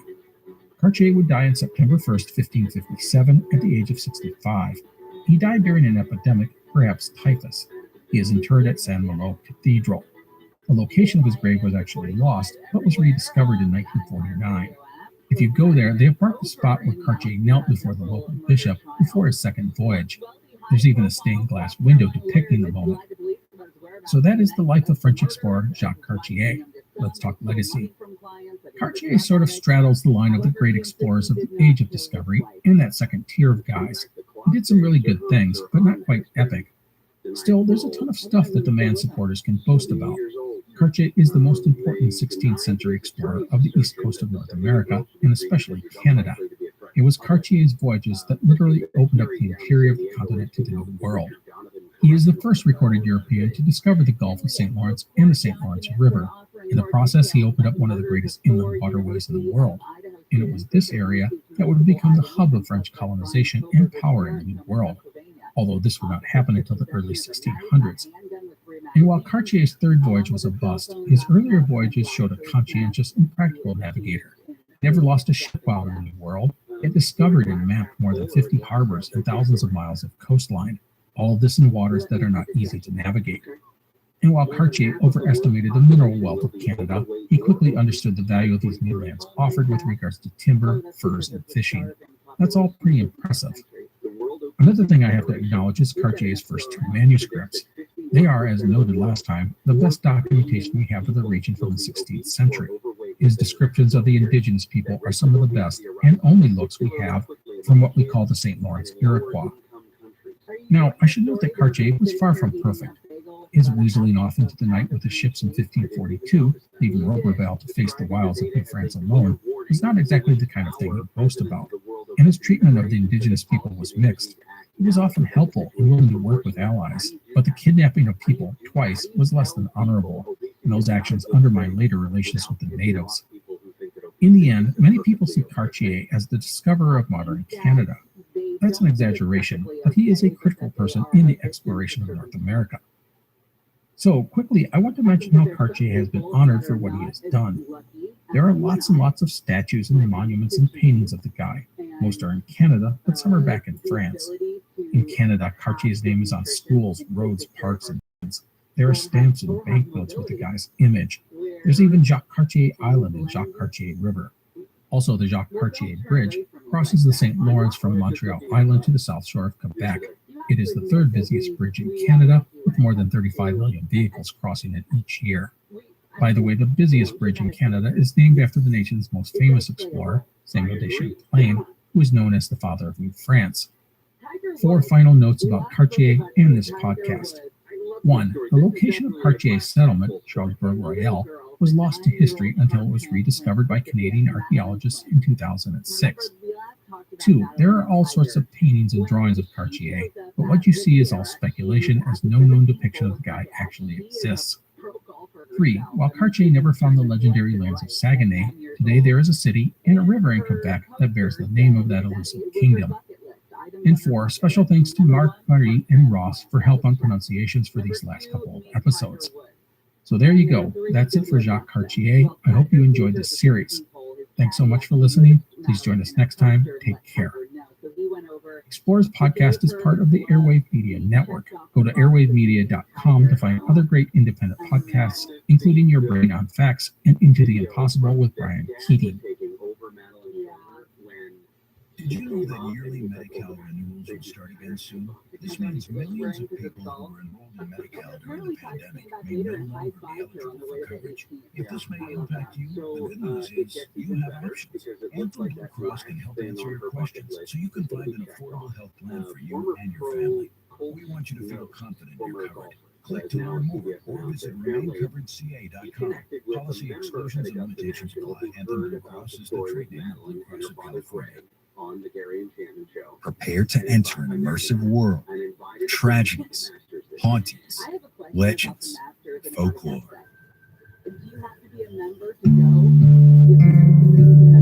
Southern Gothic is a podcast that will take you deep into the dark history and haunted lore of the American South, exploring some of the region's most infamous tales, from the swamps of Louisiana to the shores of the Carolinas, isolated communities of Appalachia, and the bloody battlefields and earliest settlements of Virginia.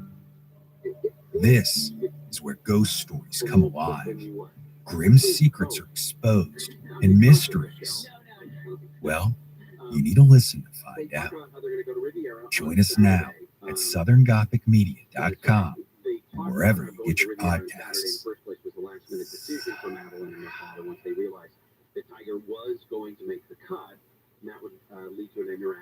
You're listening to an Airwave Media Podcast.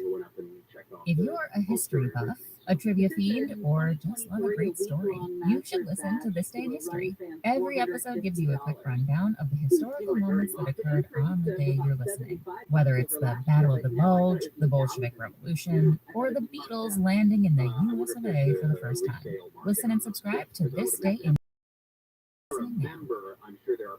Hello, everyone. This is Matt from the Explorers Podcast. For the next couple of months, we are conducting a listener survey to help us get to know you, your interests, and what you think of the show. You can help out the podcast by taking a short questionnaire at surveymonkey.com/r That's the letter R. So surveymonkey.com/r/airwave. This only takes a few minutes, and your feedback will help us improve the Explorers podcast and find new sponsors who actually interest you. In the survey, there's even a place at the end where you can tell me anything you want.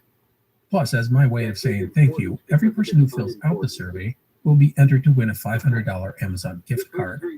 So please, if you could take the survey, I would appreciate it.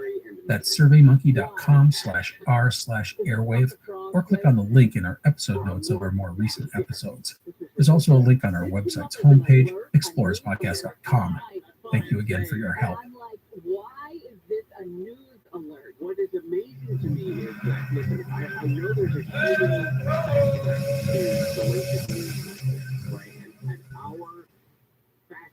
Hello, and welcome to the Explorers Podcast. Today we are going down a path I have not ventured until now, and that is an interview. I've had lots of opportunities to interview people on this show, but I have not pulled the trigger. However, I got the chance to read a new book, Everest 1922, the epic story of the first attempt on the world's highest mountain by writer and filmmaker Mick Conifray. I decided to do an interview because after covering George Mallory and then Hillary and Tenzing about a year and a half ago, I fell in love with these stories. I just wanted to learn more and share that stuff with you guys. So, some background for today's podcast. Mick Conifray is a filmmaker and writer from England. He has done all sorts of documentaries for the BBC and American TV, mostly about mountaineering. He's also written several books, including looks at the first ascents of Everest and K2. As noted, his latest book is Everest 1922, looking at the first attempt on the world's highest mountain. It's a great read. I love the detail Mick provides in the book about the people, events leading up to the climb, and the expedition itself. Despite reading a ton of books about this era, I learned so much. Everest 1922 is full of all sorts of fun stories and details about the expedition, and it really expands on the episodes we did on the show about George Mallory. Mick's new book is available now, and I very much recommend it. I have put links to the book in our show notes, as well as on our website, explorerspodcast.com. In today's interview, we talked about these early attempts on Everest, plus a whole lot more. So I hope you enjoyed this wide-ranging discussion. Otherwise, that's it. Let's get on with our interview with Mick Conifray, the author of the new book, Everest 1922. Alrighty, today we are here with Mick Conifray. He is the author of the new book, Everest 1922, about the first coordinated effort to climb Mount Everest. Mick, thank you for being on the show. Thank you for having me. Excellent. We just covered a lot of this territory about a year and a half ago on the show, and I loved it. I learned so much. And when your book came out, it's literally being released like right now. And I got a chance to read it, and I would have loved to have had it during my own series that I did. But I just wanted to do more on this because this is a subject that I think that we are so missing a lot of the great stories of. And I read your book, and it was just like, okay, this is someone that'll be really interesting. The book covers the initial attempts to climb Everest in 1922. It also covers the 1921 reconnaissance expedition, things we covered in our series on George Mallory too. But one of the things that I think is really fascinating is the mindset and the world of these people coming out of probably the most cataclysmic event in world history to Europe, World War I, and kind of talk about how the Great War affected them. Well, the question is, did the Great War affect them? I mean, that's a kind of assumption, and I think that obviously there's another very good book, Wade Davis's Into the Silence, which very much is about the idea that these characters were very much influenced by their wartime experience, and it gave them a particular attitude to risk, for example. And I do understand that, and I can see where that's coming from. But I'm not necessarily sure that I would agree with it, because if you actually look at the composition of the actual team, that sure, most of them were soldiers and or had served at some point during the First World War, but several of them were professional soldiers who had begun soldiering before the First World War. And so, for example, Charlie Bruce, the leader of the expedition, Geoffrey Bruce, his nephew, Edward Norton, they were career soldiers who had been in the army before the First World War. And any soldier who had served on the northwest frontier, the border of India and Afghanistan, would have been toughened, arguably to a greater extent than people who've been in the Great War, or to an equal extent. And so their experience that they brought to it wasn't just the experience of being in the trenches in World War I, it was of being professional soldiers beforehand. And if you look at the early history of Everest before the First World War, it is professional soldiers who are involved in it. You know, the first incident where people say, hey, let's go and climb Everest, is Charles Bruce and Frances Young husband, who were both soldiers in the 1890s. The first person who gets into Tibet and gets close enough to see Everest is John Knoll, who is again another professional soldier working for the British Army in British India. And this is before the First World War. So the soldiering and mountaineering, particularly in the Himalayas, were connected because the only people who got access to the Himalayas, the only people who got anywhere close to it, a lot of those people were soldiers. And if you were, so say somebody like Jeffrey Bruce and Charles Bruce, that they became, they weren't, well, Jeffrey Bruce wasn't really a mountaineer at all, you know. He was initially taken on as the transport officer, but eventually took part in one of the summit attempts in 1922, and he was able to do that because he'd been toughened up by operating at high altitude as a soldier patrolling the northwest frontier, you know, in the modern day Karakoram Mountains. So I think that you know, first of all, there is a strong connection between soldiering and mountaineering, but it's not just because of the First World War. And you know, it seems to me that mountaineering has always been about taking risks. And if you go back to the earliest expeditions in the Himalayas, the first attempt on K2, the first attempt on Kanchenjunga, the first attempt on Nanga Parbat, which was in the 1890s, that people were taking risks then, and they knew that going to the Himalayas meant taking bigger risks. And so I would sort of disagree with the thesis that because of the First World War, people came out and had a different attitude towards risk, because I think that there were expeditions before the First World War and they weren't fundamentally different to how they carried it out in the 1920s. Excellent. That's awesome. You talk about some of these the people involved in the expedition, Charles Bruce, and obviously everyone knows George Mallory and stuff like that. They have some characters on this thing. Bruce, being one of the interesting men of the era, I think, has a little bit of a Teddy Roosevelt kind of swagger to him, how he just can sit with the Sherpas and drink with them and have fun and then still command everything. Who are some of your favorite characters from these early expeditions? Yeah, well, I would very much agree. I mean, I think that they, you know, the sort of people who are drawn to this world were often a little bit eccentric, you know, and the people who are drawn to the Himalayas were frequently sort of interested in the Orient and enjoyed meeting, you know, Tibetan and culture and Indian culture and Chinese culture. And kind of often quite larger than life. And I mean, I think that Charles Bruce was literally larger than life. He was slightly overweight. He used to joke that his liver was so big that it needed two people to carry it.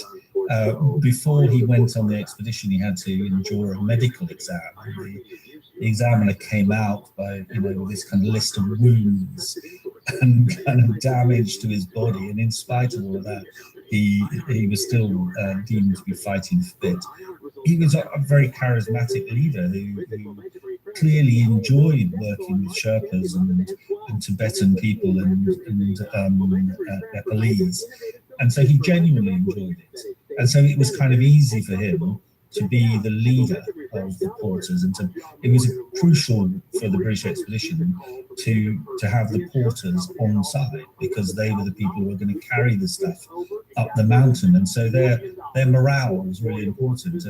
And what was great about Bruce was he genuinely liked them. He genuinely could speak their language. He genuinely enjoyed mucking around with them. They were his kind of guys. Sherpas and Boches and Tibetans were quite macho kind of people, and also quite playful as well, and he really liked that. So I think that General Bruce is a kind of great character. George Mallory is completely different, very interesting character, very artistic. You know, his background was He'd been at Cambridge. His friends were bohemian artists, and so he had a completely different side to him. That he was famously painted by Duncan Grant, a British artist. His friends included people in what they call the Bloomsbury set, and so he brought a completely different kind of sensibility to it, and was a complex, rich, and interesting character. George Finch, the Australian, who was the team's de facto oxygen expert, completely different. From he was the only person on the expedition who wasn't British. He was a scientist, had a completely different mindset, a completely different way of approaching things. So, whereas, for example, Mallory was very chaotic and was always losing things and wasn't very good with technology. He put the plates in the plate camera in the wrong way round. He was famous for forgetting things. He was really hopeless with equipment. Finch was the opposite. He was really good with equipment. He was very methodical. He was very systematic. He's the only person on the expedition who had some purpose-built clothing made for him beforehand, which was the precursor of the modern day down suit. He worked out a way of putting a rubber coating on top of his maps so that they would be water and wind resistant. He took a lot of photographs. He developed his own film. He was very methodical and indeed also a very, very good climber. So what's so interesting about the 1922 expedition is the range of people. They're mainly pucker British chaps who've been to public school and either into the army or to Oxford and Cambridge, but they're not all like that. And it's the Mallorys and it's the Finches and it's the Bruces who make it really rich and interesting because there's something very idiosyncratic about them. When I did the Mallory series, I touched on this reputation he has as being kind of, like you said, chaotic and forgetful and stuff. And I don't know if I emphasized it enough, but he would drive people crazy sometimes with his just flightiness, I guess, or whatever. But like you said, Finch is the opposite. Yet they were both considered some of the finest climbers of their day. And it showed. Now, Finch and Mallory did not necessarily get along. Is that correct? Yeah, I would say that was true. I think that in fact Mallory really saw Finch as a rival. Mallory was a kind of a complex character. He was very ambitious, but at the same time was quite generous to other people. And Mallory, for example, never became a leader on any of the expeditions. But at the same time, he clearly wanted to be the first person to climb Everest. And I think that if you look at his diary, there are quite often quite little barbed comments about George Finch. He was quite critical of him. And I do think really he saw him as a bit of a rival. And I think Finch probably saw Mallory as a rival as well. I think Finch was envious of Mallory in that Mallory was a golden boy of the British establishment. Everybody loved him. Everybody thought he was a great climber. Finch had learned his climbing living in Switzerland. He'd gone to school in Zurich, I think it was, and he learned his mountaineering living on the continent. And so it's undoubtedly, I think, the case that he was a much better snow climber. That he had experience of doing a lot of alpine climbing. Mallory had done some alpine climbing, but he'd also done a lot of rock climbing in North Wales. So, arguably they were both at the top of their game, and there was a little friction between them. And then afterwards, when they came to lecture about the expedition, they were very much pitted against each other and the people who promoted the lectures. And they specifically had them arguing about oxygen, whether it was valid or invalid to use oxygen on Everest. And because Finch, although he in some respects didn't actually initiate it, but Finch became very much the team's oxygen expert. And Mallory, in 1922 at least, was very against oxygen. And he famously called it a damnable heresy, and thought it was, and agreed with a sort of line that it wasn't sporting, it wasn't aesthetic to climb with oxygen, whereas Finch was a much more scientific, pragmatic sort of person and said, look, if oxygen is going to get us to the top more quickly or make it possible, then we've got to go for it. It's stupid not to, It's scientific, to see the benefits of oxygen. So very much Mallory was the non-oxygen guy, Finch was the oxygen guy, and so they were kind of pitted against each other during and after the expedition. So that added to that little bit of rivalry. They were both top climbers and wanted to be the first person to get to the top.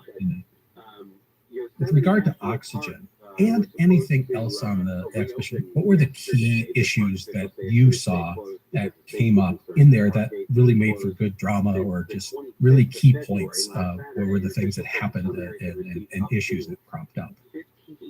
I think the thing about the 1922 expedition was that it was the first expedition, first attempt. There had been a reconnaissance in the previous year, and so it was quite hyped up. In Britain, they spend a lot of time trying to raise money, and the way that they raised money was to say this was going to be a great thing, and if you could step onto the top of Everest, it would be great for the whole of humanity, and it was a little bit like the kind of one small step for a man, one huge step for mankind, all of that rhetoric. And so when they went out there, they definitely took with them a kind of pressure to succeed, and that definitely to an extent informed what happened. For example, the 1922 expedition ended with a disaster when there was an avalanche and it killed 7 porters. Now, really, they shouldn't have made a third attempt. Everybody knew they should have made a third attempt. Charles Bruce certainly knew that.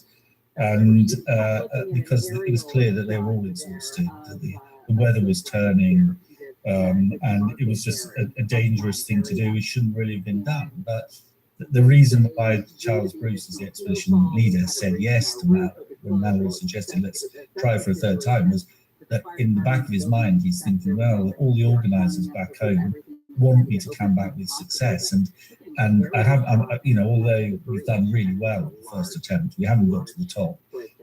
So if we can give it one more shot, then who am I to say no to George Mallory? I think probably was what was going through his mind. This was certainly a sort of British drama, and they felt that, and a global drama, they'd sold the story around the world. That they felt this kind of thing. We've got to succeed here, and that's obviously so different from a sort of modern Everest climb 100 years later, where it could be just as dramatic, but it's generally a personal drama. You have kind of decided that your life's ambition is to get to the top of Everest. You sign up with a team, you're going there, and if you get to the top, that's great, but it's not as if the rest of the world cares, really. This is your personal drama. Your friends, your family, your immediate circle might care about it, but there's not going to write about it on the front page of the Times, because it's been done before, whereas in 1922 it hadn't been done before, and the people had been selected, a team had been formed, letters had been sent out to raise money, events had been held to raise money. There's a lot of expectation there, and that's what makes it, that's why people are forced themselves to do things which perhaps are against their better judgment, and that's what, drama is what happens, isn't it, when people are under pressure, and that's why exploration is interesting, because people are under pressure, and it's how do you react when you're under pressure, so people are pushing themselves a bit harder than they should do, and they're making decisions based on what they hope the outcome is going to be, rather than necessarily what their better judgment is.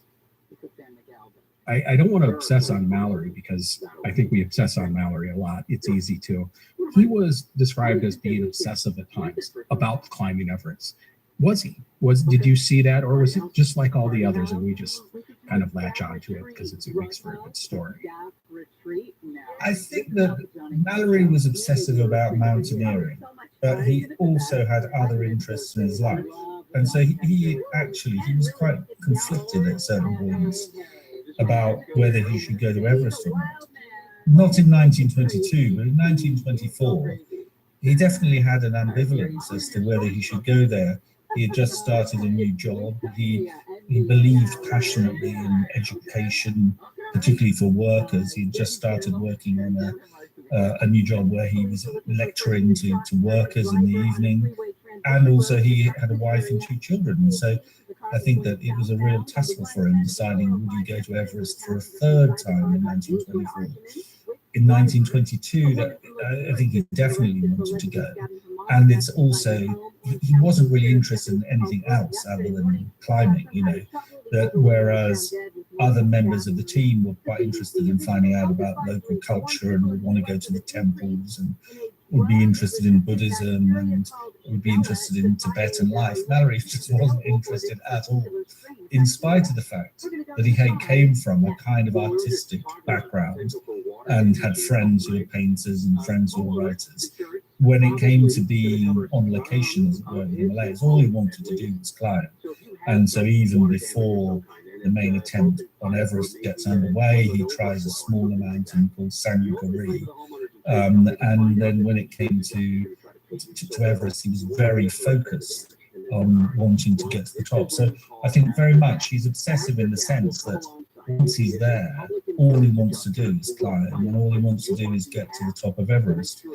But when he's not there, he's got another quite rich life, and so he's torn between his different desires, and that's what makes him interesting, you know.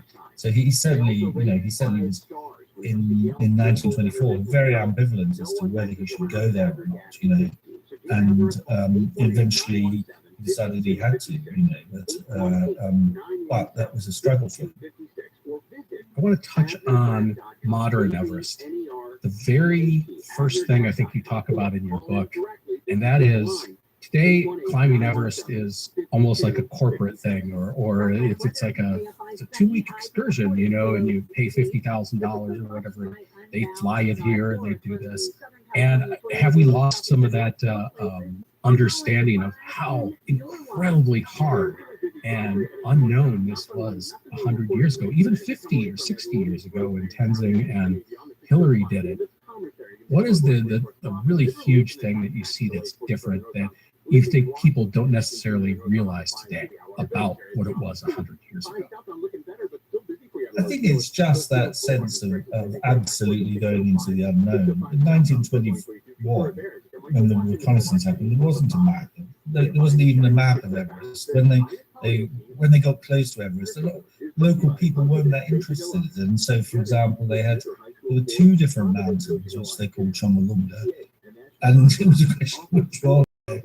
And so you really were walking off the map. And also, nobody had any idea whether you could survive at high altitude. The opinions were very contradictory.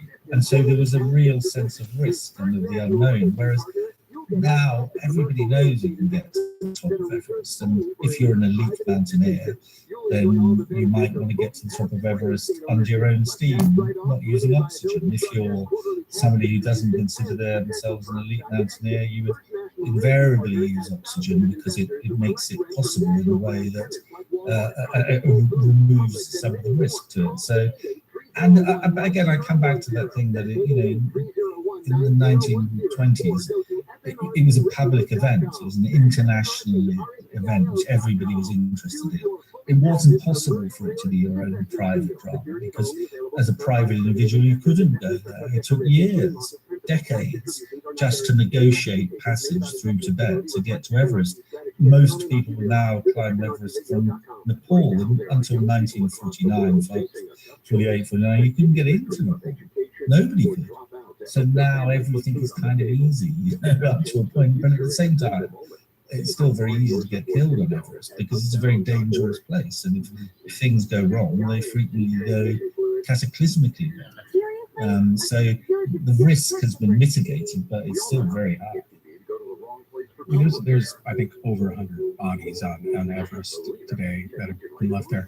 With the amount of people, and then you see trash and things like that, do you see any sort of regulation or anything that could be done to alleviate that things, or is it just too much of a business now that they're just going to keep queuing people up the hill and letting them go?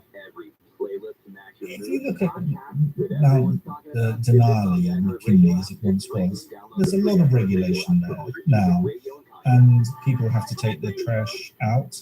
People have to take out their excrement. So it is possible, if you have a rigorous policy, you can force people to leave the mountain in a very clean condition. But obviously it's a slightly different situation in Nepal and Tibet, where there is a greater economic need to have the largest possible number of people going there, and less money to kind of to ensure that they leave it in a clean condition. But I think people exaggerate how dirty it is. I mean, since the I can't remember when it was, 1980s, maybe 1990s, there have been several Everest cleanup expeditions. Sure, it may be the case that there are a certain number of corpses high on the mountain. The reason why they're not taken away is not because people are they're not a sensitive litter, but it's quite dangerous to do that.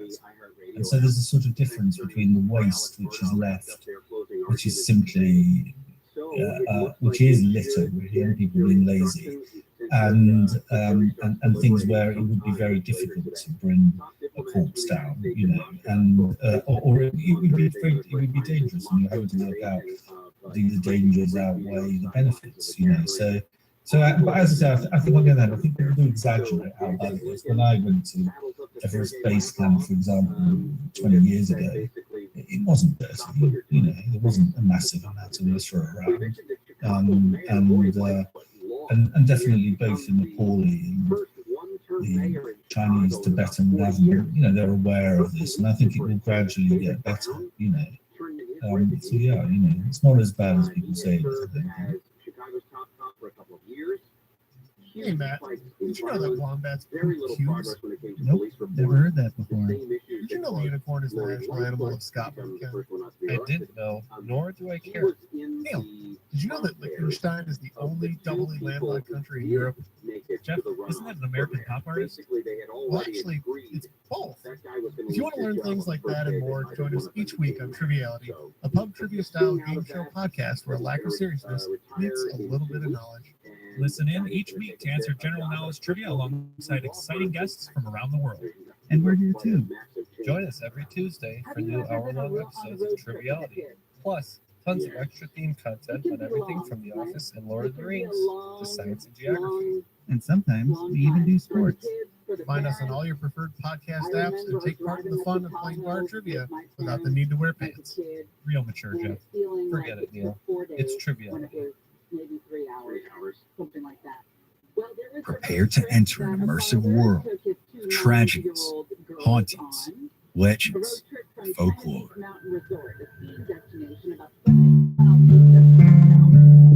Southern Gothic is a podcast that will take you deep into the dark history and haunted lore of the American South, exploring some of the region's most infamous tales, from the swamps of Louisiana to the shores of the Carolinas, isolated communities of Appalachia, and the bloody battlefields and earliest settlements of Virginia. This is where ghost stories come alive, grim secrets are exposed, and mysteries, well, you need to listen to find out.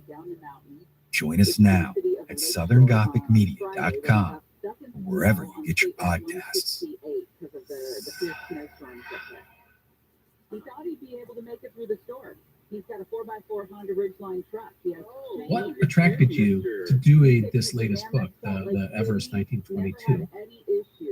I had made a lot of documentaries for the BBC about mountaineering and exploration. And so the first reason why I wrote books, I wrote a book about the Everest 1953 expedition, was because whilst making the documentary, we both gathered a lot of research information which we couldn't put into an hour-long film.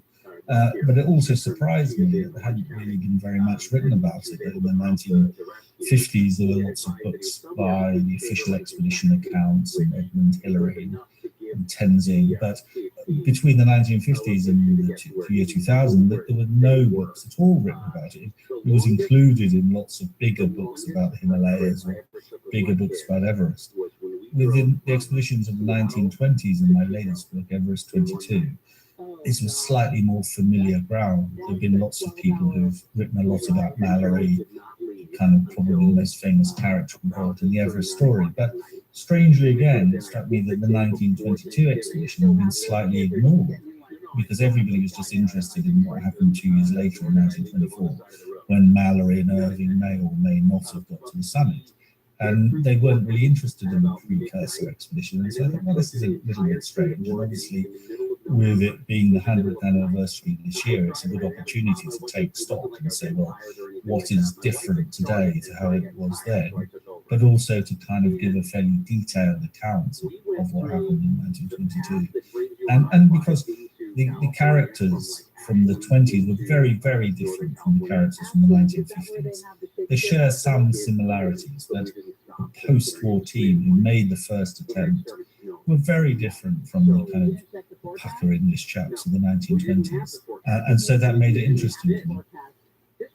You mentioned the 1953 people expedition, and you said they're very different people. Those obvious differences, they have a Sherpa and a New Zealander going up onto the top of the mountain, while everyone else back in 1922 and 24 was British, save for Finch. What else was, you talked about how different, what else about those guys that was so different about the approach and things like that, that let them succeed as well? As you say, the crucial difference in the 1950s was Tenzing. And Tenzing, that being said, was an exceptional character. And in the 1920s, the idea that a Sherpa might have accompanied them to the summit would have been inconceivable. Because at that stage, the local people of the Himalayas just weren't interested in mountaineering at all, and so they were tough characters, and who were used to working at heights, but never had the time or the inclination or the resources to have gone mountaineering for sport. But by the 50s, that's a change, and there'd been enough Sherpas and Tibetans on expeditions for them to both get very good at it technically and also to, in the case of Tenzing, to actually want to be part of it. He was very different from most other people, and he actually wanted to climb Everest. None of the Sherpas in the 1920s, they did it because they were earning money and they enjoyed it. They liked the British because they were quite, they were all, as I say, quite macho characters, and they enjoyed the camaraderie of it. But fundamentally, they did it for money. They were poor people, and somebody comes along and says, if you carry this load for me, we'll pay you a lot of money. And so they say yes, So the changing role of the Sherpas is very significant.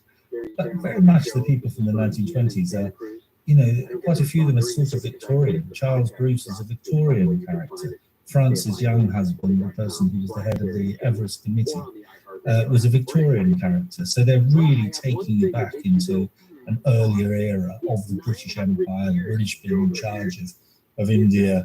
By the 1950s, the empire was gone, and the influence was still there to an extent, but the British were no longer top dogs. Other countries were making attempts on Everest. In 1952, a Swiss team almost got very high on Everest. So there was now in the 50s, there was a sense of international competition, whereas really until the Second World War, everybody knew that no other foreign climber would ever get into Tibet, because the only people who had any power in the region were the British. And so American climbers might want to go to Everest, Germans might want to go to Everest, but they knew that they wouldn't get permission because they didn't have the diplomatic clout, was what it was really about. But certainly by the sensibility in the 50s also is different in the sense that there is an acceptance of the value of science, whereas in the 1920s there's a bit of ambivalence about it. On the expeditions of the 20s, George Finch is carrying the scientific banner saying, let's do this efficiently, let's have the warmest possible clothing, let's try and have oxygen equipment that works, let's do this, let's eat the right food, let's be all very rational about this. And everybody else is saying, well, hang on a minute, it's not quite sporting, and are we trying a little bit too hard, but by the 50s, there's an acceptance that, science works for us, and now we can have oxygen equipment which is relatively reliable. Now we're going to go there, but we're going to test every single tent available. We're going to develop new clothing. We're going to develop new climbing boots. We will be systematic in our approach to things.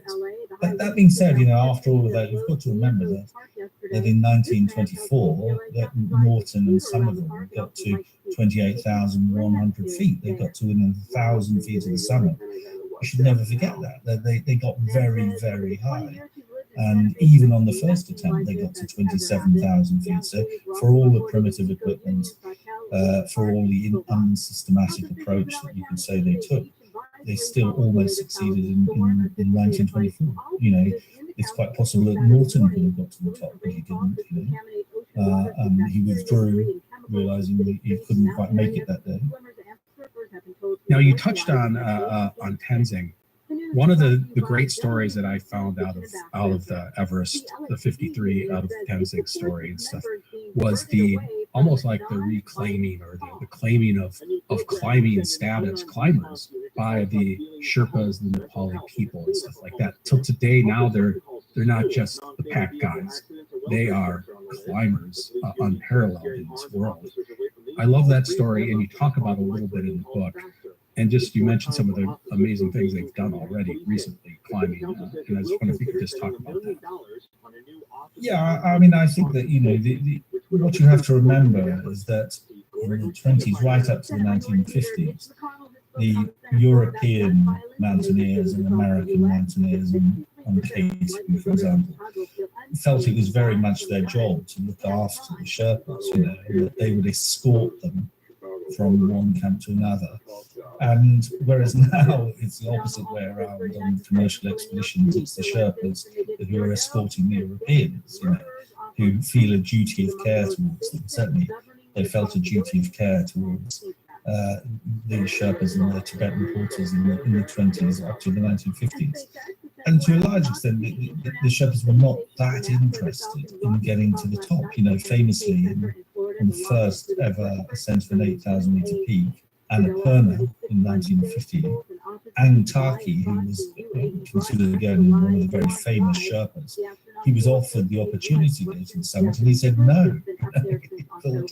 He thought, why would I do this? And subsequently, it turned out that the people who did go to the summit came back with very severe frostbite. So perhaps he wasn't kind of so stupid after all. You know, Tenzing was just different in the sense that he definitely wanted to get to the summit and thought of himself as an equal to any of the Europeans, you know, and then obviously today with Nim's Purgel, he's not actually a Sherpa, he's from another Nepali, I can't quite remember the name of the ethnic group he's from, but he's another Nepali climber, and he has just done this awesome winter ascent of K2 with an all Nepali team. He's just climbed all the 8,000 meter peaks in record time. So there is no question that in Himalayan climbing now that Sherpas are, you know, some of the best climbers in the world. You know, so so they're no longer can just be considered assistants. But that being said, again, you know, in the first ascent of K2 almost happened in 1939. German-American climber Fritz Wiesner and his partner Hassan Dalai Lama was a Sherpa. So it was starting to change just before the Second World War, and then changed dramatically with the arrival of Tenzing in the 1950s. But really, it's only in the last 20 years that we've seen a very significant number of Sherpa climbers, and really it is kind of, you know, even more recently that we've seen all Nepali climbing expeditions, and so that is a sea change. You have a wide range of experience, as you said, you know, filmmaker, and you've done lots of stories on various different mountains. And what's the story that people don't realize is the greatest story out there? Everyone knows Mallory and Irvin, you know, and everyone knows Hillary and Tenzing. What's the story that is so good that I should be looking to do that on my show, that I should be talking about? I mean, there's lots of great mountaineering stories. I mean, the thing about mountaineering literature is that a lot of it is what you might call painography. Certainly, if you look at Annapurna, the Morris Herzog book, or Touching the Void, the famous Joe Simpson book, it's all about suffering and how much I suffered, you know. And so in a funny kind of way, when people succeed, that often people think, oh, it's a little bit boring. And so to an extent, that was one of the feelings about the 1953 British Everest expedition was, oh, it was like a military operation. It all went successfully. It was like, all went like clockwork. But of course, anybody who knows anything about the military and military operations, well, sometimes they go supremely well, but frequently they go supremely badly. And in fact, there's much more tension in the 1953 Everest expedition than people think, you know, and many more points where things could have gone wrong. But I think there are kind of thousands of stories out there. You know, they're interesting in different ways. The story of the first ascent of McKinley of Denali is kind of fascinating and has very comical aspects to it, and the whole fakery of Frederick Cook pretending he got to the top, and then these strange characters, the sourdough miners who tell the world that they've got a put a flagpole on the top of Denali, and then sort of realize they put it on the wrong peak because there's more than one peak, and then Hudson stuck the British missionary who succeeds, and so I think there's an awful lot of great stories. I can't say there's one, there's the unknown one, which no problem. I just was, like I said, fishing for ideas too. Right. But well, then you should read The Last Blue Mountain. Amazing story. It's called The Last Blue Mountain. It's by an English journalist called Ralph. I can't remember his second name offhand. But it's a story of an attempt on a mountain in the Himalayas where everything goes absolutely disastrously wrong. Tremendous heroism involved and just kind of such terrible luck. So that's a great tale. I always kind of realize, not always, but often realize some of the best stories we have are, as you said, they're tragedies. Even if you look at Shackleton's endurance stuff, I mean, literally nothing goes right. They get stuck in the ice. The ship sinks. They have to cross the ice. They have to cross the water. They have to cross the mountains. All that stuff should never have happened if things had gone well at the beginning. So it's a lot of times it's overcoming tragedy and things like that with these stories. I always have a great appreciation when explorers do things right. And, I talk about the Lewis and Clark expedition where they spent, 3-4 years going across the country in the United States and back. They only lost one man, and that was to a burst appendix. So there really wasn't anything they could do about that. And to have done that was just extraordinary for the time and place, to have 30, 40 men make it back and live. I do appreciate people who do things right, but it sometimes loses the drama, as you said. Is there anything else special about the book or the story that you really want to talk about? Yeah, just the last thing I'd say that, what makes the expeditions of the 1920s so different as well from modern ones is the kind of issue of communications. That now it's commonplace for people to be making telephone calls from the summit of Everest, tweeting from the summit of Everest. Certainly you'd expect to have live transmissions going on from base camp. But I think that people don't quite appreciate how utterly different it was in the 20s when messages are literally carried out. And the further that you get away from the nearest telegraph station, the longer it takes to get back. And because of this, you get strange things starting to happen where, because one messenger may have hurt his leg and got ill, another messenger gets there more quickly. You might have a couple of weeks when you've got no news at all, and then suddenly a week when you get all three expeditions, news of all three attempts coming in at the same time. And so that creates a very kind of strange atmosphere for the people who are back home trying to work out what's going on, because people disappear for a long time and then suddenly you hear about them, and you get confused because you've got one telegram which is coming back which says, oh well, we're all coming home now, and then the previous one which arrived the day before said, oh yeah, the third attempt is about to happen. That issue of the communications is so very different. And obviously the other thing it feeds into is weather forecasting. You know, that now it is kind of taken as a given that you will have very good weather forecasting for the Himalayas. It's obviously a difficult place to predict, and you know, weather is rarely absolutely predictable. But basically, teams go to Everest now. They're constantly looking at weather information. They look for what they call the best weather window, and in the best weather window, everybody tries to climb. That's why you get queues at the summit. It's not just because there are so many people at base camp. It's because there's so many people at base camp, all who want to go at the same time, because they've been told you've got 72 hours of good weather coming up. This is the optimum time to climb. Whereas in the 1920s and even up to the 1950s, there's a lot of suck it and see. You know, the great enemy is the monsoon. That's going to bring loads of snow. It's going to make it really dangerous. And so you've got to try and get up before the monsoon arrives. But when is the monsoon going to arrive? Well, we don't know. Tea farmers in Darjeeling say that it usually arrives at this time, but sometimes it starts and then it stops for a couple of weeks, but we're not really sure, you know.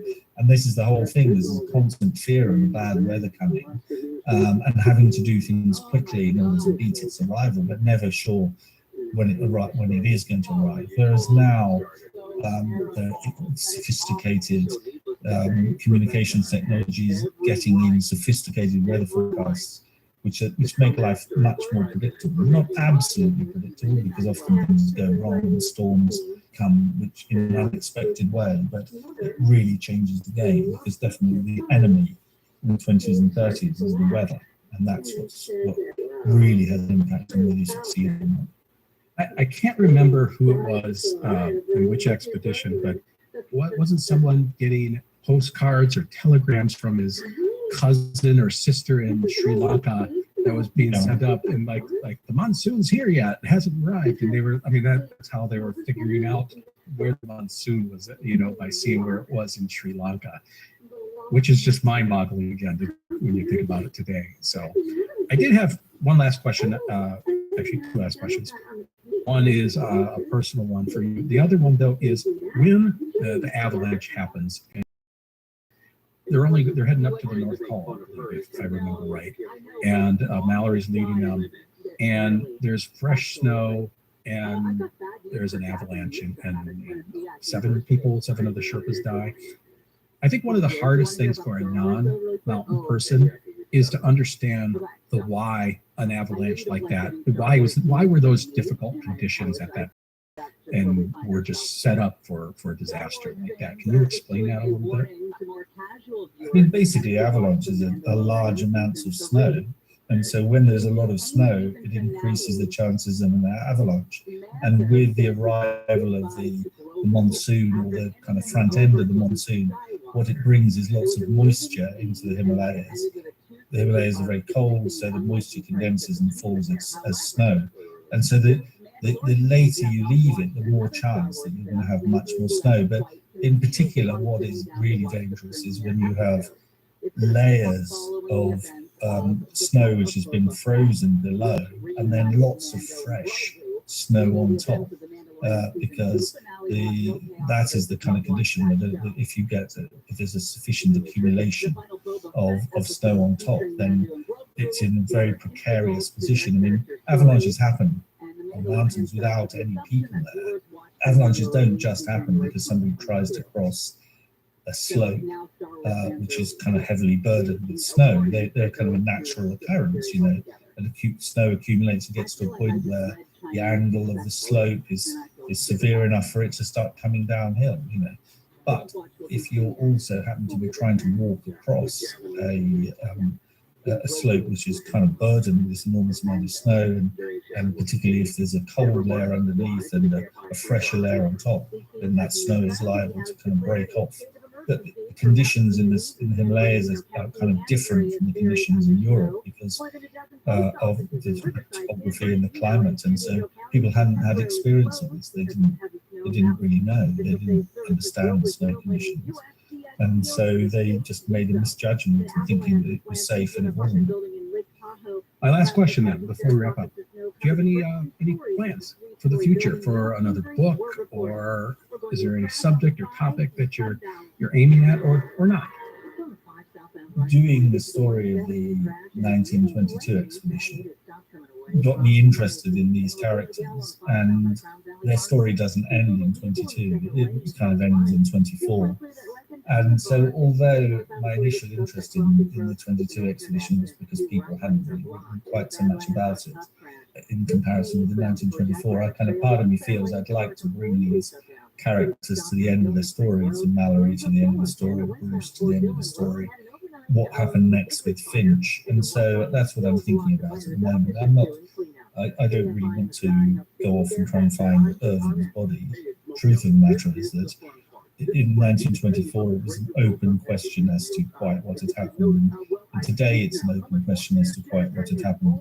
There's a little bit more information available. Obviously the finding of Mallory's body was a significant event, but I don't think people are any clearer or can be any more definitive about whether Mallory and Irvin reached the summit or not now as they were then, so I don't think that's necessarily the only interesting issue there, and so I'm kind of interested in that and trying to finish this story, take them to the end of the line, what happened next.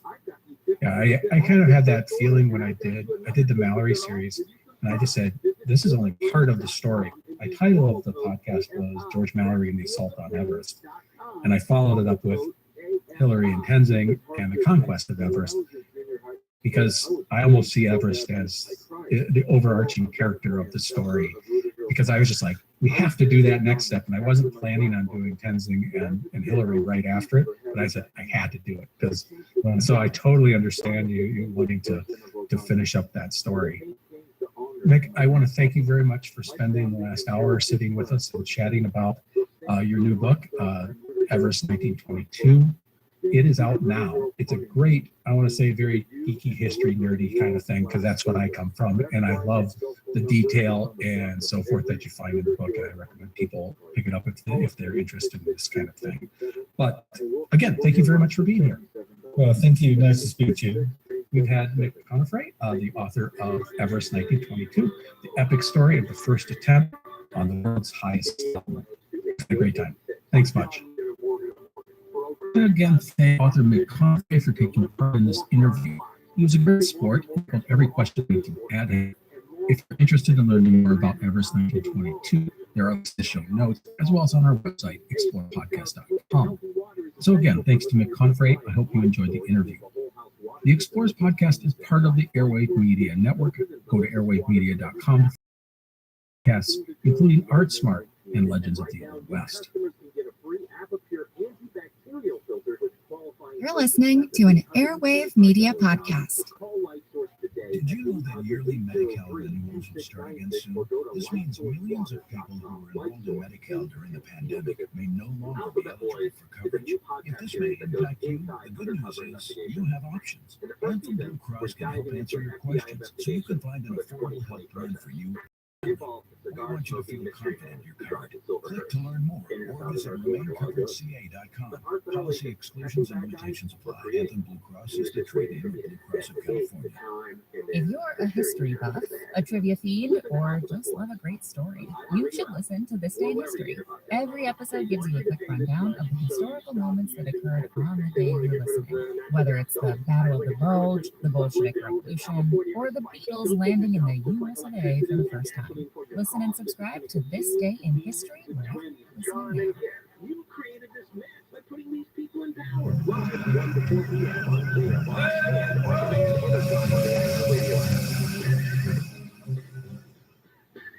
Hello, and welcome to the Explorers Podcast. Thanks for joining us. I'm going to start by saying that today's topic, Brendan the Navigator, is a difficult one. It's a tale I have always wanted to cover, but figuring out exactly how to do so was always the challenge. And that's because Brendan's story is mostly myth, but maybe rooted in reality. And trying to figure out exactly how to present such a story is just not that simple. This is because Brendan was a very real and very important man in his lifetime. He was one of the early Irish monastic saints and is one of the 12 apostles of Ireland. Those are very real things. However, it is for his legendary voyage in search of paradise that he is most remembered. And when we examine this voyage, it raises questions as to what, if any of it, is based on reality. You can look at the voyage of Brendan the Navigator and see it as nothing more than a religious allegory told within a narrative framework that was popular in the 7th and 8th centuries. But there's more to it than that. Brendan's story is so widely embraced beyond its religious and literary natures that for centuries, Brendan's island would show up on world maps. When he sailed west in 1492, Christopher Columbus was said to have had a map showing the supposed location of Brendan's island. And thus, the idea that Brendan did make a voyage of discovery is something that historians and religious scholars have debated to this day. There are even some who argue that Brendan may have reached North America. With all of that in mind, here's how I'm going to tackle the topic of Brendan the Navigator. First, we will briefly look at the life of Brendan. This is the history stuff, the real-world things we know about the man and his life. Second, we will take a look at the legendary voyage of Brendan. We will base this on the manuscript, The Voyage of St. Brendan the Abbot, which was first written down around the year 900.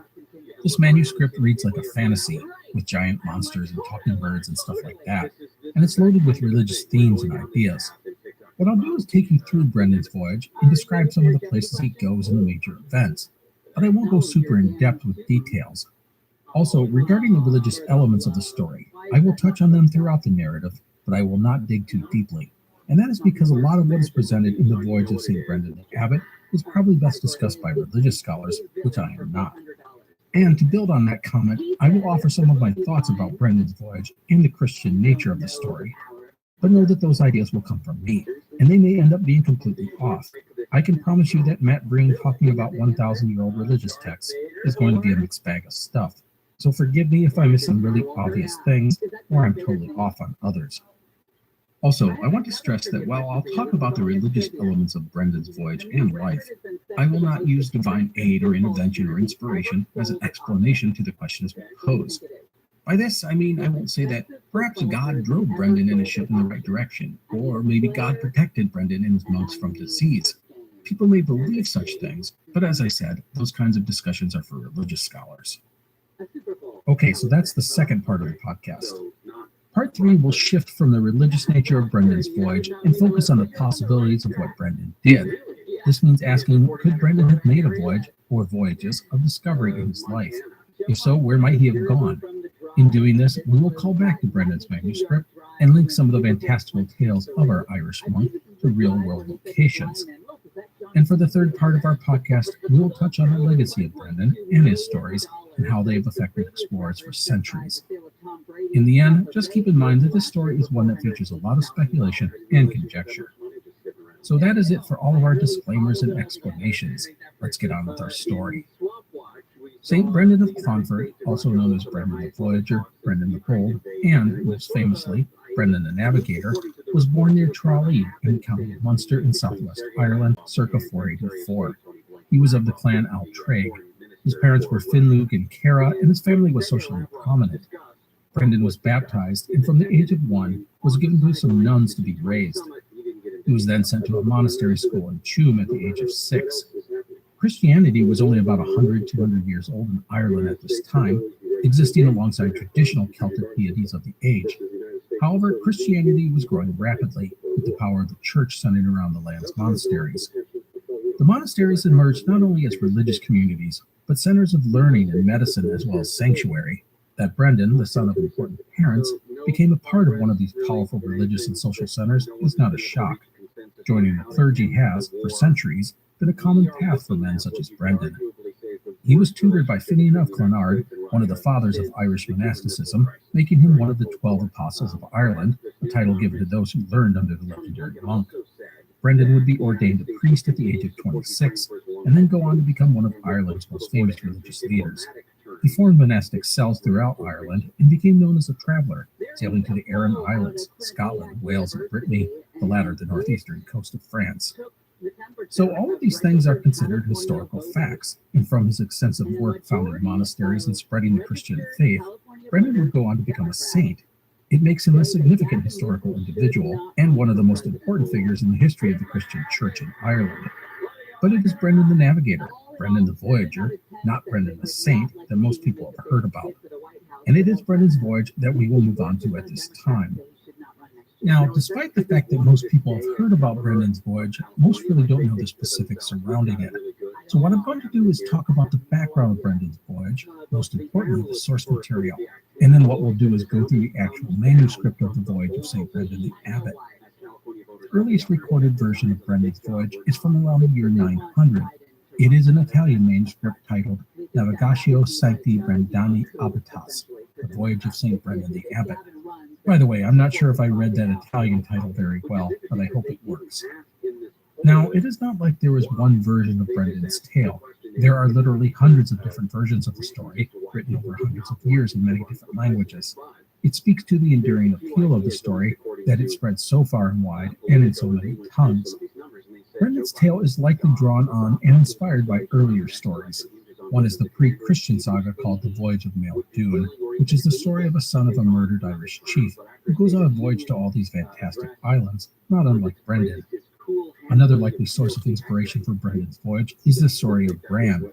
Written in the late 7th or early 8th century, Bran's story, again, features a man who goes on a sea voyage, visiting all sorts of wondrous islands. Bran's tale can be classified as an imram. These are old Irish tales featuring a hero's sea journey to some fantastic other world. In addition to the whole sea journey part, an imram generally incorporated elements of Christianity as well as Celtic folklore. In these stories, the hero usually undergoes trials and tribulations and succeeds in reaching his destination because of his righteousness and Christian nature. And thus you can see how Brendan's tale could easily have developed. Like so many stories, it was probably passed down orally before being written down. Brendan was known as a widely traveled man, founding centers of Christian learning and teaching. In an era where people often never ventured more than a day's walk from the place that they were born for their entire life, Brendan would have been a traveler of great renown. To insert him into an imram simply would make sense. So with all of that in mind, let's tell the story of Brendan the Navigator as told in the Voyage of St. Brendan the Abbot. The story begins when Brendan is an old man. He's often described as being in his 70s or 80s. He is visited by a disciple of his, a priest named Berinthus, later to be called Saint Berinthus. Berinthus described to Brendan an island to the west he had visited, which he called the Promised Land of Saints. It was an earthly paradise that only the most righteous could achieve. It was such an amazing place, Berinthus was driven to tears as he described it to his mentor. Upon hearing this tale, Brendan was determined to visit this holy place. From a monastery at the foot of Mount Brendan, on the Dingle Peninsula in Western Ireland, Brendan began to organize his journey. He assembled a group of 14 monks to accompany him on his voyage. One of the monks, according to some tales, is Mallow, later Saint Mallow, and the founder of the city of Saint Mallow in Brittany. Brendan told the monks, quote, "I have in my heart resolved to go forth in quest of the land of promise of the saints, about which Father Berinthus discoursed to us," end quote. He then asked their advice regarding the quest, and they encouraged it to go forward, and all agreed to participate. With that decided, they began fasting for 40 days at 3-day intervals. The monks then constructed a boat to take them on their journey. It was described as a light vessel with iron implements. It had wicker sides and ribs, and a hull covered in cowhide. There was a single mast and sail, as well as oars. The boat was loaded with 40 days of food and provisions. This was a curragh, which was a classic boat of this time. In fact, it's likely that Pythias, who we did a show on several years ago, used a curragh to circumnavigate Great Britain. This kind of boat was remarkably seaworthy, although it was not designed for long ocean-going voyages. These boats would have mostly sailed along the coast, or perhaps ventured out to nearby islands. They were certainly capable of moving from Ireland to Scotland, Wales, England, and France. We'll talk more about the curragh after we do a review of Brendan's voyage. So just before Brendan and his 14 companions were ready to depart, they would be joined by 3 other men. These are often depicted as monks. This is a bit of an upsetting thing, because according to Brendan, the number of men on the voyage is holy in nature, and they can't accomplish their mission until these newcomers are gone. Numbers, by the way, are very important in many cultures and religions. 40 days and 40 nights, for example. 14, 12, 7, 3, all important numbers in Christianity. Anyhow, the expedition, now consisting of 17 monks with Brendan, would depart on their journey to find paradise. They set out in the direction of the summer solstice, likely meaning the northwest point, where the sun sets in the summer. Now, going forward, the tale of Brendan is divided up into 28 chapters. In these chapters, the monks visit about 15 new locations, most of them islands. Some of these episodes are quite intricate. paragraphs of detail and descriptions. Others are very simple, just a sentence or two. Oftentimes, the stories involve the monks landing on an island, and some event happens or a lesson is learned. Many of the stories involve faith, with Brendan and the events of the story teaching his companions to have faith in God. I'll describe a few of these encounters. Brendan and his fellow monks would set out from Ireland and initially have fair winds, followed by 12 days of dead calm. And then, after 40 days at sea and their food nearly gone, they sighted a rocky island. The monks would circle the island for 3 days before finding a small cove where they disembarked. Once on shore, a dog appeared and led them to a mansion with a spacious hall. The men washed and were amazed to find fish and bread on a table. Fish and bread, by the way, are very powerful symbols of Christianity. Anyhow, in this hall, there were many fine items of metal on the walls, including bridles and horns inlaid with silver. The company would spend 3 days resting and recovering on the island, with Brendan warning his disciples not to take anything. However, at one point, Brendan saw a demon in the guise of a small African boy encouraging one of the late arriving monks to take a bridle. Brendan later confronts the monk, who confesses his sin and begs forgiveness. The demon then jumps out of the chest of the monk and flees. The man then dies. The other monks give the man a Christian burial, and angels arrive to carry his soul to heaven. The tale has some obvious religious overtones. It speaks of how the devil will tempt us with earthly riches, but it also demonstrates that a sinner can still be redeemed by God if he is willing to show true remorse and repent for one's sins. On another level, it shows that a guardian must keep a watchful eye on his flock. The next island Brendan goes to is described as bountiful. It's full of fish, fountains, and flocks of pure white sheep. The monks spend Easter Sunday on this island. One of the more fanciful stories of Brendan's voyage is another of the early islands the monks come upon. This island has no grass, no sand, and just a few bits of timber. The monks were nervous about this strange island, but Brendan calmed them and told them not to be afraid. They go ashore and gather up some loose timber to start a fire and celebrate Mass. It is then that the island began to move. The men, save for Brendan, are terrified, and they hop into their boat and sail off. It is then that Brendan reveals that the island is actually the greatest fish in the ocean. His name was Lasconius, and it did not harm the monks. The point of this story may have been to emphasize that all of the earth's creatures, even the largest, were created and are under the dominion of God. In another story, the monks find their boat being stalked by a great fish, intent on devouring them. Brendan calmly tells the monks to pray and have faith, and just as the big fish moves in for the kill, another fire-breathing sea creature appears and tears apart the threat. The next day, the men come upon a grassy island, and on shore they find a huge piece of the dead fish.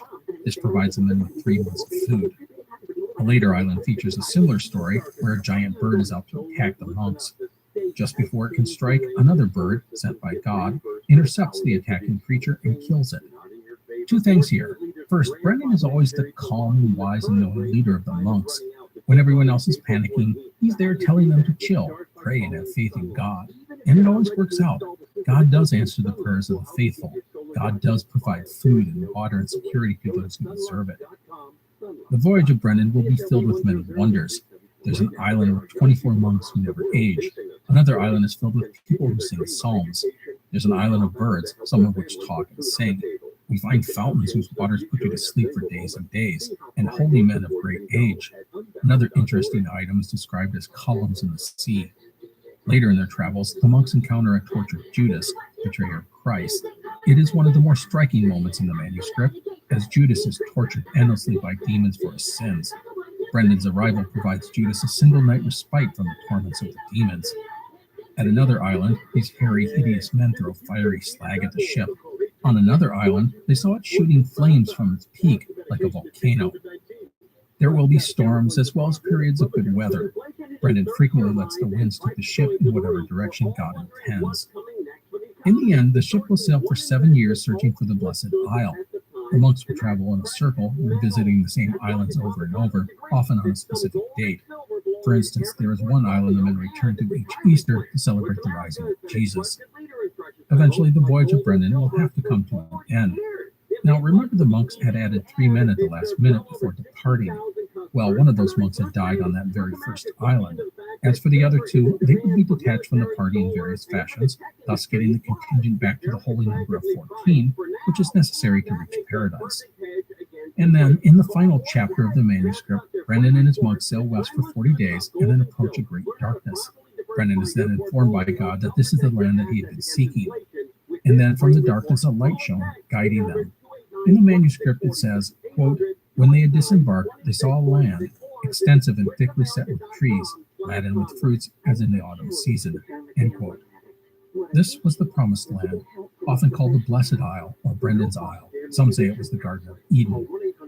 A young man would approach them saying, quote, "This is the land you have sought after so long a time, but you could not hitherto find it, because Christ our Lord wished first to display to you his diverse mysteries in this immense ocean. Now return to the land of your birth, bearing with you as much of those fruits and of those precious stones as your boat can carry. For the days of your earthly pilgrimage must draw to a close, when you may rest at peace among your saintly brethren," end quote. After exploring the lands for 40 days and finding it had no end, Brendan would gather food and gems and depart paradise, eventually returning to his monastery. He and his disciples had been gone for 7 years. And that, my friends, is the conclusion of the story of Brendan and his legendary voyage. Stepping back from the story to historical fact, Brendan would die around 557 in Annandale while visiting his sister. He would have been about 90 to 95 years old.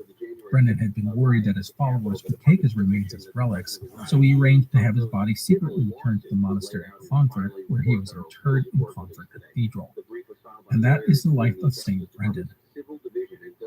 Did you know that yearly Medi-Cal renewals will start again soon? This means millions of people who were enrolled in Medi-Cal during the pandemic may no longer be eligible for coverage. If this may impact you, the good news is you have options. Anthem Blue Cross can help answer your questions so you can find an affordable health plan for you and your family. We want you to feel confident you're covered. Click to learn more or visit remaincoveredca.com. Policy exclusions and limitations apply. Anthem Blue Cross is the trade name of Blue Cross of California. Hello, everyone. This is Matt from the Explorers Podcast. For the next couple of months, we are conducting a listener survey to help us get to know you, your interests, and what you think of the show. You can help out the podcast by taking a short questionnaire at surveymonkey.com/r. That's the letter R. So surveymonkey.com/r/airwave. This only takes a few minutes, and your feedback will help us improve the Explorers Podcast and find new sponsors who actually interest you. In the survey, there's even a place at the end where you can tell me anything you want. Plus, as my way of saying thank you, every person who fills out the survey will be entered to win a $500 Amazon gift card. So please, if you can take the survey, I would appreciate it. That's surveymonkey.com/r/airwave, or click on the link in our episode notes of our more recent episodes. There's also a link on our website's homepage, explorerspodcast.com. Thank you again for your help. With the voyage of Brendan complete, I want to do two things. First, I want to look at Brendan's voyage in the context of the real world. Most of this will be speculation, but what I want to do is understand if any of the tales in Brendan's stories have potential roots in real places. Also, I want to ask if it was even possible that Brendan traveled out on the ocean for an extended period. And, of course, I'll address the question that everyone likes to ask: could St. Brendan have actually reached North America? Like I said, most of this will be speculation, but it will be fun. And second, I'll talk about how Brendan's life and the story of his voyage have not just endured, but thrived in the centuries after his death, and even up to this day. So let us start with the fun stuff, the examination of Brendan's voyage, and linking it to the real world. Now, as we discussed earlier, this type of seafaring hero story was popular around 700-800, and Brendan was known to have been a widely traveled man, sailing to Wales, England, Scotland, and France. So creating a story around the man is not a surprise, but were there elements of truth in Brendan's voyage? In the voyage of St. Brendan the Abbot, he and his disciples visit 15 or so lands, most of them islands, and that leads us to wonder, were some of these places real? Well, the logical way to look at a potential real-life voyage of Brendan is to start in the north, as noted in the story. If you go north from Ireland, you will sail along the coast of Scotland and then strike out into the ocean. About 200 miles, or 325 kilometers, north of Scotland, you run into the Faroe Islands. This is a collection of 18 small islands. The first permanent human settlement of the Faroes wasn't until the 800s, but there's evidence of human habitation as early as the 4th century. Amongst these early visitors were believed to have been Irish monks. Also, sheep DNA has been found on the island that dates to 500 CE.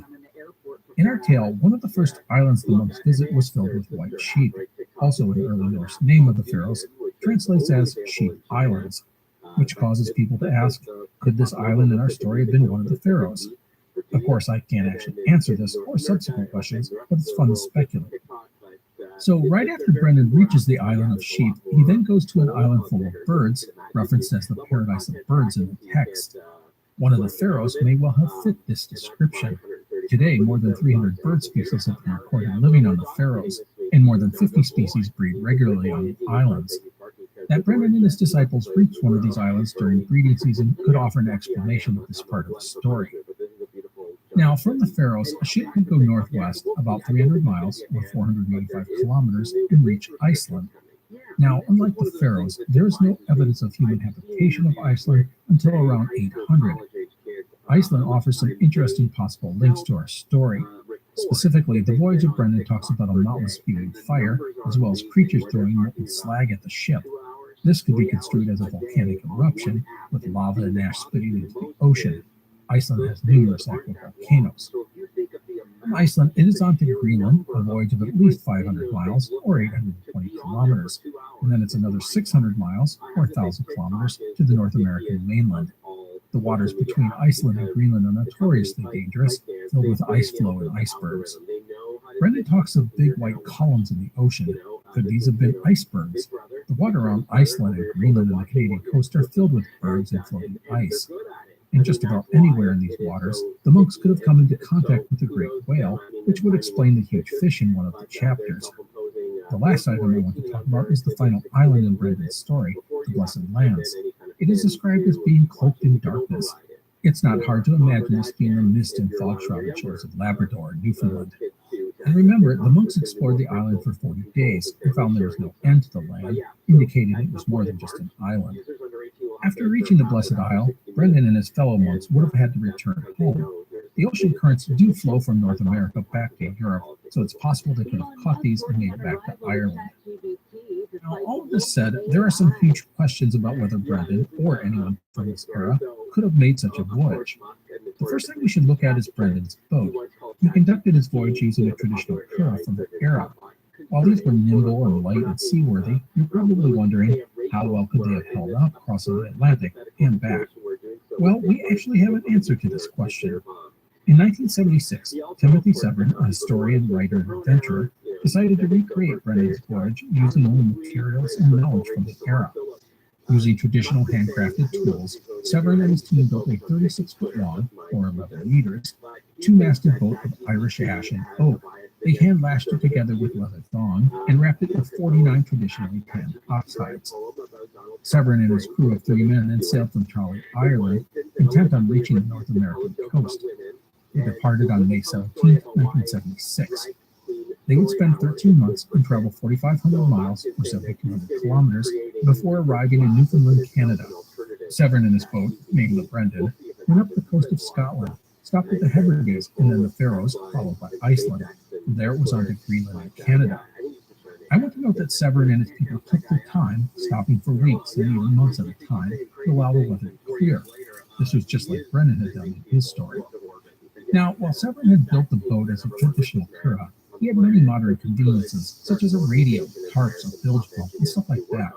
Plus, they knew the specific route they had to take and had help available when and if needed.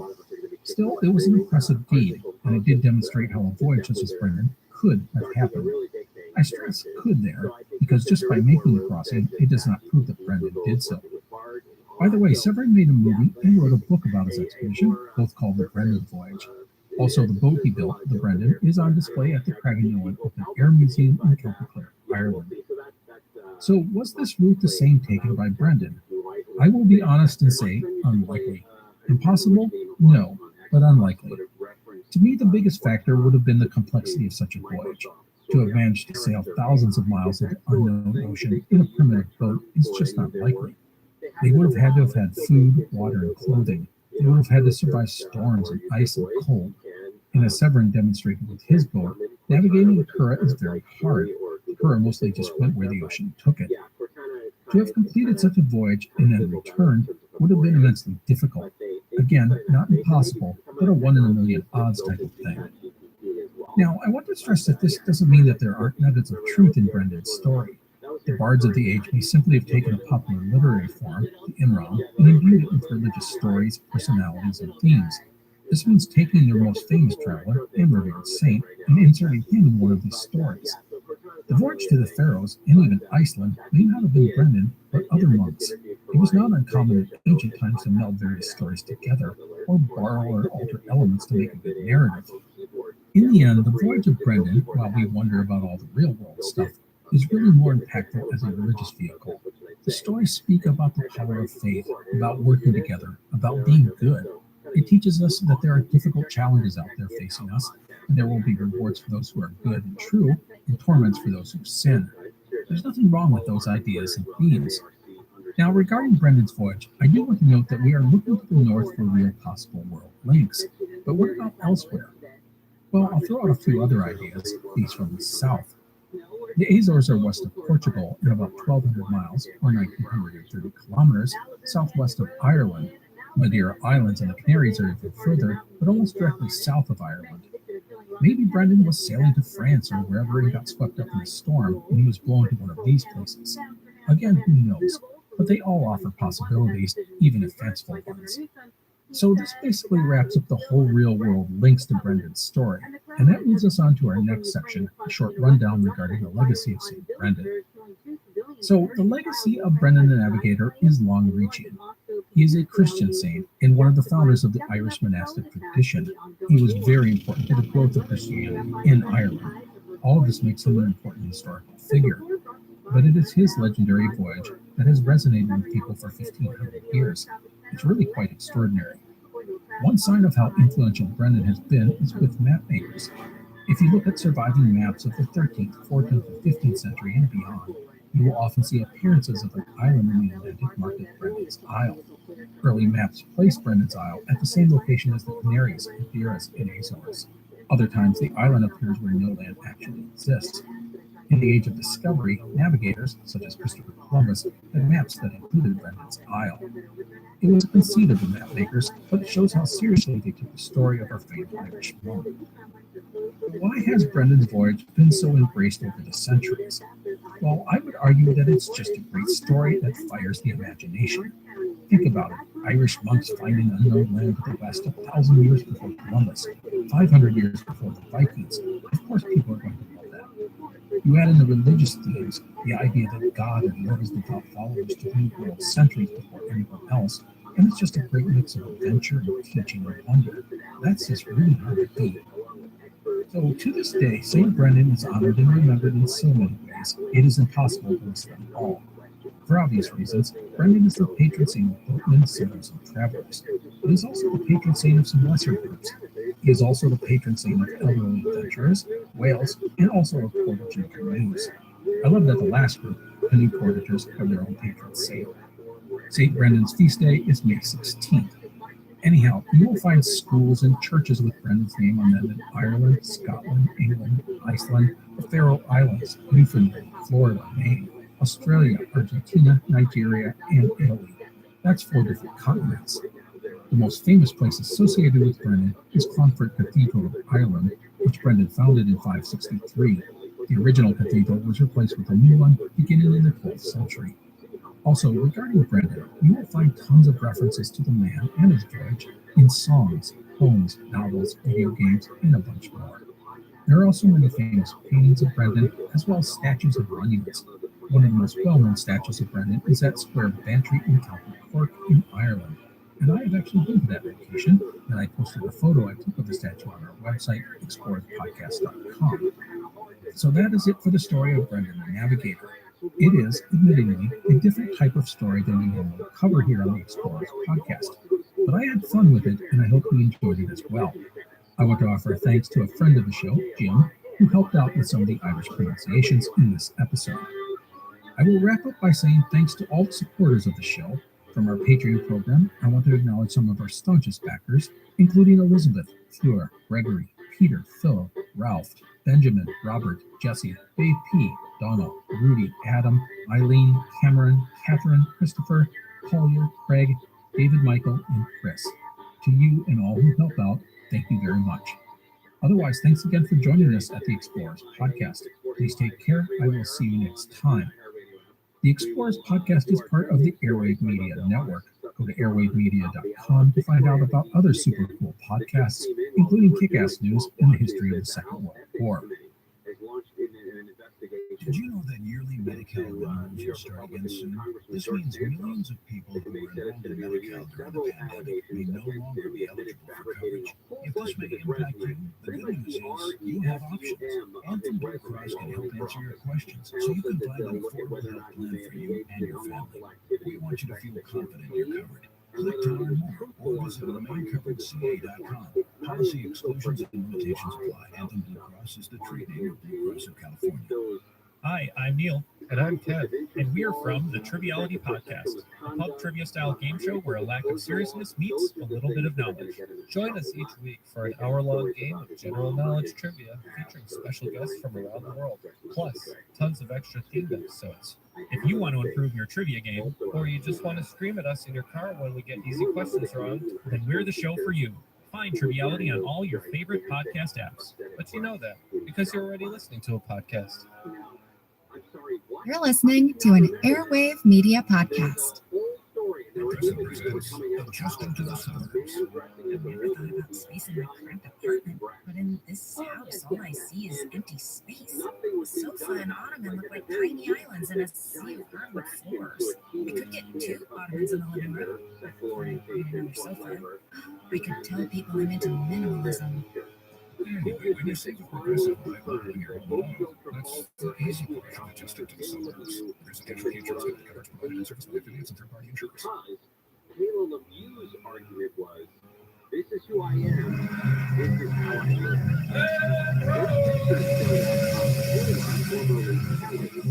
Walking around in street clothes. On April 12, 1961, a spaceship, the Vostok 1, launched at 6:07 a.m. from Baikonur Cosmodrome in what today is Kazakhstan. The Vostok 1, which had been fashioned from a ballistic missile, carried Soviet cosmonaut Yuri Gagarin. At 6:17 a.m., history was made as humanity achieved spaceflight for the first time. It is one of the pivotal moments in the 20th century as humankind moved from beyond the confines of Earth to a new frontier. Hello, and welcome to the Explorers Podcast. Today's episode is the fascinating story of the first man in space, Soviet pilot and cosmonaut Yuri Gagarin. Here's what we will cover in today's episode. First, we will go over Gagarin's early years growing up in the Soviet Union and how he got into flying. Next, we'll cover how he got involved with the space program and his training. We will also talk about the competition between the USSR and the West, which fueled the push to put a man into space. All of this will lead to Gagarin's historic flight. We will finish by talking about the aftermath of the flight, which included some darker days. Alrighty, let's get started. Yuri Gagarin was born on March 9, 1934, in a small village in western Russia called Kushino. His father was a carpenter and his mother worked on a collective farm. As a child, Yuri and his family suffered through World War II. The Nazis captured Kushino in 1941, burning down its school and dozens of homes. A German officer took over the Gagarin home, and they were forced to live in a tiny mud hut for nearly 2 years.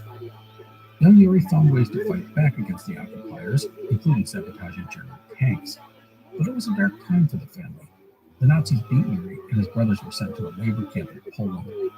However, the family survived, and after the war, Yuri, still a teenager, became an apprentice foundryman at the local steel plant. So, the son of simple peasants? Check. Resistance during the war? Check. Factory worker? Check. Basically, you could not write a better script for a working-class hero. And there's more propaganda gold. Gagarin was athletic, smart, charismatic, and handsome with a killer smile. And he would eventually marry to Valentina Goryacheva and have 2 daughters, making him a respected family man as well. Always fascinated by planes and flying, Gagarin joined the local flying club and then was accepted into the Soviet Air Force School in 1955. After his training, he was stationed in Murmansk near the Norwegian border. At the time, the competition between communist Russia and the capitalist United States was fierce. And I don't know if people today really understand how intense the Cold War between the East and the West really was. You had people building bomb shelters in their backyards and conducting air raid drills. Wars and revolutions and revolts were happening all over the globe, besides usually falling into Eastern and Western camps. This included Korea, Vietnam, Cuba, Hungary, and dozens of other places. Many nations saw this conflict as a fundamental threat to their very way of life, and above it all hung the threat of nuclear war. A big part of this United States versus the USSR rivalry included both nations trying to gain an edge in space. On October 4th, 1957, the same time Gagarin was stationed in Murmansk, the Soviets shocked the world by launching the first satellite into outer space. The satellite was nothing more than a little metal sphere called Sputnik, but getting the first object into space was a great coup for the Soviet Union and sent shivers down the spine of the West. Both sides feared what would happen if the other gained supremacy of the stars. People envisioned their enemy hovering overhead in space stations with nuclear weapons, poised to obliterate them on a whim, and thus the space race kicked into high gear. The next great step in the race would be to put a man into space. And this takes us back to Yuri Gagarin, who at this time was a simple pilot in the Soviet Air Force. But that was about to change. One day, several mysterious men in suits came to Gagarin's Air Force base and recruited him for a top-secret mission. What that mission was, they didn't say, only that it was for a new type of flying machine. For the Soviets, Gagarin ticked all the boxes. He was a gifted pilot, and at 5'2", or 157 centimeters, he was short enough to fit into a tiny capsule. And perhaps most important, he was a loyal communist. Gagarin wrote in his autobiography that he wanted to make his first space flight as a member of the party. And so off Gagarin went on his new mission, which was a tightly controlled secret. He and his fellow recruits would be the vanguard of the new Soviet manned space program. These men had to endure a battery of grueling medical tests, both physical and mental. The doctors put them through some really awful stuff: poking and prodding, oxygen starvation, severe psychological stress. A lot of this was purely speculative, because let's remember, no one knew what weightlessness would do to the human body and mind. Would they be able to fly in such conditions? Would they hallucinate? Would their organs get all jumbled and float around inside their body in zero gravity? The doctors were testing for anything they could think of. I mean, up to this point, only a handful of animals had been sent into space, and most didn't come back alive. You couldn't be too careful. And they whittled down the candidates from a couple of hundred to 20. These were the very best of the best, with the right stuff, which is a nod to the fantastic book and movie The Right Stuff by Thomas Wolfe. Within the space program, Gagarin would quickly rise to the top of the list. He had the physical profile desired, sure, but all the recruits did as well. But Gagarin would stand out due to his extraordinary discipline, determination, focus, and flying talent, plus his ability to stay calm and collected in difficult situations. Gagarin was so highly thought of, when the recruits were asked to vote who should be the first man to fly in space, besides themselves, of course, almost all of them chose Gagarin. Now, Gagarin and his fellow cosmonauts went through all kinds of training, much of it in a simulator on the ground, basically a mock-up of the spaceship. And with that, let's talk about that ship for a minute. It was called Vostok 1, and it was a sphere, super cramped, with only a couple of meters, or 6 feet, of room inside. It was basically a hollowed-out warhead sitting on a missile built to carry nukes. There were some gauges and very simple controls, but Gagarin was not allowed to touch them without official permission from Moscow. Everything would be automated. But what if he lost radio contact, and there was an emergency and he couldn't get permission to take control? Well, there was a plan for that. There was a keypad with a secret code to unlock the manual controls. The secret code, however, was hidden in an envelope tucked away in the cabin and was hard to reach on purpose. The thinking was that if a pilot could fish it out and enter the code, it would be proof that he hadn't gone crazy in zero gravity. In the end, probably recognizing how silly it was to make the guy risking his butt in space go hunting for a secret code that could save his life when every second counts, his colleagues ignored the bureaucrats in Moscow and just gave him the code. By the way, the Soviet paranoia gets even wackier. The Secret Service, the notorious KGB, actually wanted to put a bomb on board in case the rocket veered off course toward landing in the West, or worse, if Gagarin felt like defecting. But in the end, there was no bomb. Instead, if he did land in the West, Gagarin was under strict orders not to reveal anything. And if he landed in the wilderness, he had a gun and a knife for hunting, plus enough food and water to last 10 days. Just an aside here, I think the philosophy on spaceship design for the Soviets and the Americans really speaks to their different ideologies. Russia, even before the communist regime, was very much a top-down command structure. Power came from the top, those on the bottom were expected to follow orders. The people on the top feared independent and free thinkers as they were a threat to their power. This mindset extended to the space program, including all the way down to the construction of the spaceship. The communists had total control over everything from Moscow. Any flight would be automated. They wanted no deviation from the plan.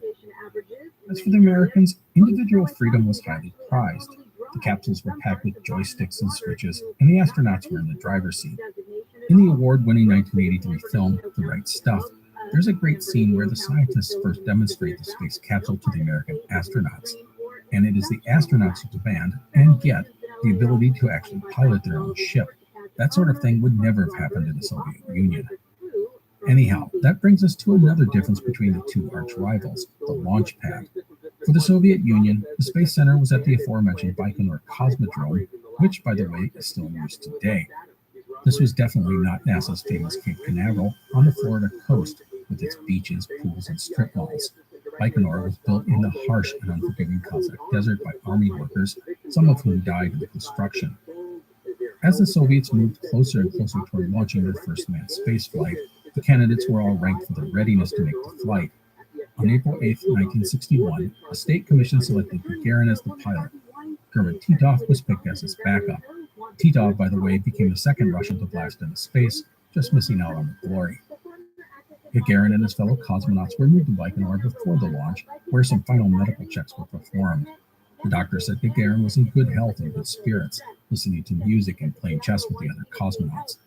Still, Gagarin obviously knew the very real danger that was ahead and wrote a letter to his wife and daughters in case he didn't come home.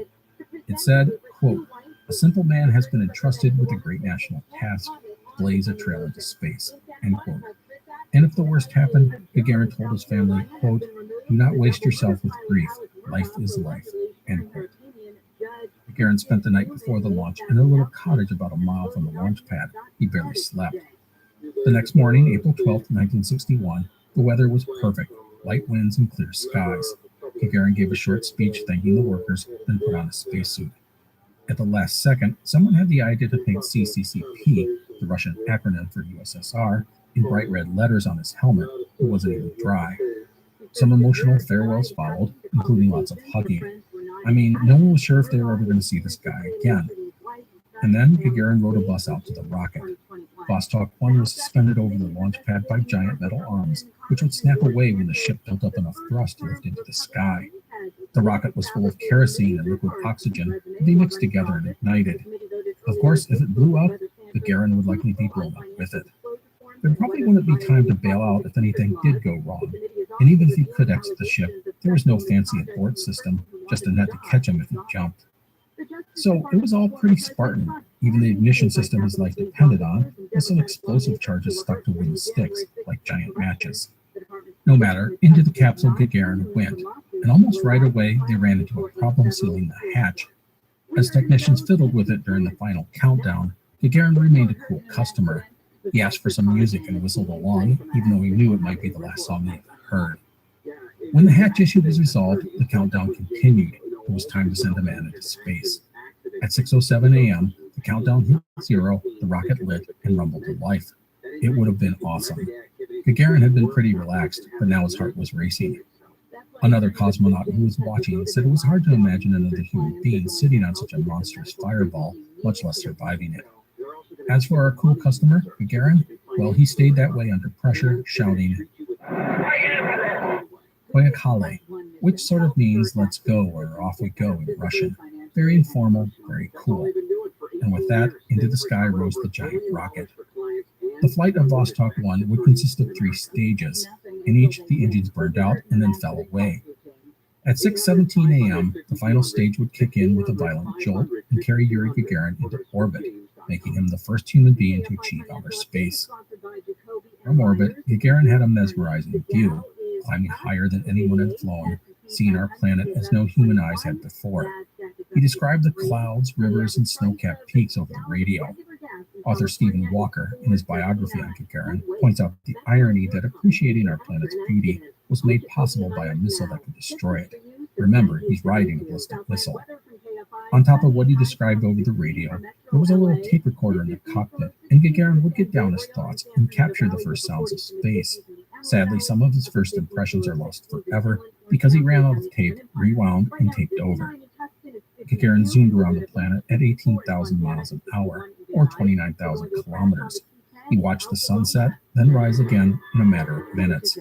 As I said, it was an experience no person in human history had ever been through. While Gagarin was in space, the Soviets broke the news to the world over the radio. It was a stunning coup.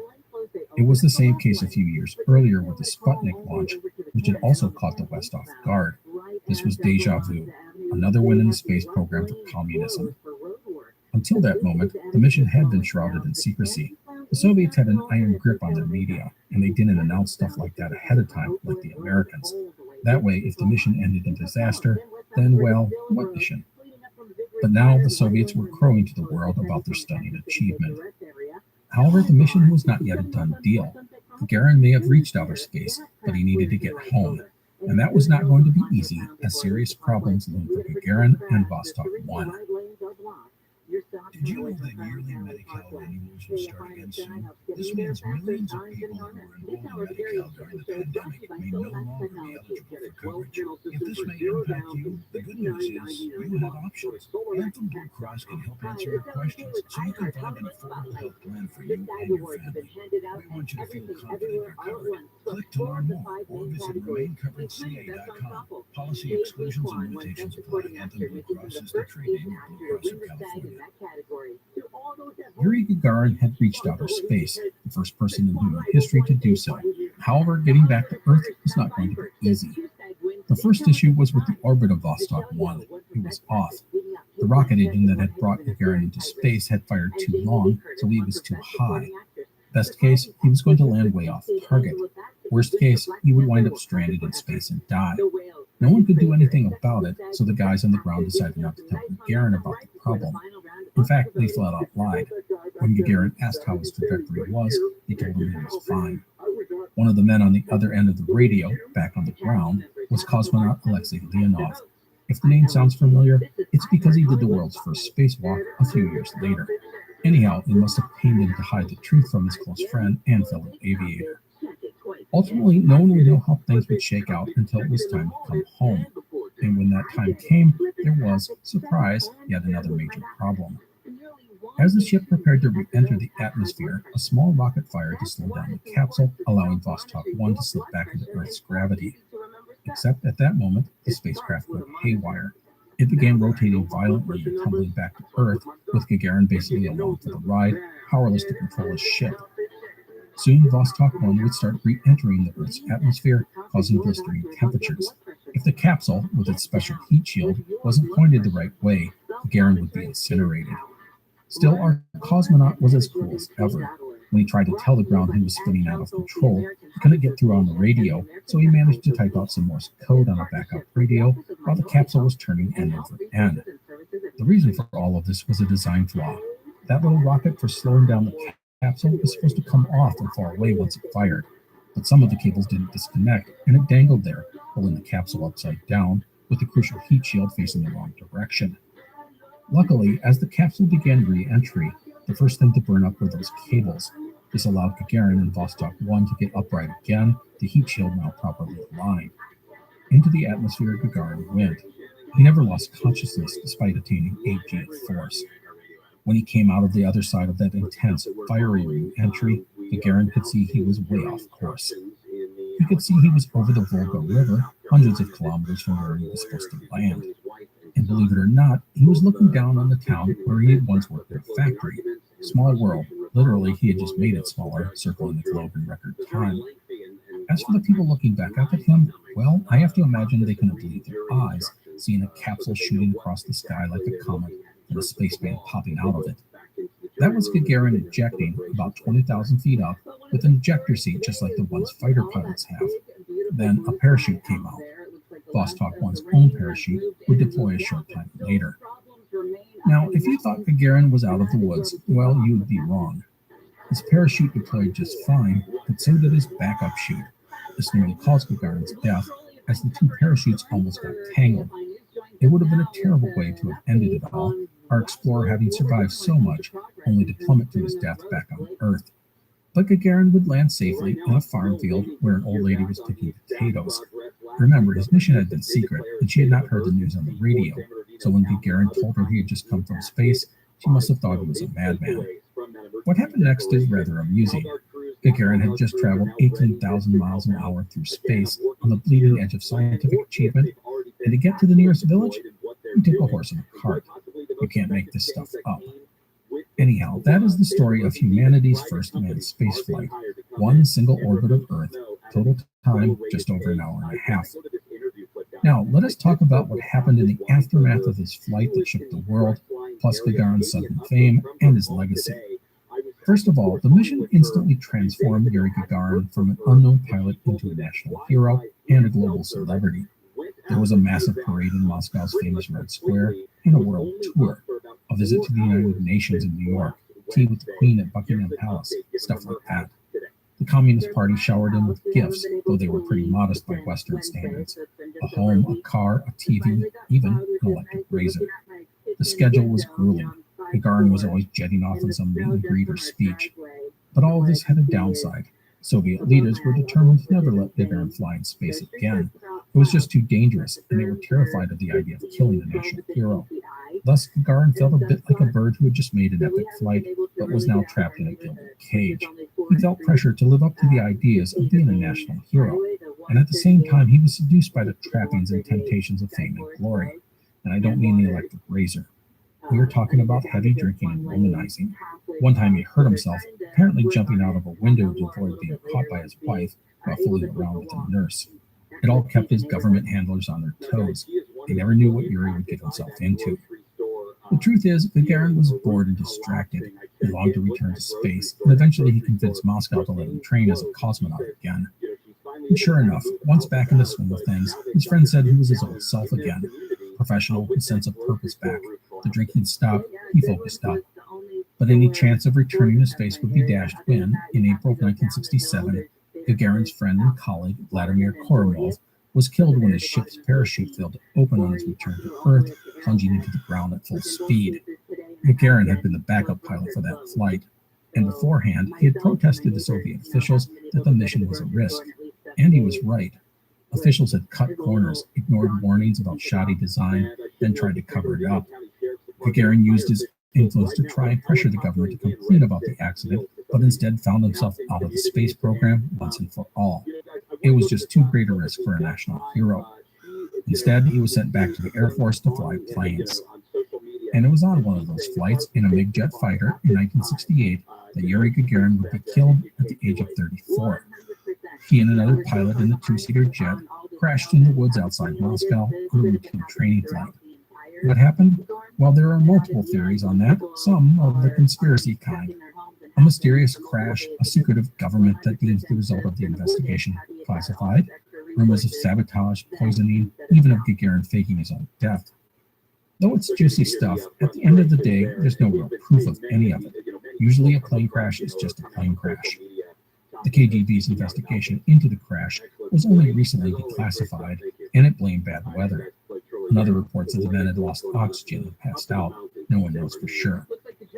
Gagarin was given a huge state funeral in Moscow, where his remains were interred in the Kremlin Wall, his country's highest honor in death. He was also awarded its highest honor in life, Hero of the Soviet Union. The anniversary of Gagarin's historic flight, April 12th, is the UN's International Day of Human Spaceflight. Reaching space has been described as the greatest feat of exploration in the 20th century, only until being eclipsed, pardon the pun, by the moon landing.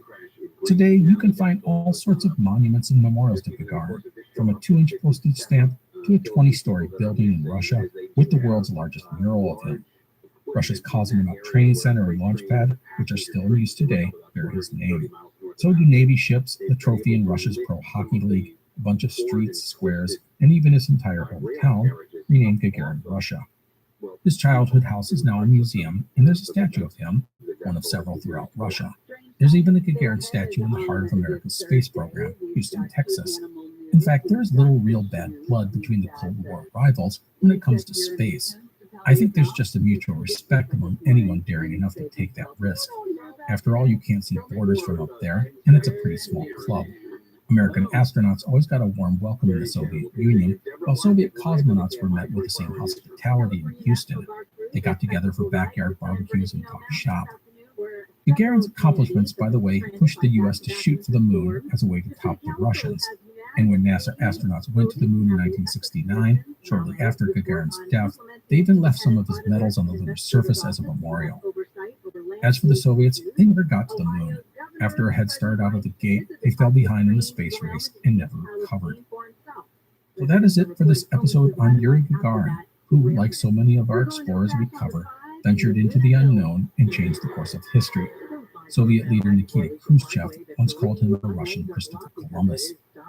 If you want to learn more about Gagarin, I recommend the biography by Stephen Walker, who goes into extraordinary detail in his book. A lot of the great nuggets in this episode come from his book.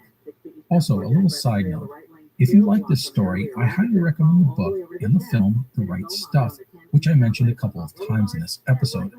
It is the story of the Mercury program, roughly the first 5-6 years of America's manned space program. It is basically the American perspective of the space race. It is a fabulous story. So there you go, the life of Soviet cosmonaut Yuri Gagarin. I hope you enjoyed the show. I'll wrap up with a few notes. First, many thanks to Ross Arbor, who researched and wrote the script for this episode. Second, I want to mention that if you want to help out the show in a way that doesn't cost you anything but a minute of your time, go to wherever you get your podcasts, such as Spotify, Apple Podcasts, or wherever, and give us a nice rating and review if your app allows. I appreciate it. Otherwise, thanks again for being with us today. I wish you all good health. Please take care. I will see you next time. The Explorers Podcast is part of the Airwave Media Network. Go to airwavemedia.com to find other fun and engaging shows. This includes The Accidental Creative and Art Smart. Did you know that yearly Medi-Cal renewals will start again soon? This means millions of people who were enrolled in Medi-Cal during the pandemic may no longer be eligible for coverage. If this may impact you, the good news is you have options. Anthem Blue Cross can help answer your questions so you can find an affordable health plan for you and your family. We want you to feel confident you're covered. Click to learn more or visit remaincoveredca.com. Policy exclusions and limitations apply. Anthem Blue Cross is the trade name of Blue Cross of California. You're listening to an Airwave Media Podcast. Hello, everyone. This is Matt from the Explorers Podcast. For the next couple of months, we are conducting a listener survey to help us get to know you, your interests, and what you think of the show. You can help out the podcast by taking a short questionnaire at surveymonkey.com/r. That's the letter R. So surveymonkey.com/r/airwave. This only takes a few minutes, and your feedback will help us improve the Explorers Podcast and find new sponsors who actually interest you. In the survey, there's even a place at the end where you can tell me anything you want. Plus, as my way of saying thank you, every person who fills out the survey will be entered to win a $500 Amazon gift card.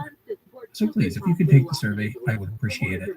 That's surveymonkey.com/r/airwave, or click on the link in our episode notes of our more recent episodes. There's also a link on our website's homepage, explorerspodcast.com. Thank you again for your help.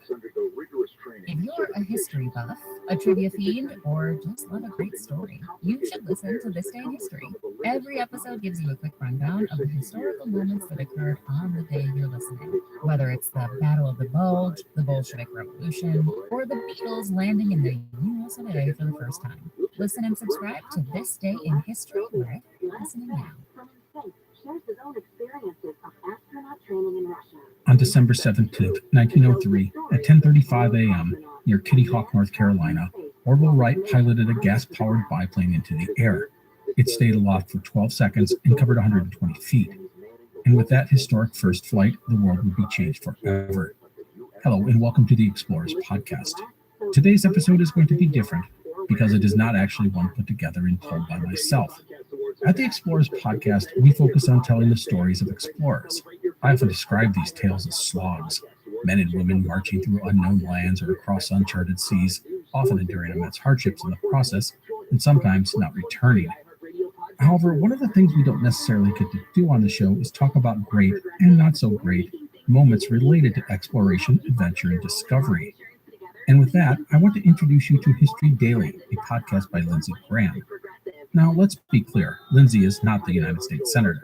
This Lindsey Graham is a master storyteller, the man behind some of the biggest and best history podcasts in the world. This includes American History Storytellers and American Scandal. His show, History Daily, is just what it sounds like it would be, a daily podcast telling great stories from history relating to events that happened on that specific day. These are short episodes, perfect for your daily commute or if you need a break from your boring day. They are stories that remind you about the amazing things that make the day historic.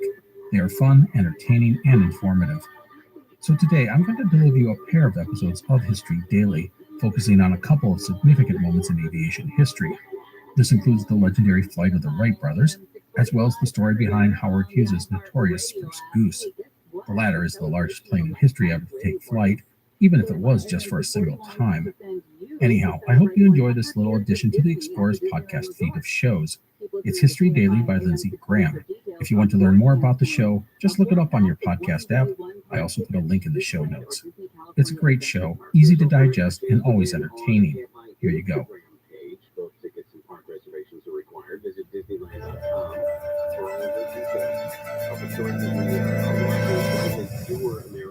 It's December 14th, 1903. On a windswept beach a few miles outside the town of Kitty Hawk, North Carolina, a man with a thick black mustache and keen, inquisitive eyes pokes his head out of his tent and looks around frowning.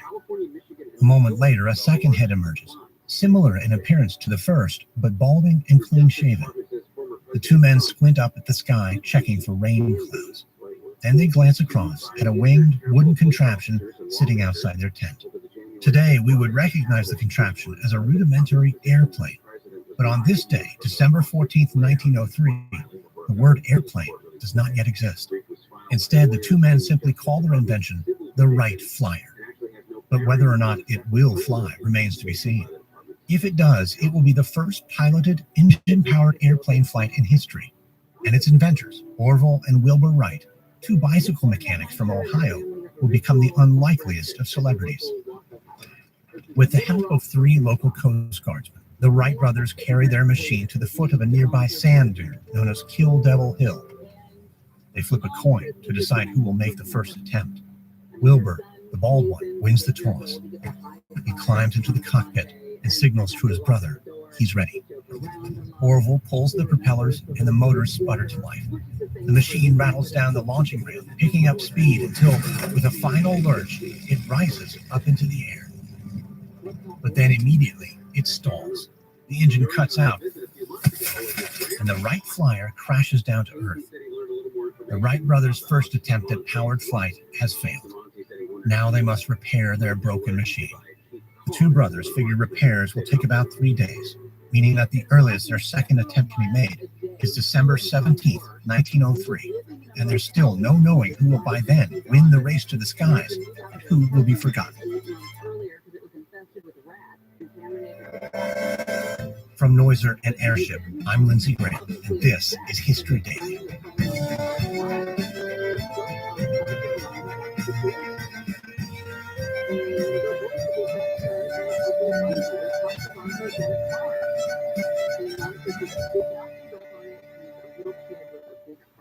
History is made every day.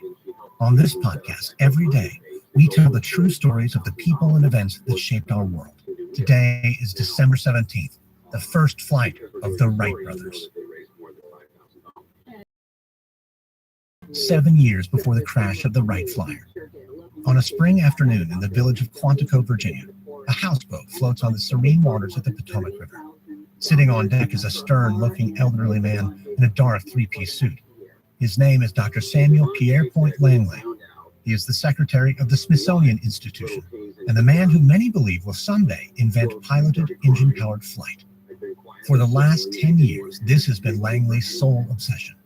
The former Harvard astrophysicist rose to prominence during the 1870s and 80s, establishing the unit for measuring the sun's radiation that still bears his name, the Langley. But by the mid-1880s, Langley felt intellectually unsatisfied and hungry for a new challenge. He turned his attention to a lifelong interest in a subject that had yet to be deemed respectable by the wider scientific community, aviation. During the late 19th century, the idea of human flight caught the imaginations of inventors around the world, but it would take a while for the new field of aeronautics to be accepted as something worthy of serious academic study. Early aviators were written off as cranks, crackpots. Because of this, Langley knew he had to proceed with caution. and carry out his experiments privately. His reputation was at stake. But there were others like him, legitimate scientists and engineers who based their aeronautical experimentation on meticulous calculations, drawing on the research of early pioneers like Leonardo da Vinci and Galileo. This burgeoning aviation community included Langley and Augustus Herring in the United States, Lawrence Hargrave in Australia, Louis-Pierre Mouillard in France, and Otto Lilienthal in Germany. The focal point of the community was a French-American engineer named Octave Chanute, who encouraged open communication between inventors. But out of all of them, Langley made the greatest strides toward the holy grail of aeronautics, piloted, engine-powered flight. And yet, for all his progress, Langley was still conducting his experiments in secret, fearing that if found out, his peers would ostracize him from the scientific community. Then in 1887, something happened that guaranteed Langley's place within the academic establishment. He was offered the role of secretary of the Smithsonian Institution, the most prestigious scientific position in the country. With this as his title, Langley was free to carry out his experiments at will. He assembled a team devoted solely to the invention of powered flight. Langley's workers found him domineering and obstinate, often dismissive of other people's ideas. But by May 1896, Langley had constructed a non-piloted flying machine, a four-winged wooden construction powered by a steam engine. He called it Aerodrome Number 5, and today is its first test flight. Langley fidgets nervously as his assistants position the launching rail aboard a houseboat on the Potomac River. The last four prototypes of the aerodrome all crash just seconds after takeoff. If number 5 is a failure too, Langley's aviation career might as well be finished. Langley grips the railings of the boat as the aerodrome engines fire up. Observing the launch alongside him is the inventor of the telephone, Alexander Graham Bell. Langley hopes to achieve the same level of renown as his esteemed friend. And to his elation, the aerodrome number 5 is a success, staying aloft for 1 minute and 20 seconds before gracefully landing on the riverbank. It's a moment of victory for Langley. He receives a combined $70,000 grant from the War Department and the Smithsonian to develop a piloted version of the aerodrome. So Langley spends the next 6 years working on this machine. Each year that passes, he feels like he's getting closer to securing his place in the history books. And by October 7th, 1903, the piloted aerodrome is ready for its first test flight. But the machine barely makes it off the launching rail before it crashes into the Potomac River. A month later, on December 8th, a second attempt also fails. Langley will never make a third. In a few days, he will receive word from Octave Chanute, his fellow inventor, that somebody has beaten him to it. A stunned Langley will assume it's one of his rivals, Augustus Herring perhaps, or Lawrence Hargrave. But Chanute will inform Langley that actually, in the race to the skies, he has been beaten by a pair of bicycle mechanics, two brothers without a high school diploma between them, named Wilbur and Orville Wright.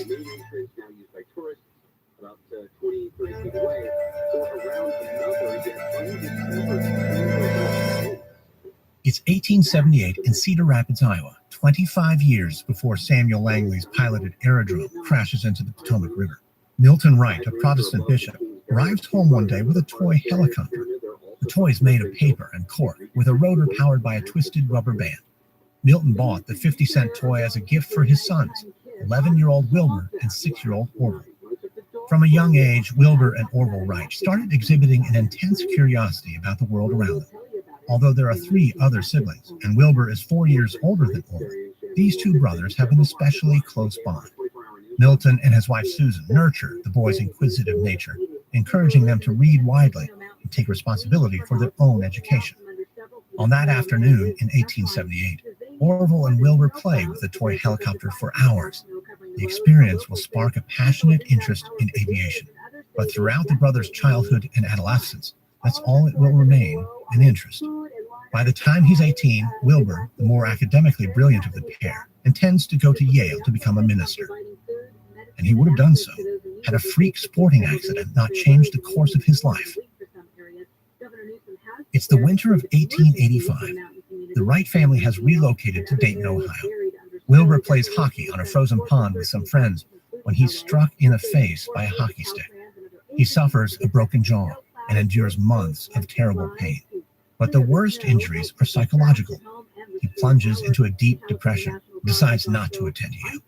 He withdraws and becomes a recluse. Wilbur's once bright future has been abruptly extinguished, and it will take nearly 8 years to recover from his injuries.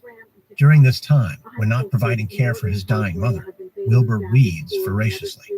He consumes every book about aerodynamics he can get his hands on. He analyzes complex aeronautical data, working out precise equations that might enable humans to fly. By the time he emerges from his period of isolation, Wilbur's fascination with aviation has become an obsession. But there's still the matter of making a living. So in 1892, Wilbur and Orville, who also dropped out of high school, opens a bicycle shop in Dayton. There, the brothers design, manufacture, and sell bicycles, using the proceeds to fund their budding flight experiments, all the while closely monitoring the latest developments in aeronautics. Their lives become consumed by their ambition. Of the two brothers, Orville is the more brilliant engineer, but Wilbur is the visionary genius and the driving force behind their work. But despite their abilities, the odds are stacked against the Wright brothers. They have no formal qualifications and are almost entirely self-taught. Try as they might, they cannot gain access to the exclusive community of aeronautical inventors, men like Dr. Samuel Langley. In 1899, Wilbur writes a letter to the Smithsonian, headed by Langley. Dear sirs, I have some pet theories as to the proper construction of a flying machine. I wish to avail myself of all that is already known and then, if possible, help the future worker who will attain final success. The letter doesn't do much for Wilbur. Langley is busy developing his aerodrome. But later that year, on his own, Wilbur makes a significant discovery, one that allows the Wright brothers to overtake Langley in the race to the skies. One day, while fiddling with a scrap of rubber in the workshop, Wilbur discovers the principle of wing warping, a system of pulleys that twist the edges of wings, mimicking the way birds keep balance in flight. It turns out to be a major breakthrough, and the Wright brothers make good use of the discovery as they assemble their earliest gliders. Learning from the mistakes of their contemporaries, like Otto Lilienthal, who crashed and died in 1896, the brothers realized that control is the fundamental issue. To stay aloft, the machines require built-in steering and an ability to adjust the wings and maintain equilibrium. The brothers also need a suitable place to test their gliders.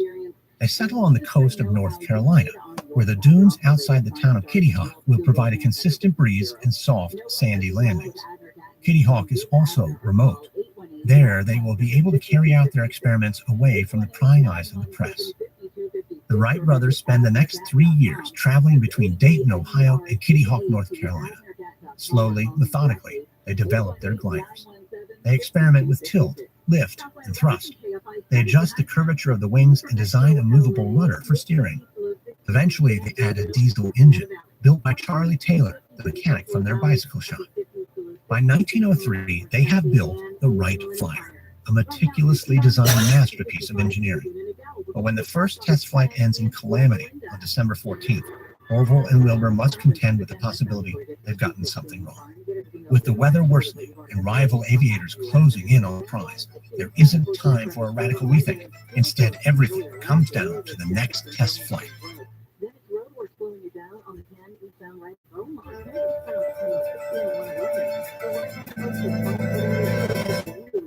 It's December 17th, 1903, the day of the second test flight.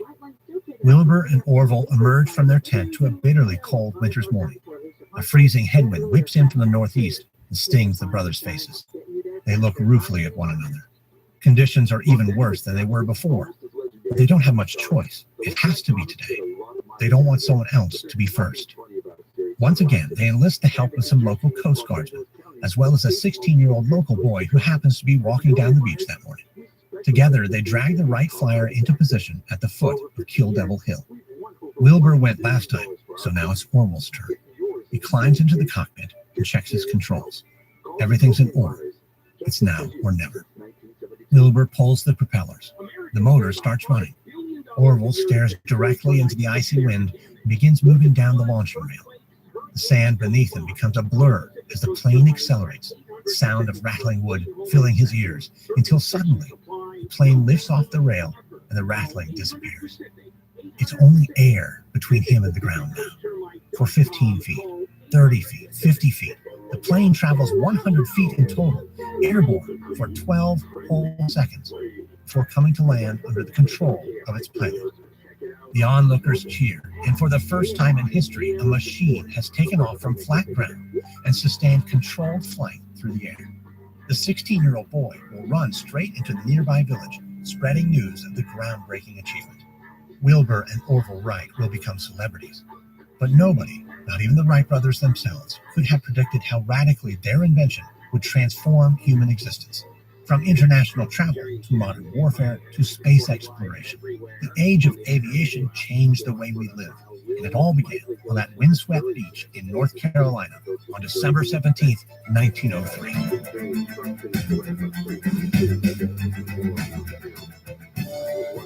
Next on History Daily, December 20th, 1860.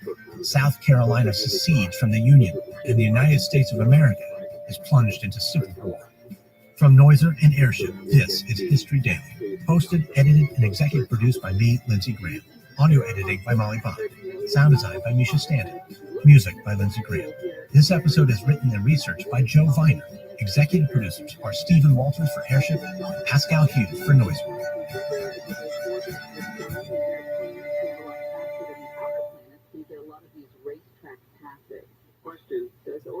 Hey Matt, did you know that wombats poop tubes? Nope, never heard that before. Did you know the unicorn is the national animal of Scotland? I didn't know, nor do I care. Neil, did you know that Liechtenstein is the only doubly landlocked country in Europe? Jeff, isn't that an American pop artist? Well, actually, it's both. If you want to learn things like that and more, join us each week on Triviality, a pub trivia-style game show podcast where a lack of seriousness meets a little bit of knowledge. Listen in each week to answer general knowledge trivia alongside exciting guests from around the world. And we're here too. Join us every Tuesday for new hour-long episodes of Triviality, plus tons of extra themed content on everything from The Office and Lord of the Rings to science and geography. And sometimes we even do sports. Find us on all your preferred podcast apps and take part in the fun of playing bar trivia without the need to wear pants. Real mature, Jeff. Forget it, Neil. It's trivial. Prepare to enter an immersive world of tragedies, hauntings, legends, folklore.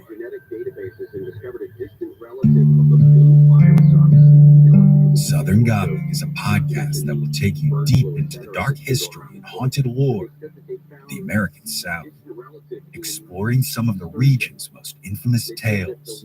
From the swamps of Louisiana to the shores of the Carolinas, isolated communities of Appalachia, and the bloody battlefields and earliest settlements of Virginia.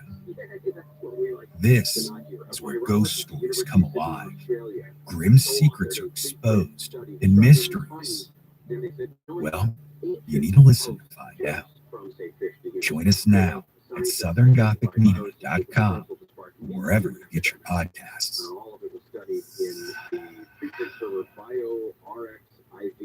It's not yet been peer reviewed, but it's important to keep an eye on.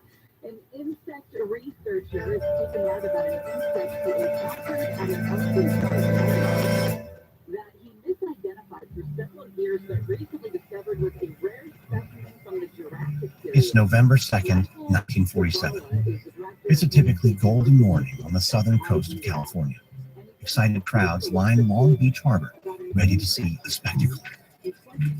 Underneath a sprawling canvas tent, reporter James McNamara has his rows of clattering typewriters.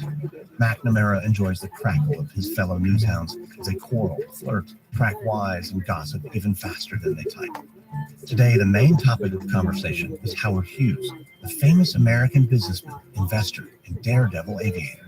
Whether or not he's ruined, whether or not he's insane. McNamara and the rest of the reporters are here to cover the maiden taxi run of the world's largest and most expensive aircraft. The H-4 Hercules, as only Mr. Hughes calls it, is a gigantic flying boat designed to be a key part of the war effort. With its huge wooden belly, it can transport large numbers of war personnel and materials across the Atlantic Ocean, providing a tremendous logistical advantage. And just in time, one reporter jokes, seeing how the war's been over for 2 years. But the Hercules is a sight to behold. A majestic, 8-rotored beast gleaming in the sun and making every other boat in the bay seem minuscule by comparison. Due to wartime restrictions, The aircraft is built principally from plywood, and this has led some detractors to nickname it the Flying Lumberyard. But history will remember the aircraft by another name, a name despised by Howard Hughes, the Spruce Goose.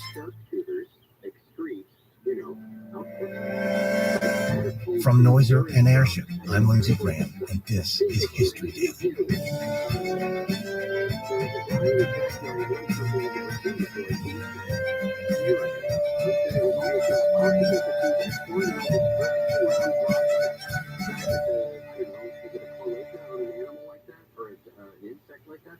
History is made every day. On this podcast, every day, we tell the true stories of the people and events that shape our world. Today is November 2nd, the Spruce Goose. It's November 2nd, 1947, at Long Beach, California. On the harbor rim under the canopy, reporters are placing bets. This goose won't fly, one reporter says to McNamara. He'd have better chance of putting the Empire State Building into the air.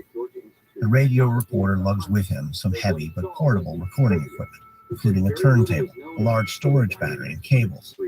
He and his engineer haul it toward where the giant aircraft is moored. McNamara is one of the lucky few reporters who've been allowed aboard the Spruce Goose this morning. And soon McNamara is seated inside the spacious flight deck. Speaking into his microphone, he describes to listeners how the Sky Giant is cruising along the northwest course of the outer harbor. This marvel is over 200 tons and has a wingspan greater than 320 feet, bigger than any football field in America. The tail alone is 80 feet tall. But the most astounding fact is the price tag. According to some reports, the Spruce Goose cost in excess of $23 million, equivalent to $211 million today. That extraordinary figure includes $18 million in government funds that the project received way back in 1942 for 3 of such boats. The Spruce Goose has garnered a reputation as a useless money pit, and Howard Hughes, a shameless war profiteer. In fact, just 2 months earlier, Hughes was called before the United States Congress. They asked him to explain how he'd only managed to produce 2 prototypes of a now unnecessary aircraft. Howard Hughes came out fighting. He told the committee members, "I've put the sweat of my life into this thing. I have my reputation rolled up in it. I've stated several times that if it's a failure, I'll probably leave the country, never come back. And I mean it." Now Howard sits behind the control airship. Today it was billed as a simple high-speed taxi demonstration, but Howard plans to give his onlookers something more sensational than that. After all, this is a man who knows a thing or two about showmanship. As well as being a highly successful entrepreneur and inventor, he tried his hand at filmmaking and was, as far as he's concerned, very good, even if the critics didn't always agree. As the director and producer of the 1930 film Hell's Angels, Hughes staged spectacular aerial dogfighting scenes, even piloting planes above the action himself and coordinating maneuvers through radio direction.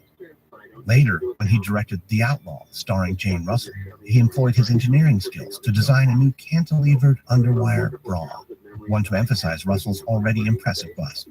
The result was too uncomfortable for Miss Russell to wear, but that didn't faze Howard Hughes.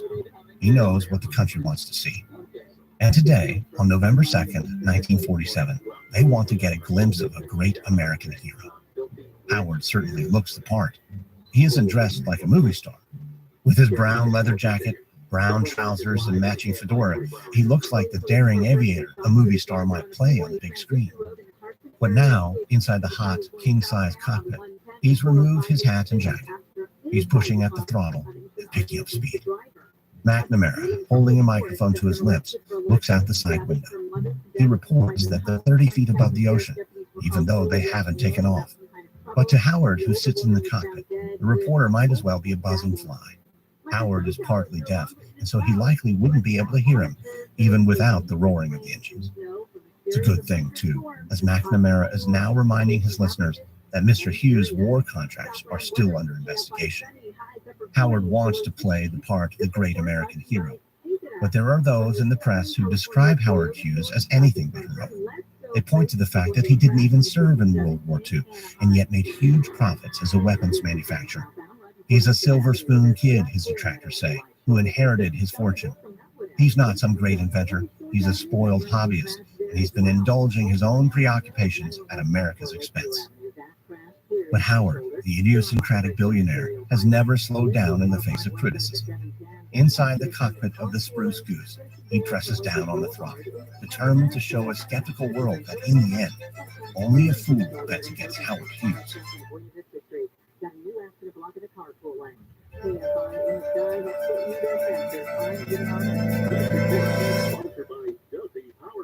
It's November 2nd, 1947. As Howard Hughes presses the throttle of the Spruce Goose, he knows that his entire reputation as an air manufacturer is at stake. If this thing fails to fly this morning, he may have to make good on his promise and leave the country in disgrace. But the story of the Spruce Goose didn't begin with Howard. It was actually the brainchild of Henry Kaiser, a wealthy American boat builder renowned for his line of Liberty cargo ships. Throughout World War II, Kaiser's Liberty ships were mass-produced on an unprecedented scale, providing a vital resource for Allied forces. They transported everything from tanks to troops to wherever they most needed to be. But down in the depths of the North Atlantic, there lurked a problem.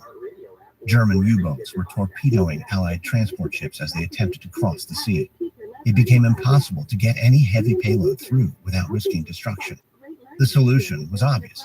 Giant flying boats capable of taking off and landing on water and built to carry huge loads across long distances far above enemy subs.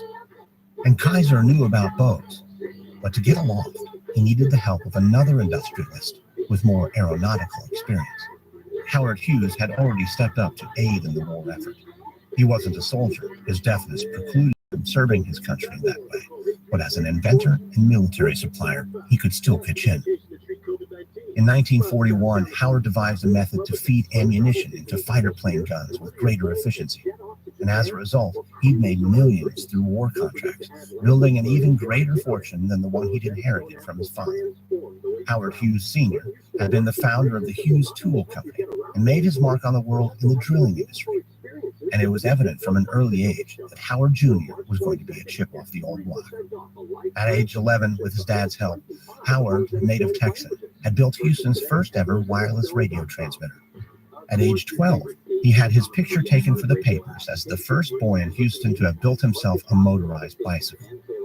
He was taking flying lessons at 14, and no one who knew Howard at that age had any doubt that something big was going to come from him. But as a teenager, Howard suffered a double blow. Both of his parents died suddenly, his mother from an ectopic pregnancy, his father from a heart attack. It was an emotional loss that cast a shadow over the rest of his life. In his father's will, Howard inherited most of the family fortune. But he wasn't merely an heir. He distinguished himself as a highly successful businessman in his own right, setting up the Hughes Aircraft Company.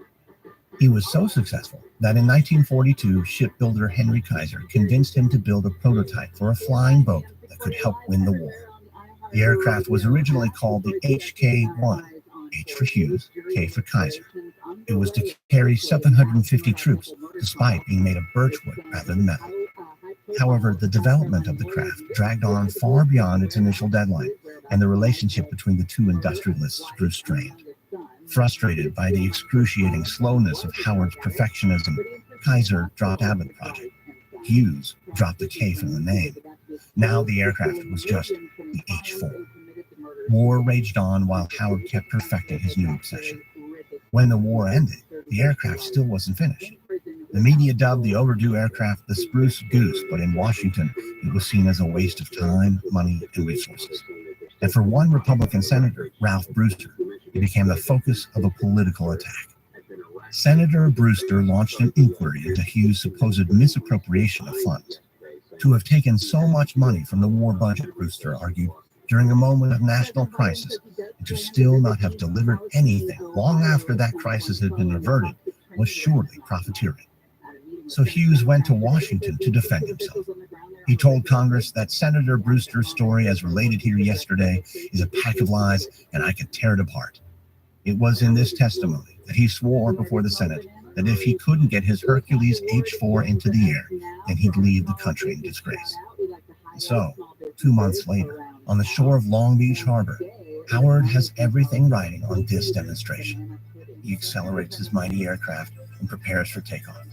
He's ready to show Senator Brewster and everyone else that nobody underestimates Howard Hughes. That is the most remote case I've ever seen.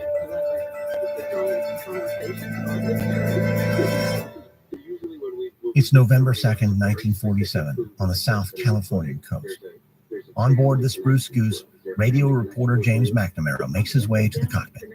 He passes by mechanics, engineers, and the co-pilot for an exclusive interview with Howard Hughes himself. He holds the microphone close to Howard's lips so his answers can be heard over the roar of the machine. The craft has already completed its first run on the water, and McNamara asks what speed they attain. 90 miles per hour, he's told. Howard explains that he's about to do another run for the photographers, but this one will be a little different. McNamara straps in, but keeps commentating as he watches the airspeed indicator. We're at 45, he tells his listeners. 50, 55, 60, full throttle, 70, 75, then at 80 miles per hour over an extremely choppy sea. The Spruce Goose takes flight. Howard and the crew on board cheer victoriously, as do the onlookers watching from the harbor wall. Howard, did you expect that? Asks an astounded McNamara once the Goose returns to the water. Certainly, replies Howard in a cool tone. I like to make surprises. The Goose was airborne for 1 minute and reached 70 feet off the water. It flew 135 miles per hour for roughly a mile. It was the only time that the Spruce Goose ever took to the skies. However, that demonstration was all that was needed to prove Howard's detractors wrong, and in the public eye, it vindicated his use of government funds. The H-4 Hercules, the Spruce Goose, is now the centerpiece attraction at the Evergreen Aviation and Space Museum in Oregon. It was originally commissioned to save Allied ships from German torpedoes, but because it arrived long after the U-boat menace had subsided, it never fulfilled its intended purpose. It could be argued, in fact, that the only thing the Spruce Goose ever really saved was Howard Hughes' reputation.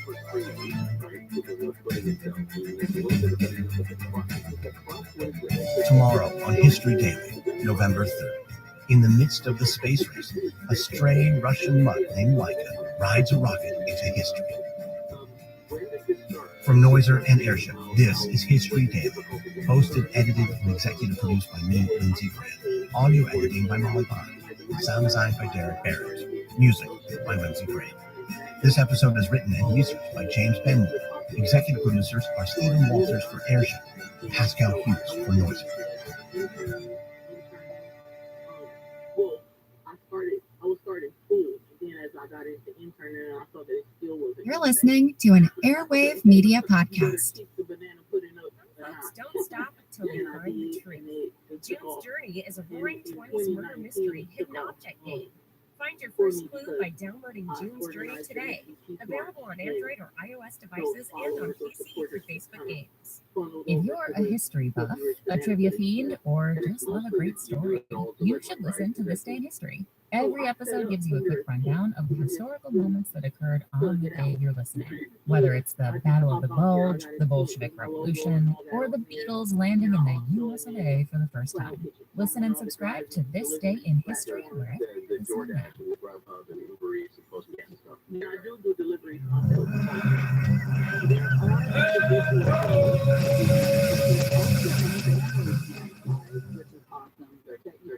Hello, and welcome to the Explorers Podcast. Today we start a new series, this on Norwegian polar explorer, Fridtjof Nansen. Nansen is, to be honest, a really extraordinary man. He was the first person to cross Greenland, which he did on skis, and he held the record for furthest north for 5 years. He is often viewed as one of the pioneers of modern polar exploration for his innovative approach toward conducting his expeditions. This included using skis and dogs, and an emphasis on developing and using modern and scientific equipment. Also, he rejected the old approach of polar exploration of large, cumbersome expeditions. Instead, Nansen valued speed and mobility. But Nansen was not just an explorer. He was an accomplished scientist, doing groundbreaking research in the fields of the central nervous system and geography. And I'm not done. He was also a diplomat, playing a role in the establishment of Norway as an independent nation. Need more? Well, let's give him the Nobel Peace Prize for his humanitarian work. And there's more, but you'll just have to wait for the details. Now, despite all of these really cool things, I want to note that Fridtjof Nansen was an immensely complex character. He was tall, athletic, and good-looking, the image of a Viking to the world. He had a brilliant mind and was passionate about the work that he did. However, he was also a very difficult man. He was overbearing and stubborn. Arrogant know-it-all might be a good description of the guy. But we will talk all about this and lots more in our story. I do want to note that we will focus on Nansen's life as an explorer, because that is what we do on this show. But I will spend some time on the other aspects of Nansen's life, as it's pretty remarkable. Anyhow, that is it for today's introduction. Let's get started with our series on Fridtjof Nansen. Fridtjof Verdal Jarlsberg Nansen was born on October 10, 1861, in Christiania, now called Oslo, the capital of Norway. As a note, I'm going to use the name Christiania for this series, as that is the name used by Nansen throughout his life. So, Christiania equals Oslo. Nansen was born into a rather strange political world. Norway was not an independent nation at this time, but part of the, quote, union between Sweden and Norway, end quote. But make no bones about it, Sweden was the boss in this relationship. The union between these two Scandinavian nations had happened in 1814, the result of the Napoleonic Wars. We should note that it wasn't as if Norway was terribly oppressed. It had its own autonomous government, and it was mostly independent, except for foreign affairs. But Norway had been free of outside lords before. People look back on those times and lamented the current situation. Add in the revolutions of the 1800s, and you have a land brimming with a strong streak of nationalism.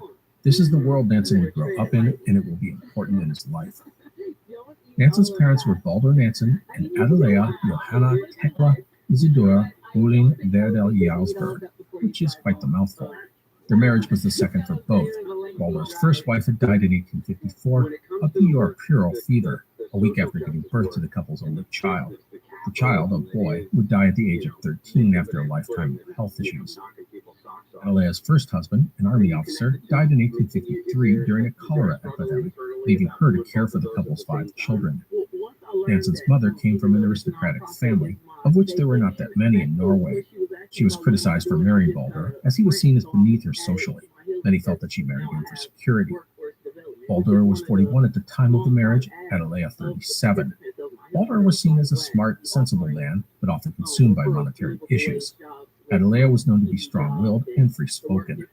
The big blended family would move into a large home just on the outskirts of Christiania, and there were more children to come, 3 boys.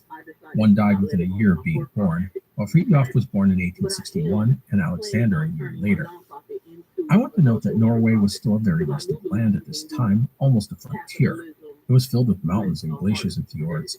The upper third of the nation was, and still is, in the Arctic Circle. The northern regions were home to the Sami people, many living semi-nomadic lives as reindeer herders. Norway had fewer than 2 million inhabitants, with Christiania being the largest city, with a population of just 60,000. With all of this in mind, Norway would be the most innovative nation in one particular area, skiing. And I mention this because it's important to our story. Skiing had been done for centuries in Norway, but mostly for practical reasons. It was a way of getting around in the winter. Skis were critical to the survival of the Sami people in the north. In the 1800s, skiing emerged as the national pastime in Norway. People described it as being part of the Norwegian national spirit and soul. As a result, you'll see skiing grow beyond practical measures and into a recreational pursuit and the nation's national sport.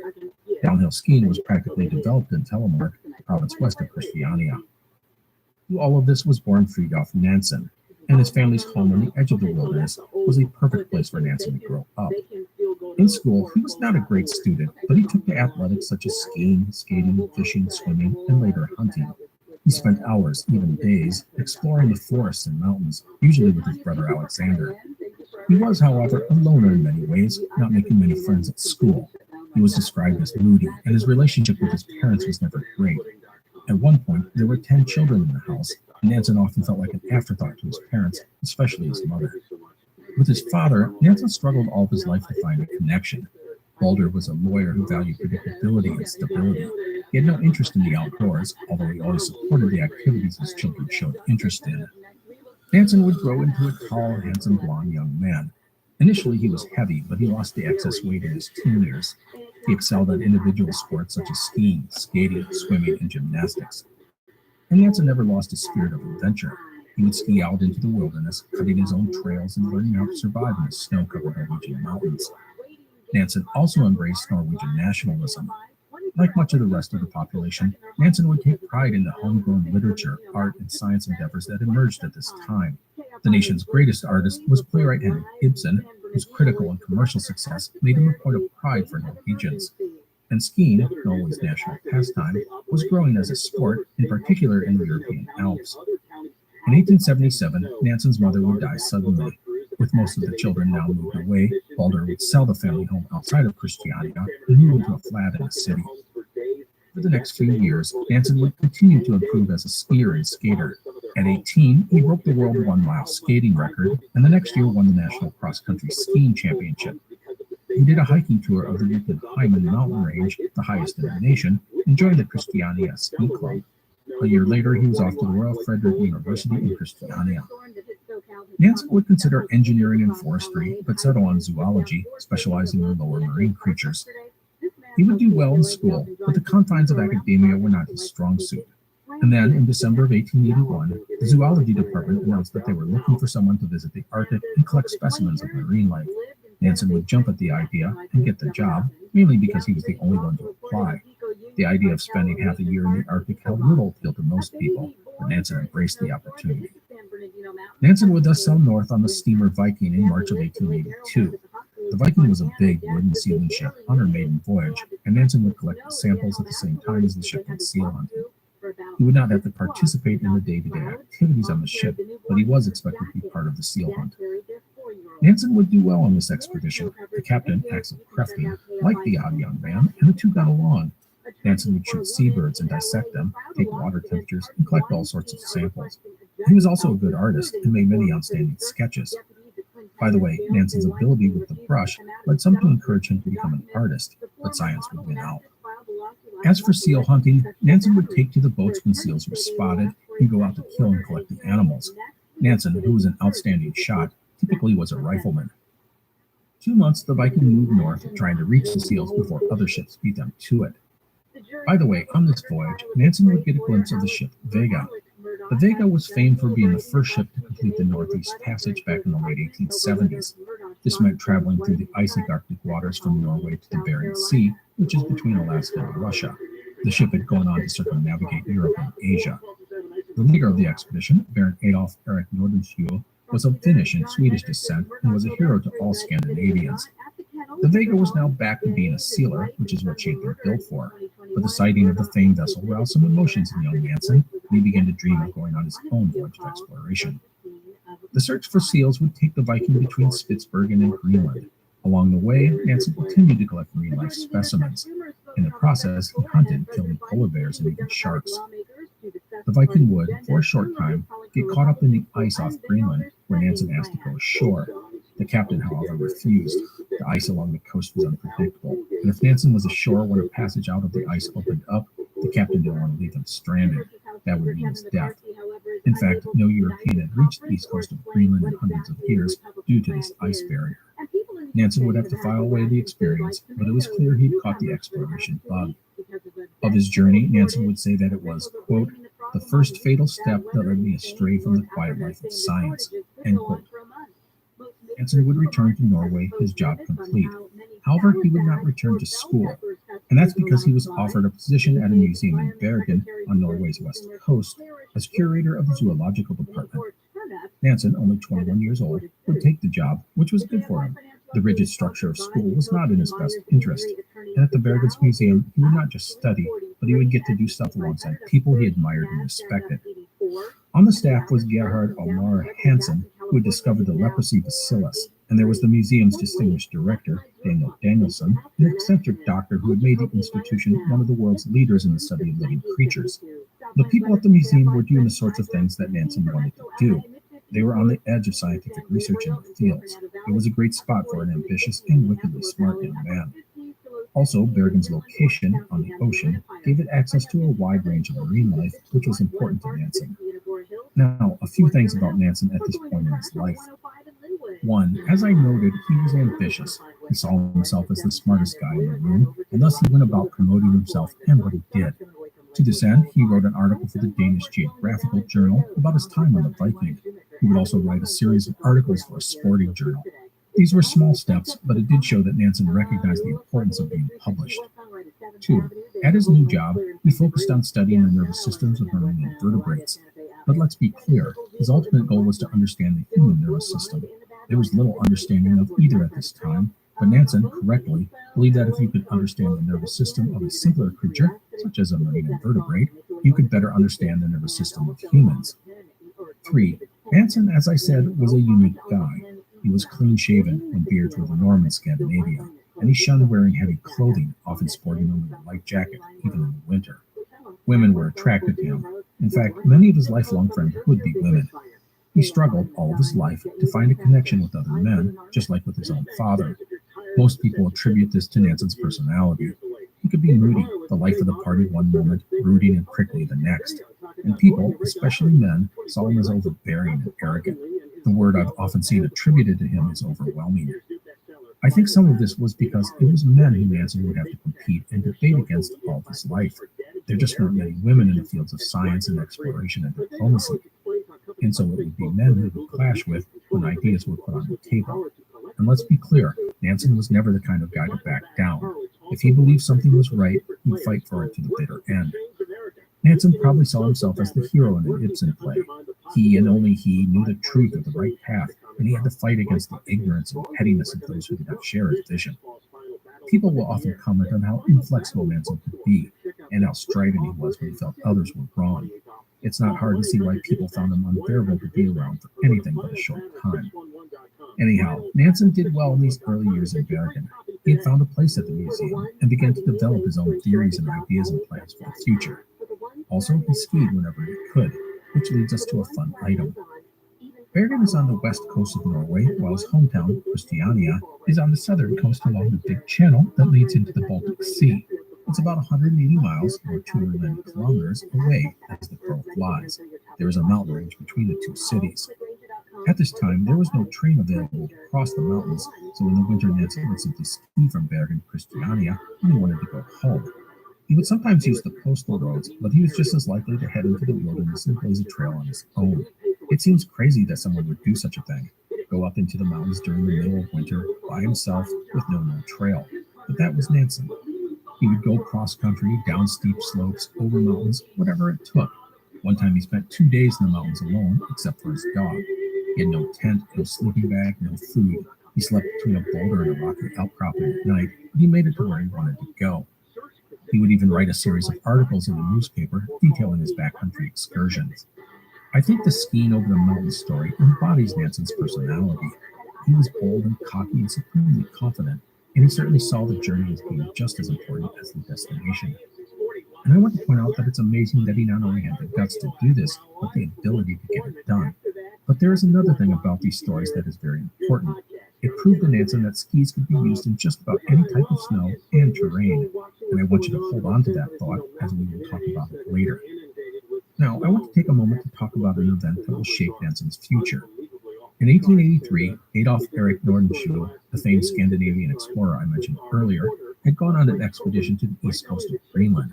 His ship had made its way through the thick ice on the coast, and Nordenskiöld would be the first European to step on Greenland's eastern shore since the days of the Vikings. He would head inland onto the ice cap about 100 miles, or 160 kilometers, before turning around. Nansen was enthralled by the deed, writing, quote, "My wanderlust was roused again," end quote. In his mind, he began to formulate how Greenland, but we will get to that shortly. In 1885, Nansen would spend some time in Christiania, completing his required military service.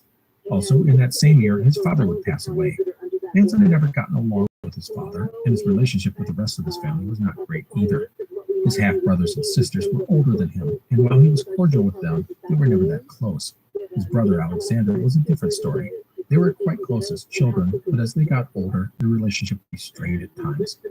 Again, Fridtjof's overbearing personality was likely to blame for much of this.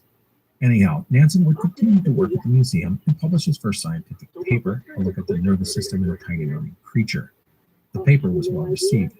After that, he would take a 6-month sabbatical from the museum, travel to the European continent to visit other leading scientists in his field. The idea was to broaden his horizons and forge his own path. The sabbatical was Nansen's first journey to continental Europe. He would travel first to Germany and then Italy. The result would be enlightening. Nansen had the chance to study and experiment alongside some of the great minds of Europe, many of them working in the same field of study, and he had access to the latest equipment. After a stint in Italy, Nansen would travel through Europe and then to England. He was then back to Norway in the Bergen Museum. In August of 1887, Nansen, through the museum, would publish a paper on the nervous system. The paper, titled The Structure and Combination of Histological Elements of the Central Nervous System, was groundbreaking in its field, as it presents the modern nervous system as we know it today. Nansen showed the ability to be clear and concise in his report, something not always common in scientific journals at the time, or heck, even now. The ability to simplify things was always a strength for Nansen. Also, in addition to writing the paper, Nansen had done the illustrations himself. Nansen's views were confirmed by two other independently published reports at this time, one by embryologist Wilhelm His and another by psychiatrist August Forel. These two men and Nansen thus helped establish the basis of modern neurology. Now, I am not going to lie to you and say that I understand all of Nansen's scientific work. I may have even gotten wrong some of the stuff I just said, but in the end, I can say that his work was exciting, bold, and innovative, and it made Nansen, who was just 25, one of the most interesting young scientists in Europe. In November of 1887, Nansen would submit the paper for his PhD. So here was Nansen, his views and paper causing a buzz in the scientific world. This surely would mean bigger institutions would come calling it. And that's exactly what did happen. The first would be the University of Indiana in the United States. But he passed on the opportunity as he deemed Indiana too far away from the ocean to study marine biology. So where to next?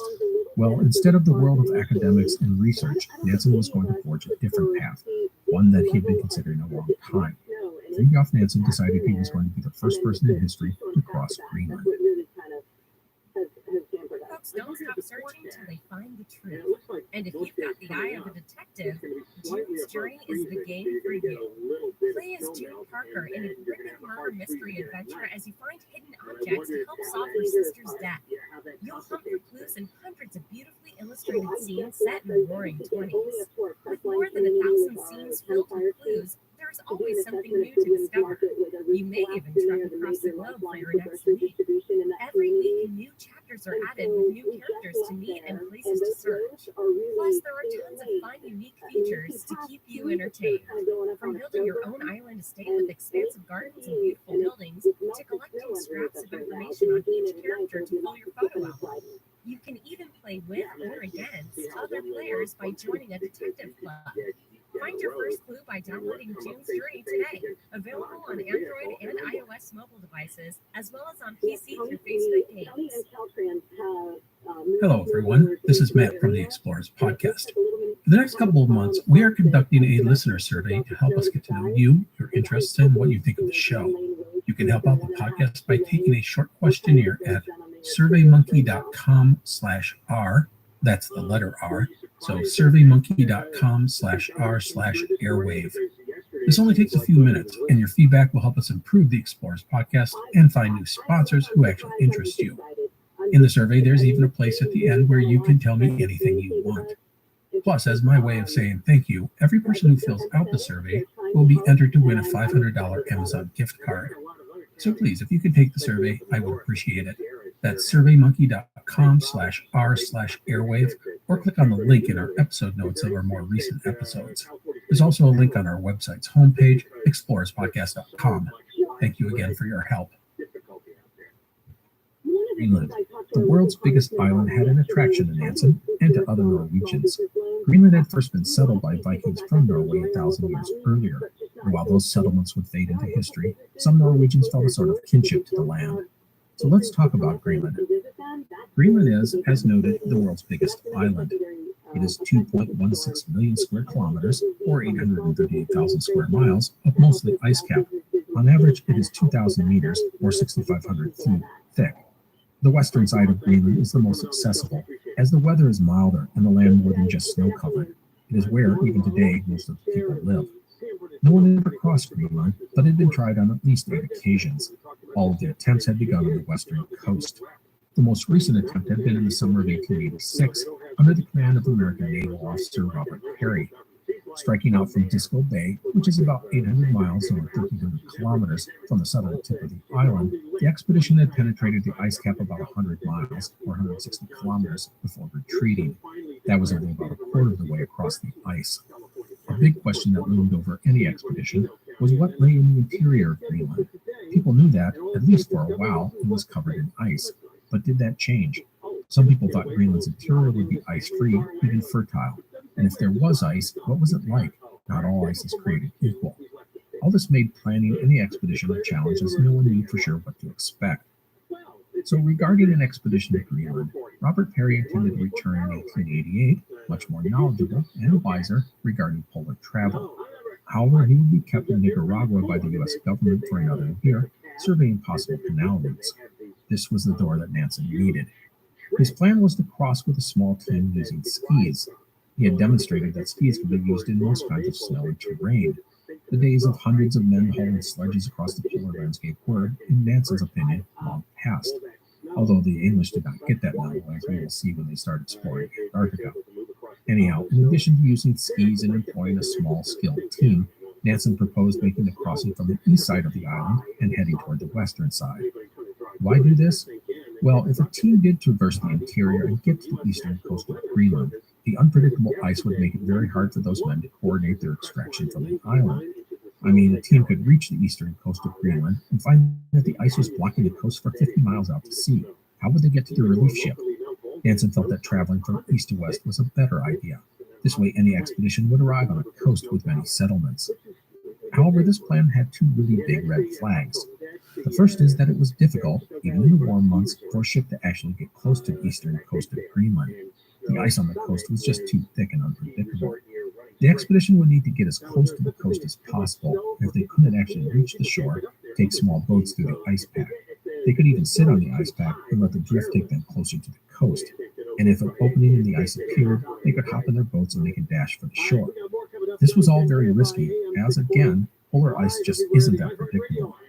But there was another red flag regarding Nansen's plan, and that was if things went wrong, the expedition was doomed. They could not just turn around and head back to a friendly settlement. From the moment they landed on the eastern shore of Greenland, or the ice along the coast, the retreat was pretty much gone. The ship could hang around for a while, but as the ice shifted, a vessel might need to put out to sea to avoid getting trapped in the ice pack. So why take this risk? Well, Nansen felt that if men were given a chance to push forward or retreat, they'd take the easy way out and turn back. But if the best chance of survival was to go forward, they would do anything, risk everything, to make that happen.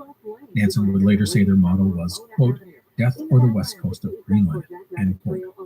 And with that in mind, Nansen would hatch his plan for a crossing of Greenland in the summer of 1888.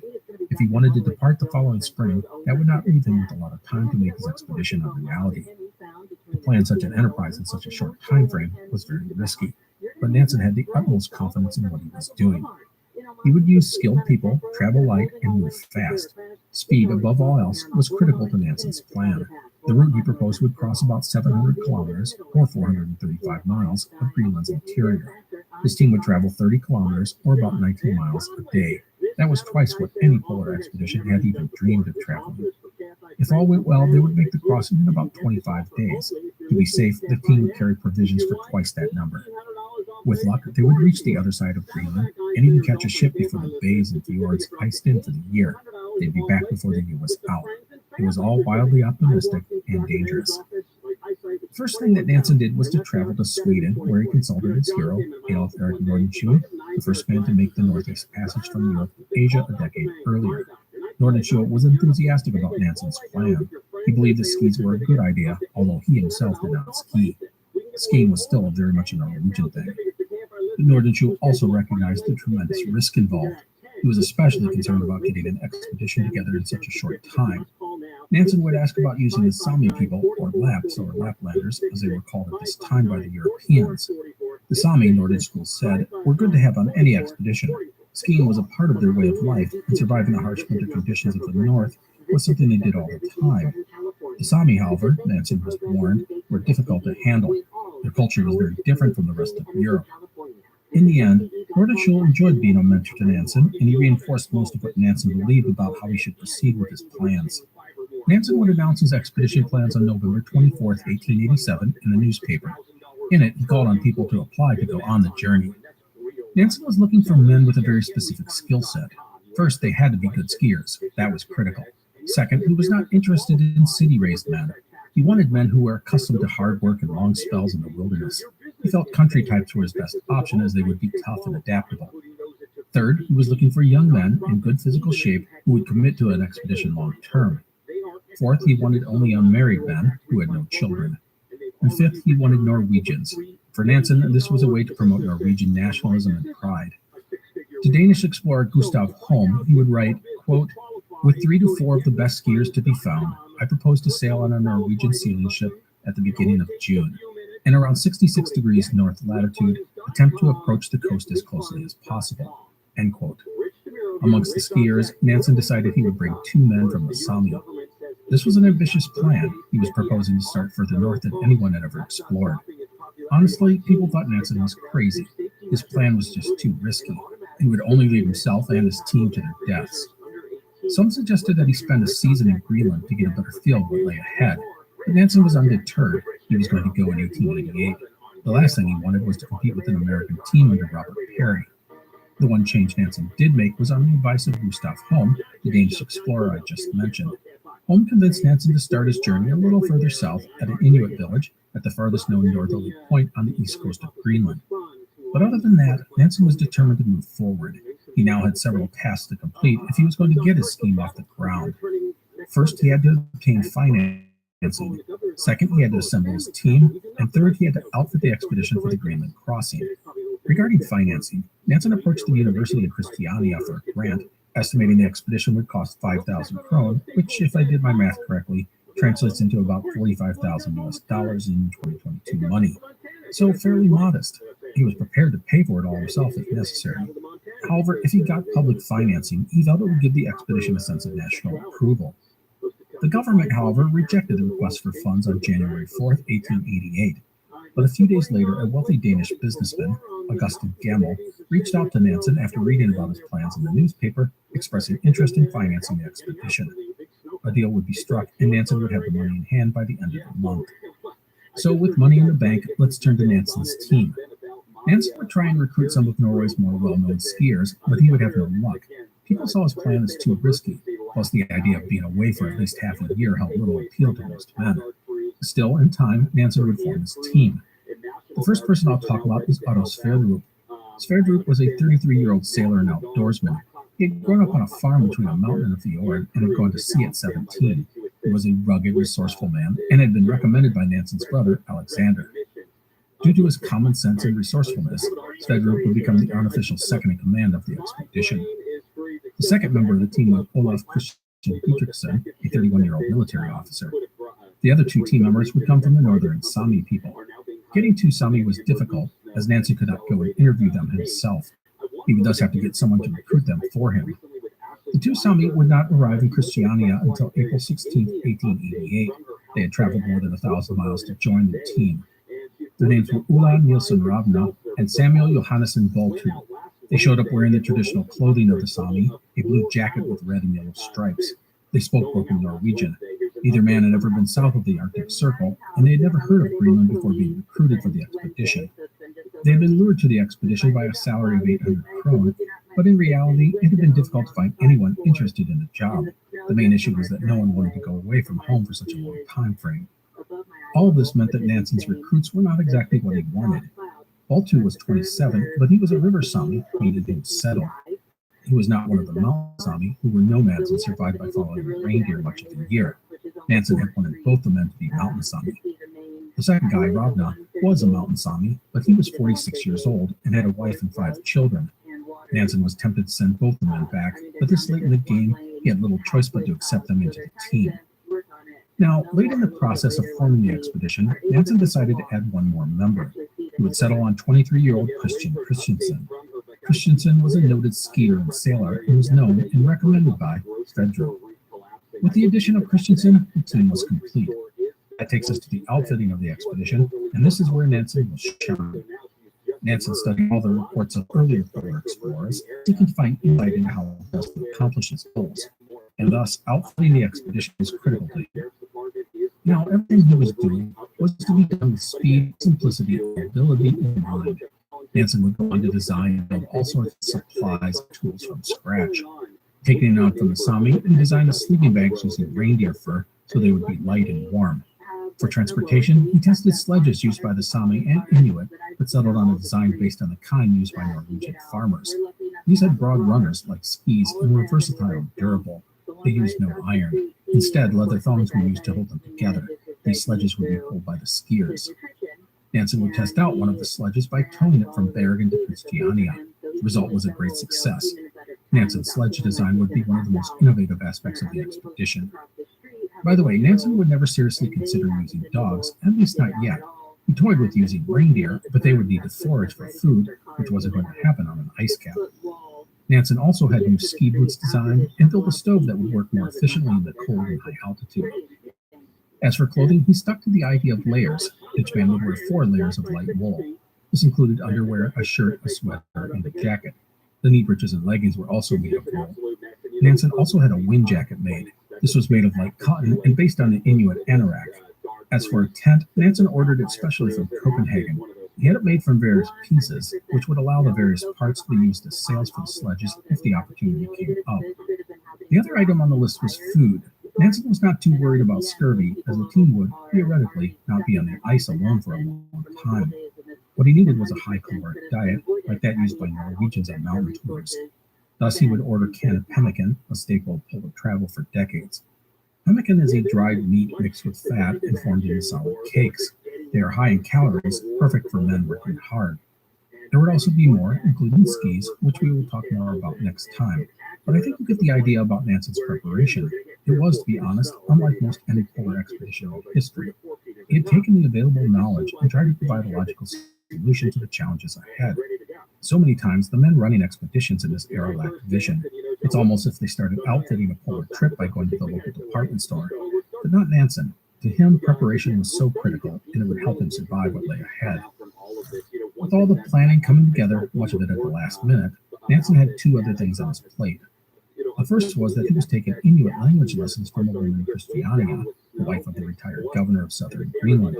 That the expedition would interact with the Inuit was not a sure thing, but credit Nansen for preparing for any such encounter. The second item was his dissertation. Remember that?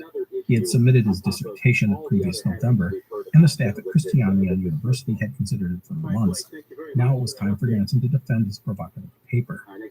There would be 3 days of written exams, followed by Nansen's defense of his report. This entailed going through the devil's advocate process, where 2 opponents of the paper's results would essentially challenge Nansen and his findings. The date for his oral defense was April 28, 1888, just 4 days before he was set to depart for Greenland. Well, it's not like Nansen had anything else to do.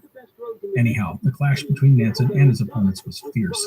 The big thing was that Nansen was proposing some radical ideas that meant setting aside commonly accepted theories. Such thinking required an open mind, and in some ways, a leap of faith. To Nansen, he again probably saw himself as the hero in an Ibsen play, a scientist whose ideas are dismissed by the narrow-minded establishment because it threatens their own ideas and beliefs. No matter, despite recognizing the legitimate issues with Nansen's paper, the committee would also take note of his boldness and the deep ramifications of what he was proposing. They would thus grant Nansen his doctorate. Unfortunately, Nansen had departed for Greenland before the announcement was made. It will be many long months before Nansen finds out that he is now Dr. Nansen. And with that, Nansen and his team would set out on their expedition to cross Greenland. And that is where we will leave things for today. Next time, we will pick up Nansen as he heads to Greenland and begins his historic attempt to cross the world's largest island. I hope you've enjoyed today's episode. Please take care, and I will see you next time. The Explorers podcast is part of the Airwave Media Network. Go to airwavemedia.com to find other independent podcasts, such as Attaboy Clarence and Ben Franklin's World. Some folks don't stop searching till they find the truth. If you've got a detective's eye, June's Journey is the game for you. Play as June Parker in a gripping murder mystery as you find hidden objects to help solve her sister's death. You'll find clues in hundreds of beautifully illustrated scenes set in the roaring 20s. New chapters are added weekly. Find your first clue by downloading June's Journey today. Available on Android and iOS mobile devices, as well as on PC through Facebook Games. Prepare to enter an immersive world of tragedies, hauntings, legends, folklore. Southern Gothic is a podcast that will take you deep into the dark history and haunted lore the American South, exploring some of the region's most infamous tales. From the swamps of Louisiana to the shores of the Carolinas, isolated communities of Appalachia, and the bloody battlefields and earliest settlements of Virginia. This is where ghost stories come alive, grim secrets are exposed, and mysteries, well, you need to listen to find out. Join us now at southerngothicmedia.com or wherever you get your podcasts. The guards could arrive this afternoon. Officials say it could take a week or two to open up roads in some parts. Residents say people can't wait that long. You're listening to an Airwave Media podcast. The next decade of fixed income may be far different. That's why Hartford Funds has built something different.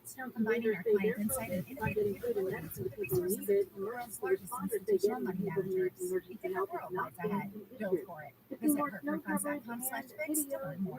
Investing involves risk. Carefully consider fund investment objectives, risks, charges, and expenses before investing. Visit hartfordfunds.com to obtain a prospectus containing this and other information. Read it carefully before investing. Hartford Funds Distributors, LLC, member FINRA. If you're a history buff, a trivia fiend, or just love a great story, you should listen to This Day in History. Every episode gives you a quick rundown of the historical moments that occurred on the day you're listening. Whether it's the Battle of the Bulge, the Bolshevik Revolution, or the Beatles landing in the US of A for the first time. Listen and subscribe to This Day in History wherever you're listening now. He walked out of the airport instead. He was arrested at his home late Monday.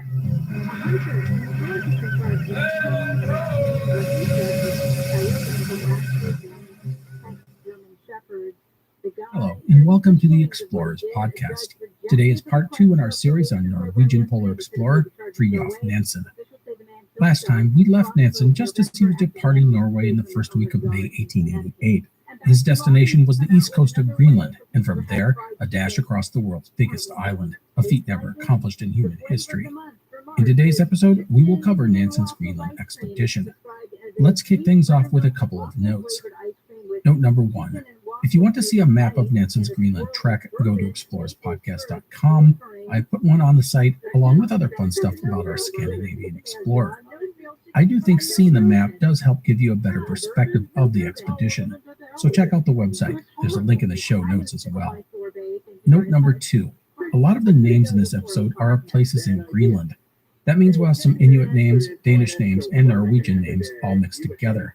That means that some of the pronunciations may not be quite perfect, but I'll do my best. Anyhow, that is it for notes, so it's off to Greenland we go. Well, not quite yet. While Nansen had departed Norway, there were some stops to make. Nansen would leave separately from his team, and the plan for them was to all get together again in Scotland. From there, they would catch a ship to Iceland, where they would rendezvous with a sealing vessel named Jason, which would take them to Greenland. As for Nansen, he was off to Copenhagen in Denmark. There he would meet Augustin Gammel, his primary financial backer. Gammel was a Dane, so there was a bit of angst on Nansen's part, as he wanted the expedition to be completely Norwegian. His team was all Norwegian, but the money was not. But Nansen put those qualms aside, as the Norwegian government had passed on financing his expedition. A big reason they had declined to back Nansen was the perceived danger. Many people thought he was taking a big, unnecessary risk.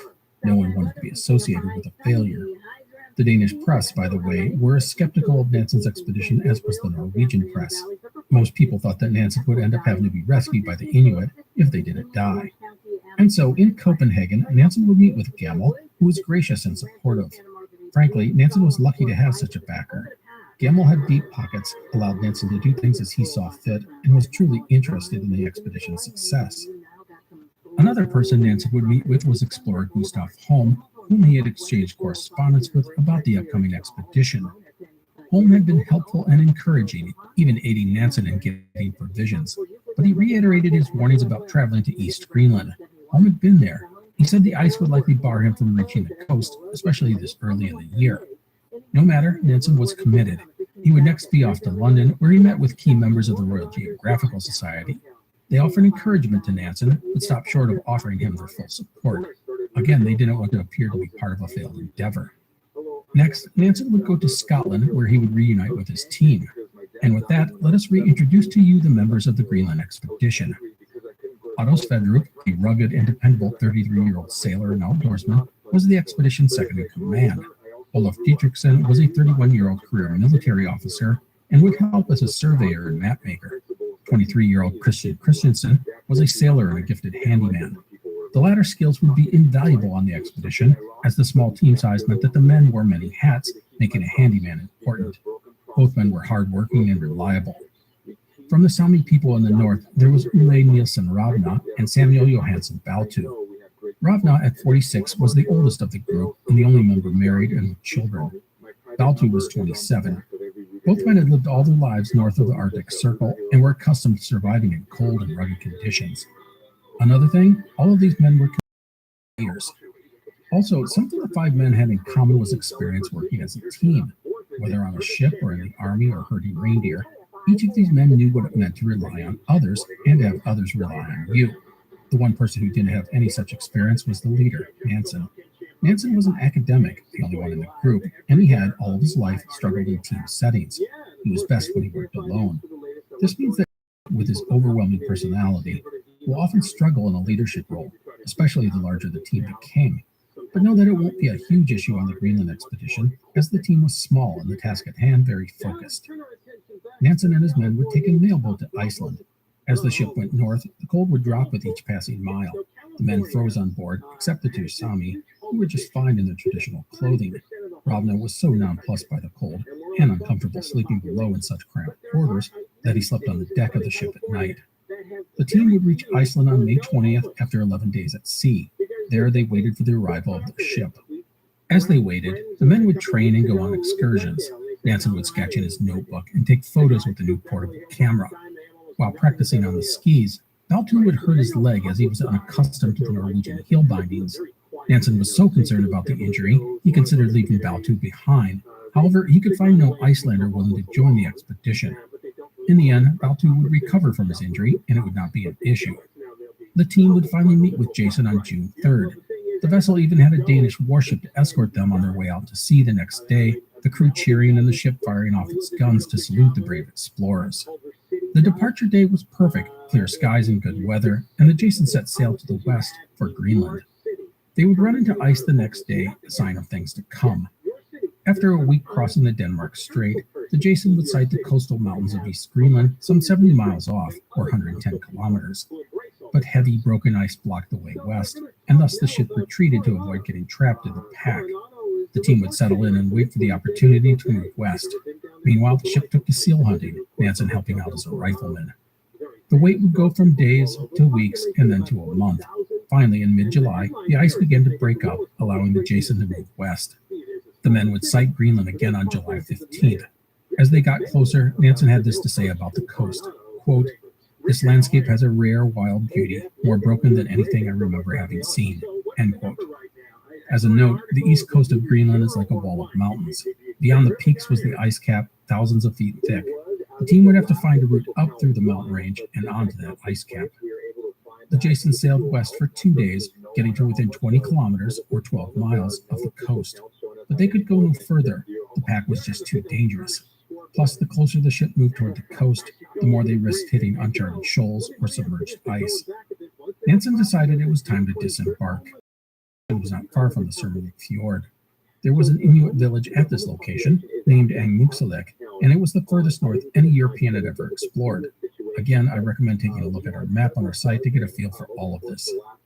Before departing the ship, Nansen and the rest of the men would write final letters to family, friends, and associates. And with that, Nansen was ready to go. He had had a special boat built for this moment, complete with metal runners. The idea was that the men could take to the water in the boat, but if the ice closed, they could drag the boat onto a solid ice floe and wait until things cleared. The metal runners allowed the men to easily pull the boat onto the ice. However, the captain of the Jason, Moritz Jacobsen, was concerned for the safety of Nansen and his men. He felt the boat was small, and thus he offered to let them take one of his whaling boats, which Nansen gladly accepted. Trying to get 6 men and their supplies into a single boat would have been difficult. Nansen, his team, their boats, and provisions would thus be offloaded, and the men would begin rowing westward in a steady rain. A single cannon from the Jason was fired to mark the occasion. Watched the 2 boats from his ship and estimated they pushed into the ice approximately 5 miles or 8 kilometers before losing sight of them in the fog. But things had looked pretty good. The captain wrote to Augusta Gamel, that it was likely they reached land on the evening of July 18th, but that is being a wee bit optimistic. Nansen and his men, 3 to a boat, rowed their way west, wading through the channels of open ice. The whaling boat had red and white markings, which were the Danish colors. Nansen's boat sported the red, white, and blue colors of Norway, as well as a small Norwegian flag. On the boats, the men, wearing brown oilskins with cowls pulled over their heads, rowed steadily in the rain. The men, including Nansen, were confident. It appeared that the way ahead was open. They would close the distance to the coast by half and talked about making coffee and eating a meal on the shore that evening. But just as things looked like they were going great, the unpredictable nature of the Arctic ice reared its ugly head. The ice began to close in on the boats dangerously fast, likely the result of the tides. Nansen's wooden boats would be crushed in the ice, so a stable flow was found and the boats pulled onto it. A while later, the open water returned, so the boats were put back in. However, the whaling boat was damaged in the process and had to be hauled back up onto the ice floe. By the time it was repaired, the ice had closed up again. I want to note that the water here was filled with ice floes, bergs, and chunks of floating and submerged ice. Sometimes it was solid, other times it was not. But I want to stress that it wasn't as if they could easily just walk across the ice pack or haul the boats on it for long. The ice constantly moved and shifted, breaking up and reforming. It made walking across it very dangerous. The best the men could do was find a nice solid ice floe and wait for another chance to get the boats into the water. So while the coast was tantalizingly close, it was still blocked by the ice, and hopes of reaching the shore that day were gone. The team would have to camp on a stable ice floe that night. The tent was erected and a constant watch was set in case the water opened suddenly, or the ice showed signs of opening underneath them. That was a very real danger. The next morning, the boats were put into the water, but it was a frustrating situation. The ice would open suddenly and just as suddenly close, sending the men and boats scrambling back onto the ice pack. And even more distressing was the direction of the ice flow. It was moving southeast, away from the coast. The drift grew stronger and stronger, taking the men and boats with it. And as the ice pack moved further from the coast, it began to swell dramatically under their feet, threatening to break up at any moment. This would go on for days.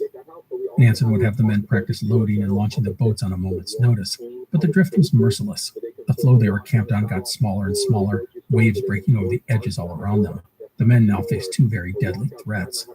If the floe the men were on fell apart, the team would have to take to the boats, and the odds of the boats surviving in a mass of ice chunks was not good. And the other issue was the danger of essentially being swept out to sea. All this made the team disheartened, especially the 2 Sami. Ravna and Baltu, believing that the end was near, took to reading from a Sami language New Testament they had brought. However, just as quickly as it had started, the ice pack would shift southwest, back towards the coast. Nansen, by the way, had learned to navigate for the expedition, and he brought out his sextant whenever he needed to track his location. During all of this, the men's personalities would emerge. Sverdrup was quiet and dependable. Dietrichson was talkative, while Christensen was reserved. Ravna was glum, while Baltu was good-natured and lively, although temperamental. He would, on occasion, let his emotions boil over, but such outbursts were usually gone as soon as they emerged. Also, regarding Baltu, his engaging personality brought some levity to the group. Nansen called him, quote, the expedition's minister of humor, end quote. And another thing I want to note about the team, despite all the ongoing problems, the men, for the most part, were not freaked out by all that was going on. As I noted earlier, they were accustomed to working in difficult conditions and did what was needed when a challenge came up. Of the team, it was Nansen who was the biggest wild card due to his moodiness. The boats drifted south. The mountains on Greenland's coast taunted them. Their destination was not that far, but they couldn't quite reach it. And every mile they drifted south brought them further away from Simmerlek Fjord, which was the spot Nansen had wanted to depart on the crossing. I want to stress that most of this time was spent sitting on the ice pack, the men prisoners to the drift. The team had found an old solid ice floe to camp on and just had to wait for their opportunity. On July 29th, the men would wake to find themselves closer to the shore than ever before. And more importantly, the ice had broken up in front of them. Now was the time to escape. The camp was quickly struck and the boats put into the water. Later that day, the 2 boats would finally reach land, a small rocky island just off the coast. And the water between the island and the coast was mostly clear. And while this was great, when Nansen took a reading of the location, it would prove to be disheartening. Over the past 2 weeks, they had drifted south about 235 miles, or 380 kilometers. The southern tip of Greenland, Cape Farewell, was only about 200 miles, or 320 kilometers away. They could head there and reach a settlement. But that would mean giving up, and some of the men thought this was the best option. Dietrichson suggested that the team winter on the East Coast and try to cross the next summer. Nansen weighed the consequences of each decision. It was getting dangerously late in the summer for a crossing. Cold would come sooner than later. But Nansen couldn't bear the idea of giving up. His obstinate nature and ego refused to yield to the idea of failure, not while there was still a chance. The expedition would thus move back north, rowing their boats along the shore. The goal was still to reach Surmulek Fjord up the coast and then make the crossing to Disco Bay. That night, the men would have a special celebratory meal of chocolate, cheese, biscuits, and jam.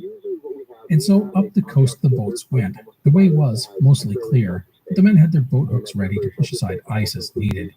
The rowing was exhausting, but progress was steady, the team making 18 miles or 30 kilometers on the second day. And then, that evening, as they were eating their meal, the men thought they heard human voices amongst the cries of the birds. Nansen grabbed the telescope and scanned the horizon. He would spot two black dots, kayaks. It was the local native people, the Inuit. Excited to find other human beings, the men jumped up and down, shouted and waved. The kayaks would, cautiously, approach them, as the Inuit had never expected to find white men in such a place. Nansen described the natives, who he called Eskimos, as wild-looking but friendly. With the combination of Nansen's Inuit language skills and an Inuit phrasebook and a lot of hand gestures, it was determined the natives were heading north to a large glacier called Pusortuk. Nansen knew about the glacier, as Danish explorer Gustav Holm had encountered it on his travels. It was 6 miles wide, or 10 kilometers, its high, icy cliffs jutting out into the ocean. The glacier was feared by the Inuit because large fragments of ice would break off underwater and shoot up to the surface like projectiles. The glacier's name translates into where the ice rises to the surface. The kayaks would depart, but the next day Nansen and his boats would encounter them on the opposite side of Pusortuk Glacier. It was a camp of 70 to 80 men, women, and children, as well as dogs. Nansen could not withstand the urge to visit the camp, which reeked of seal blubber. The men described the Inuit as wild and unkempt. They wore sealskin clothing, and their tents were made of sealskin as well.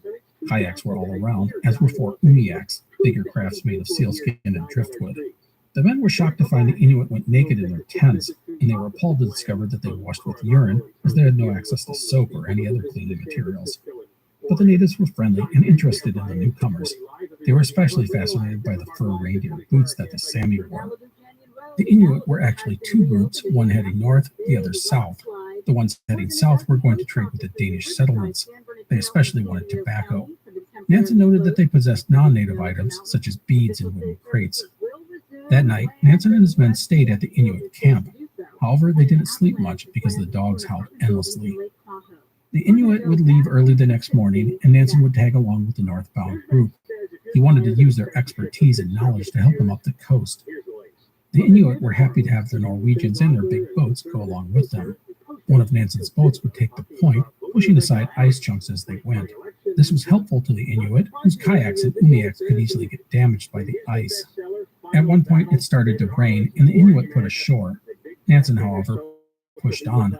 The team would end up getting caught in a fjord filled with ice and swirling currents. It is a reminder to take the advice of the locals, even if you aren't sure why. They have a reason for doing what they do. The Inuit would eventually catch up and pass the Norwegians in the night. Nansen and his men would thus continue on alone. Along the way, they saw abandoned Inuit camps, often littered with the bones of seals, polar bears, fish, and dogs. And while the ice was always a challenge, the currents and winds were aiming south, meaning the men were fighting for every foot they advanced. When they pulled into a camp at night, all the men were exhausted. And there were other mishaps to delay them as well, such as the time Dietrichson fell off one of the boats, breaking an oar at the same time. On August 6th, the men again ran into some Inuit. They traded with them, offering the natives sewing needles, something they prized. The boats would travel with the Inuit for a while before parting. On August 8th, the team would reach Bernstorff Fjord and work their way through a myriad of icebergs. Some of these were huge. In fact, the boats actually rode into a tunnel and through one big old berg. 2 days later, the team would reach Univik Bay, a long fjord about 120 miles or 190 kilometers south of Surmulek, the fjord Nansen was originally aiming for. However, the men had been in their boats and on the ice for nearly 2 months, and they had been rowing for 12 straight days. The season was getting late. Nansen would scout up the fjord and find the ice appeared to stretch from the water's edge and onto the ice cap. Of it, he would say it was, quote, so simple that we had never hoped for anything better, end quote. With that, Nansen decided to make this their final landfall. From here, they would make the dash to Disco Bay. The team would set up camp on shore and have coffee and feast on some birds Nansen had shot. By the way, to this point, the team had avoided using a lot of the sledging rations. They had survived on hunting, mostly seabirds. The 6 men would spend 5 days at the camp, recuperating from their time on the ice and with boats, plus preparing for their inland journey. Water had gotten into everything, and anything with steel parts on it, like the runners on the skis and sledges, was rusted, and many of the canned rations were encrusted in mold. Nansen would pack most of the supplies onto 5 sledges, but he did cache a collection of items, including 2 extra guns and ammunition. Under one of the boats, he left an account of the expedition to this point. It was now time to attempt the crossing of Greenland. Did you know that yearly Medi-Cal renewals will start again soon? This means millions of people who were enrolled in Medi-Cal during the pandemic may no longer be eligible for coverage. If this may impact you, the good news is you have options. Anthem Blue Cross can help answer your questions so you can find an affordable health plan for you and your family.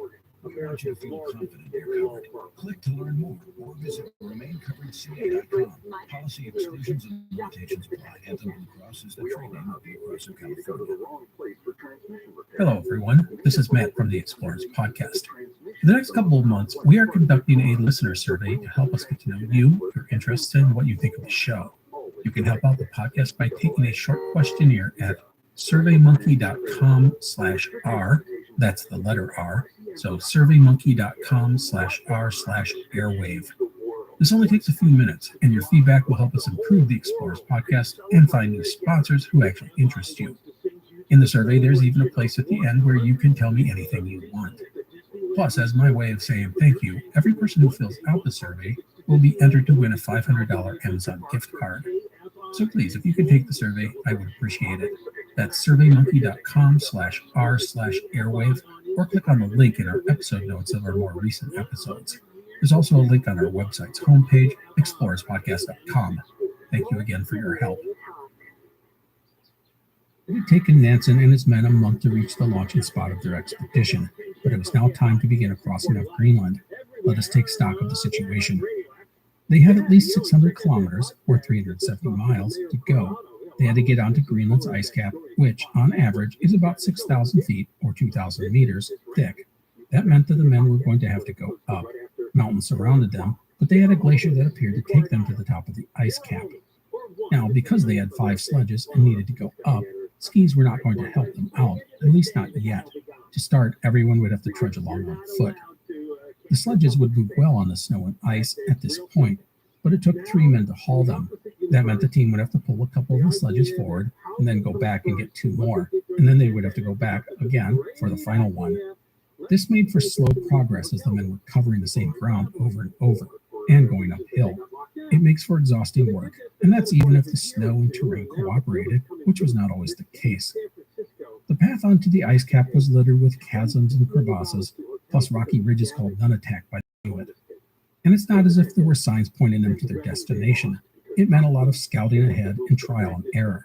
At times, the men would follow a path only to have to turn around when they came to an impassable crevasse, or they'd have to lift a sledge over a ridge.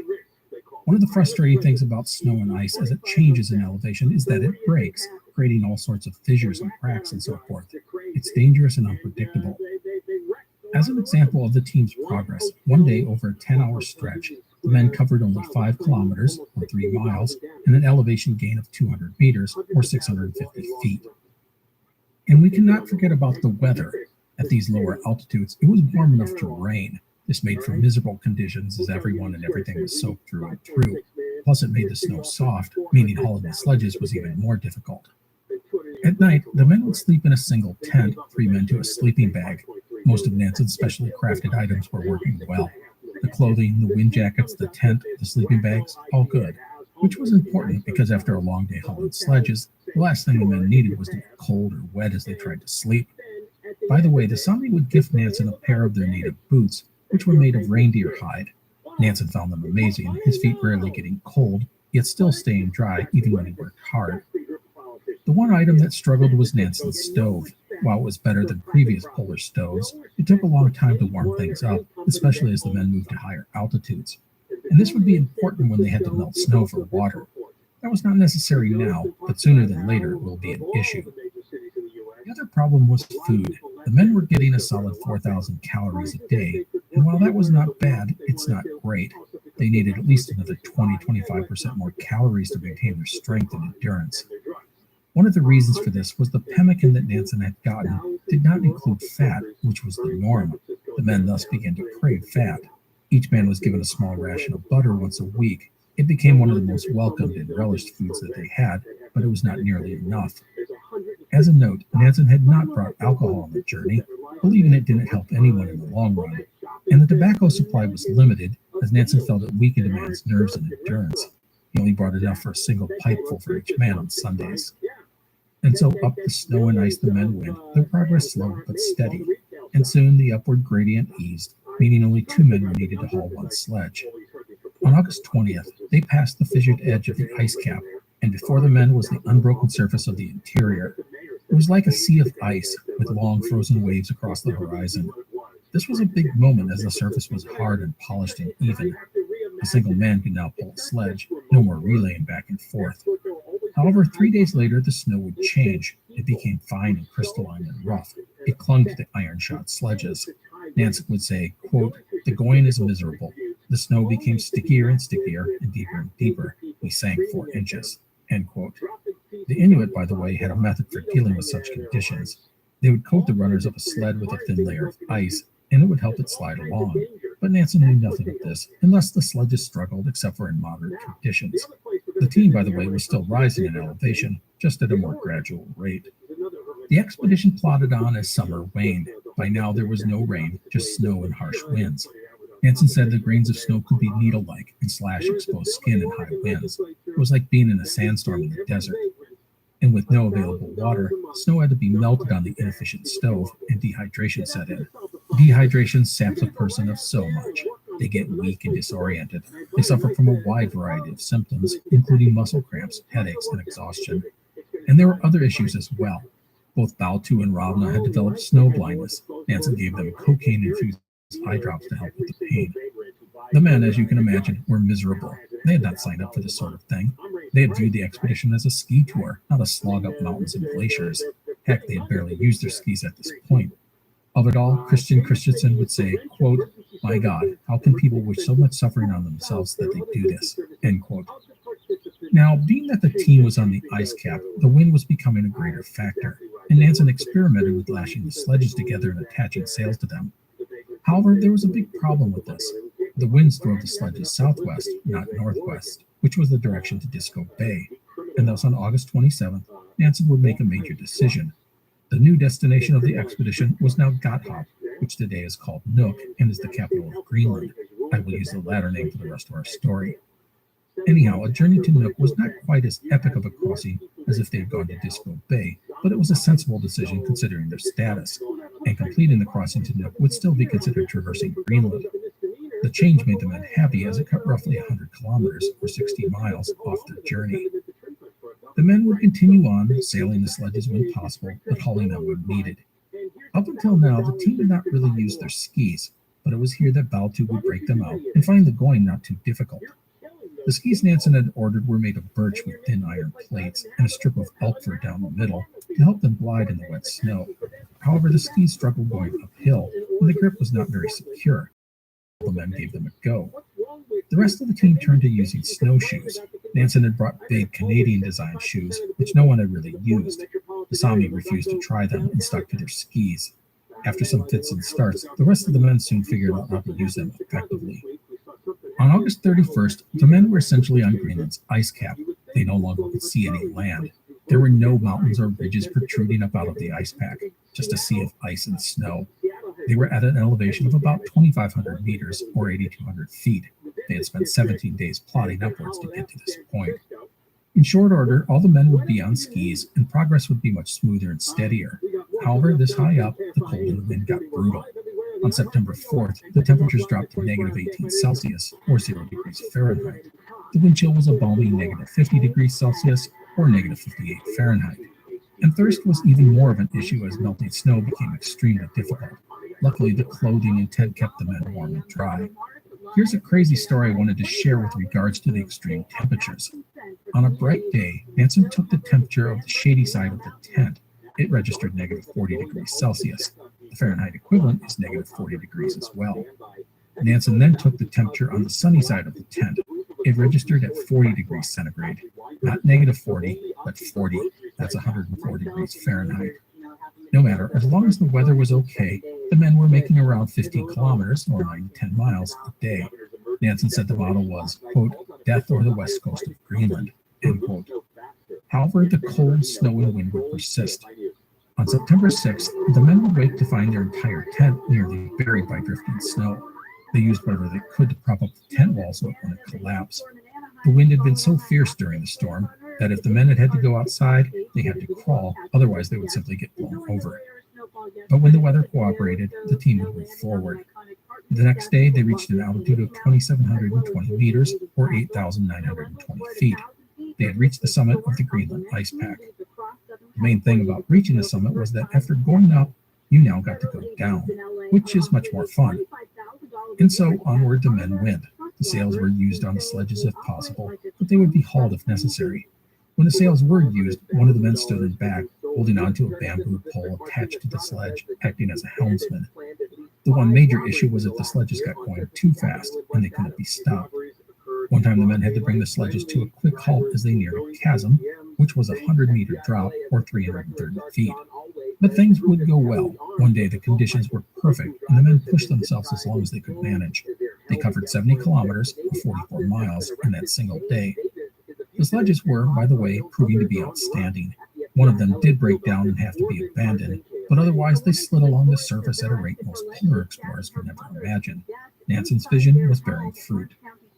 On September 17th, the team would sight a snow bunting, which is a small bird. It was the first living creature they had seen in weeks. It was an encouraging sign. As they approached the western coast of Greenland, the landscape began to transform. The flat surface was replaced by increasing numbers of gullies, chasms, ridges, and crevasses.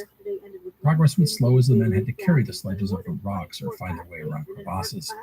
Eventually, the gradual decline in altitude became quite dramatic, forcing the men to take off their skis and lower their sledges down steeper slopes. Now, 2 milestones were reached at this time. First, the men, for the first time in a month, discovered fresh pools of water. When they found the water the first time, they rushed to it and pushed their faces in, drinking to their heart's content. It was a big moment, physically and mentally. Dehydration was now removed from the picture. Mentally, it offered the men hope that they were nearing their destination. The second item was that Nansen recognized the mountains that they were approaching. The men were running a little north of Nook, so he shifted his course for the next 2 days. But the fact that they knew where they were and where they needed to go was a huge morale boost. Now, one advantage to the lateness of the season was that most of the streams and ice fields were frozen over. This turned them into highways. Streams flowed to the fjords, which flowed to the ocean. Follow the streams, you reach the coast. On September 24th, the men would lower themselves down the steep slope, their crampons digging into the ice. Inch by inch they went, all the while carefully lowering the sledges so they didn't go flying away. Slowly, surely they went, finally emerging at the bottom of a glacier tongue. And there they stepped onto the earth for the first time in 41 days. Nansen would say this of the moment, quote, words cannot describe what it meant to feel earth and rock underfoot. The sense of well-being that rippled through us when we felt the heather give under our soles, and the smell of wonderful scent of grass and moss, end quote. The team was thrilled. The ice cap was behind them, although they still had another 100 kilometers, or 60 miles, before they reached civilization. The 6 men would now have to abandon the sledges and skis that had taken them across Greenland. They were now backpackers for the rest of the march. Nansen had the supplies divided into 6 equal loads, and the men set off. Down into valleys they went, the vegetation thickening as they did so, and it was not long before they saw signs of the Inuit people. The team would make their way down into a fjord, reaching sea level for the first time in weeks. They had, officially, crossed Greenland. Now, the fjord had high mountain walls on both sides, which the men could not scale. This meant that they could not go overland to reach their destination. Nansen decided that he and Sverdrup could travel down the fjord and summon aid for the rest of the men. For this, they would need a boat, which they did not have, so that meant they would have to build one. The result was a 2.5 meter or 8 foot long vessel. Bamboo ski poles, brush, and branches were used for the hull, and the tent ground sheet was used to cover the boat. It was all lashed together, crude but effective. Nansen and Svedrup's journey would start off with a lot of challenges. The water was not yet deep enough to ride the boat down the fjord, so they would have to carry it or drag it. This was a slog. The earth was nothing but sludgy mud that meant sinking ankle deep. On the plus side, game was now readily available in the form of seabirds. Early on, Nansen would shoot 6 large gulls. They would cook the birds, the first fresh food they'd eaten in 46 days. As for the boat, once the water was deep enough, the men climbed on board and floated down the coast. The craft leaked and had to be bailed constantly, but it was seaworthy. On October 2nd, the men would reach the mouth of the fjord, and then the following morning they would sight a building. It was a mission station just outside of Nuuk. Once on shore, Nansen and Svedrup would be greeted by a swarm of Inuit women. They thought the 2 men were shipwrecked Americans. They were soon joined by a man, Gustav Baumann, who happened to be the governor of the area. He had, by chance, just arrived at the mission for a visit. Baumann reportedly said, "Are you Englishmen?" To which Nansen replied, "No, we are Norwegian." When Baumann asked his name, he replied, "My name is Nansen, and we have come from the ice cap." Baumann then said something rather unexpected. Quote, "Ah, I thought as much. May I congratulate you on your doctor's degree?" End quote. I love that Nansen had just crossed Greenland, the first person ever, and the first thing they mentioned was his doctorate. Anyhow, the 2 explorers were greeted as heroes. A small cannon was fired to celebrate their arrival, and people came from all over Nuuk to see the man. Nansen and Svedrup, by the way, were filthy. Their hair and beards were long and tangled. Their faces were black from ashes and grease and dirt. It would have been quite the sight. The first thing that Nansen asked about was if the last ship had left for the year from Nuuk.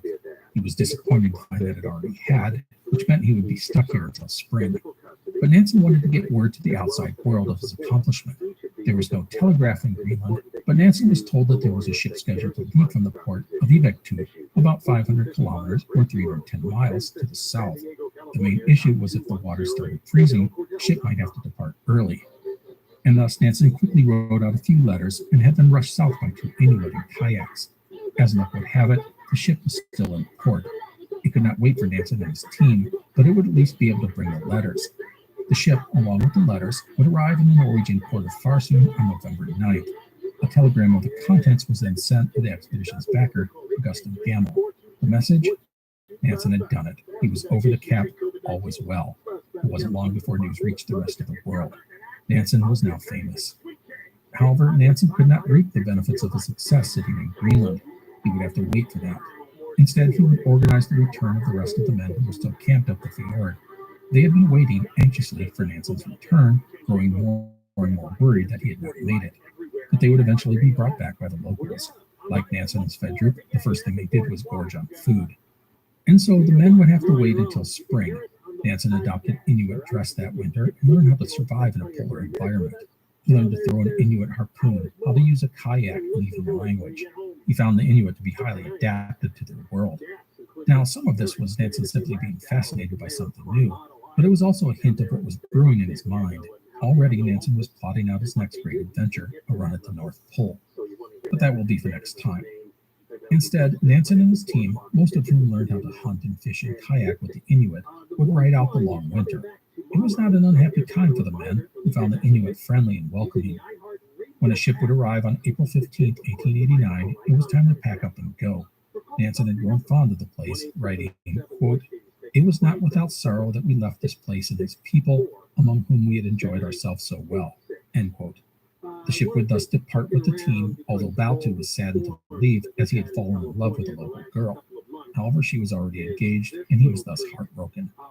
The voyage that followed would take 27 days to reach Copenhagen. The ship had brought with it a ton of mail, piles of letters and cards congratulating Nansen on his wondrous accomplishment.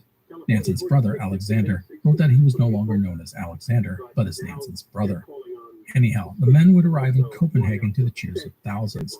Augustin Gamel feted Nansen and his team, keeping them there for a week. The press loved Nansen. He was tall and blond and handsome, the image of a Viking.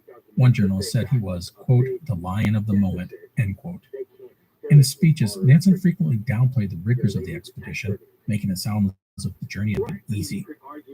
From Copenhagen, it was back to Norway. There, people were ready to welcome home their heroes as Nansen fever swept the nation.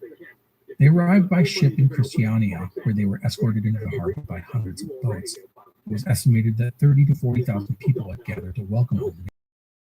One story I love from this great celebration involved two of the team members. As they approached the city and saw all the cheering people, Dietrichson asked one of the Sami, Ravna, about the welcome, saying, quote, "Look, isn't it wonderful with all the people?" End quote.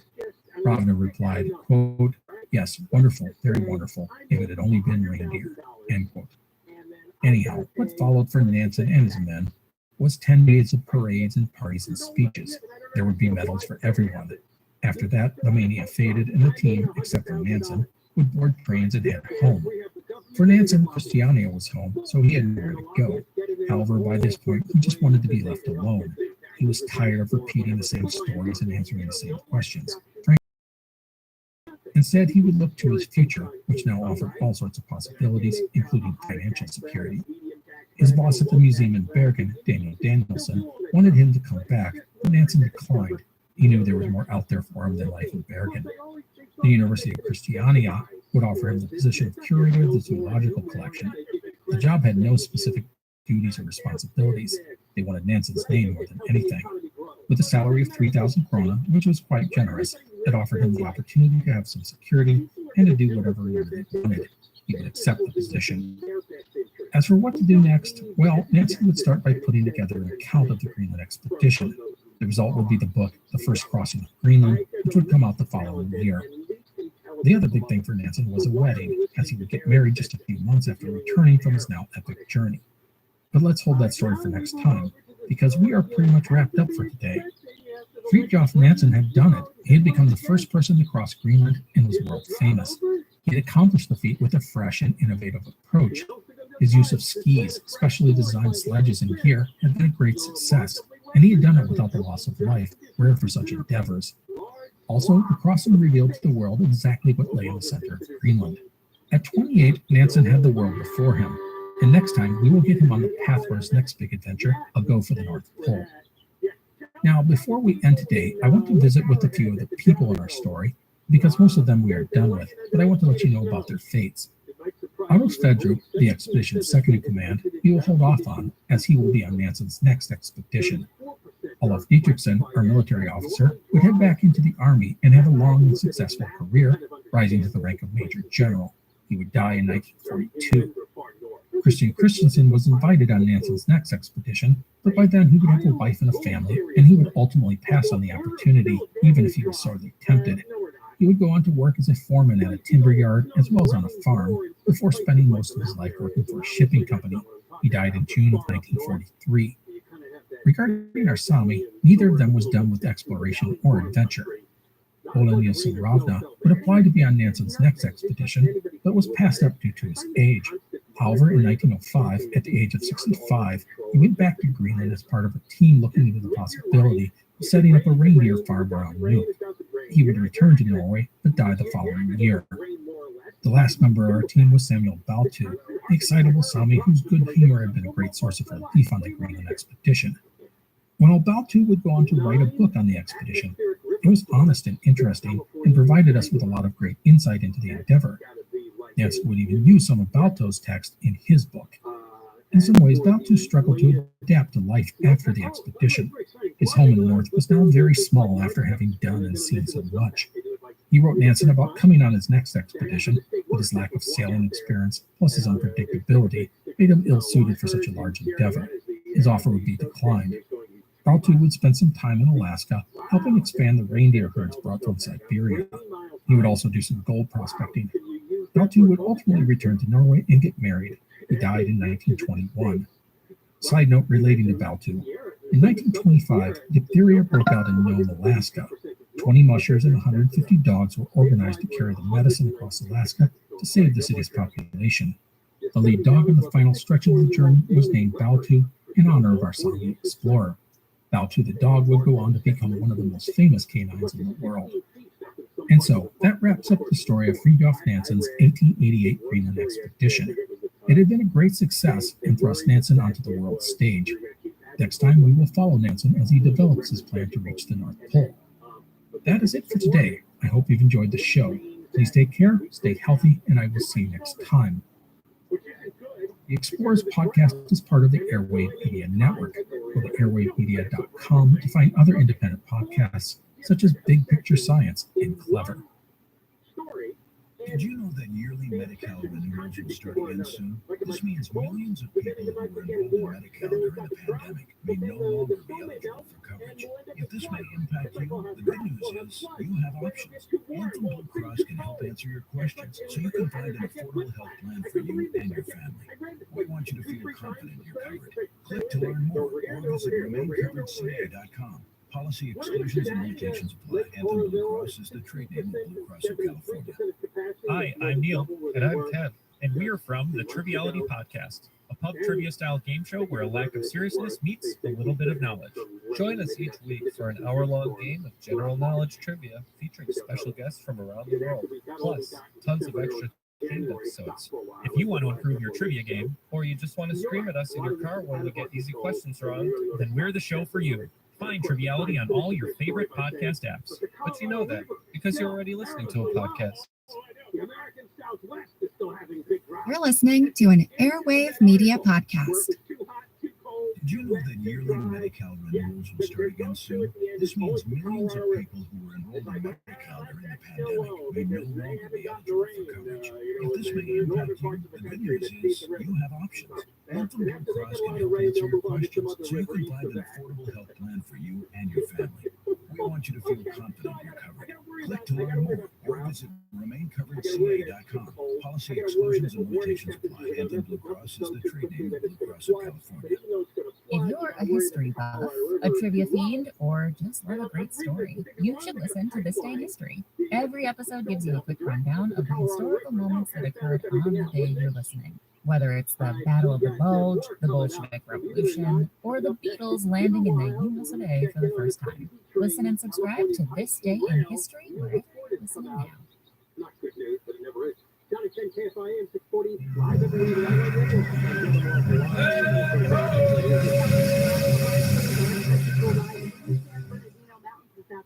Hello, and welcome to the Explorers Podcast. Today is part 3 in our series on Norwegian explorer Fridtjof Nansen.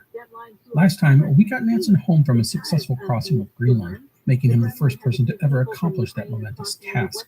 Nansen was now famous, the toast of Europe. He had a new position at Christiania University as the curator of the zoological collection, but there were no real responsibilities associated with it. He got a nice paycheck, the university got his name. It would give the 27-year-old Nansen a bit of financial security, but it's not like he was rich.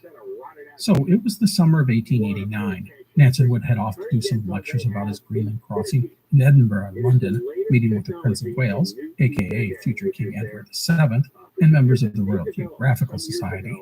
The latter would give Nansen the prestigious Founders Medal, the Society's president saying that he had moved to, quote, the foremost place amongst northern travelers, end quote. The main thing for Nansen was to start to gather his thoughts on a book about the Greenland expedition. But awards and books aside, the thing that captured Nansen's attention at this time was a woman. As a note, Nansen had always been enamored with women, and they with him. He had had a long string of female friends and relationships, which would continue throughout his life. Before departing on a Greenland expedition, he had reportedly been involved with Dagmar Engelhardt, reputedly one of the most beautiful women in Christiania. And so it was with more than a bit of shock that in August of that year, Nansen would announce his engagement, but not to Engelhardt. Instead, it was to Eva Sars. To say the couple's relationship was a whirlwind affair was an understatement. They would meet, get engaged, and marry all within a few months. And the union was even more surprising to Nansen's friends and colleagues, as he had often expressed skepticism, if not outright hostility, towards the institution of marriage. Eva, 3 years older than Nansen, was short with dark hair, a contrast to her husband. She was a professional singer, a mezzo-soprano, who had a growing reputation in Europe. Thus, she was an independent woman, having carved out a career for herself.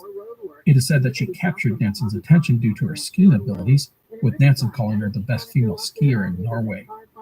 A few things about the couple's relationship. First, it will be a tumultuous union. Nansen had numerous affairs in his lifetime, and Eva was constantly fighting to keep his eyes on her and their home. In fact, Eva's parents had disapproved of the marriage, as they thought Nansen would never be able to settle into a conventional life. He was a man of too many interests, and not just women. Second, Nansen, despite all of his philandering, would forever express his affection for Eva, and he seems to have missed her tremendously when they were apart. No matter, it makes for an awkward and at times messy marriage. I'll touch on this throughout the rest of the series, but know that I will share only a fraction of the drama that surrounded Nansen's personal life. And so Nansen was married. Aside from that, he now had two major things on his plate. The first was his book on the Greenland expedition, and the second was his plan on another epic feat of exploration. For the latter item, Nansen wanted to be the first man to reach the North Pole. Let's deal with the book first. Nansen's book, The First Crossing of Greenland, would be published in 1890. It was a large, more than 1,000 pages, 2-volume set. The book would actually only spend about a third of the pages on the actual crossing of Greenland.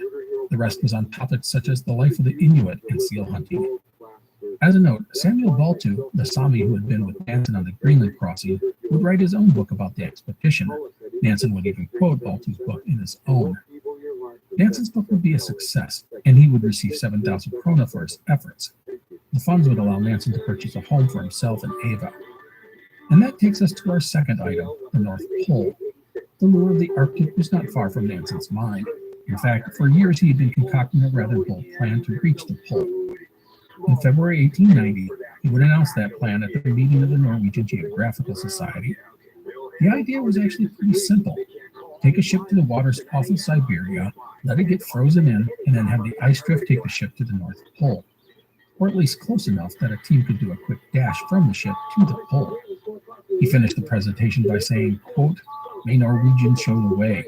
May it be the Norwegian flag that first flies over the pole," end quote.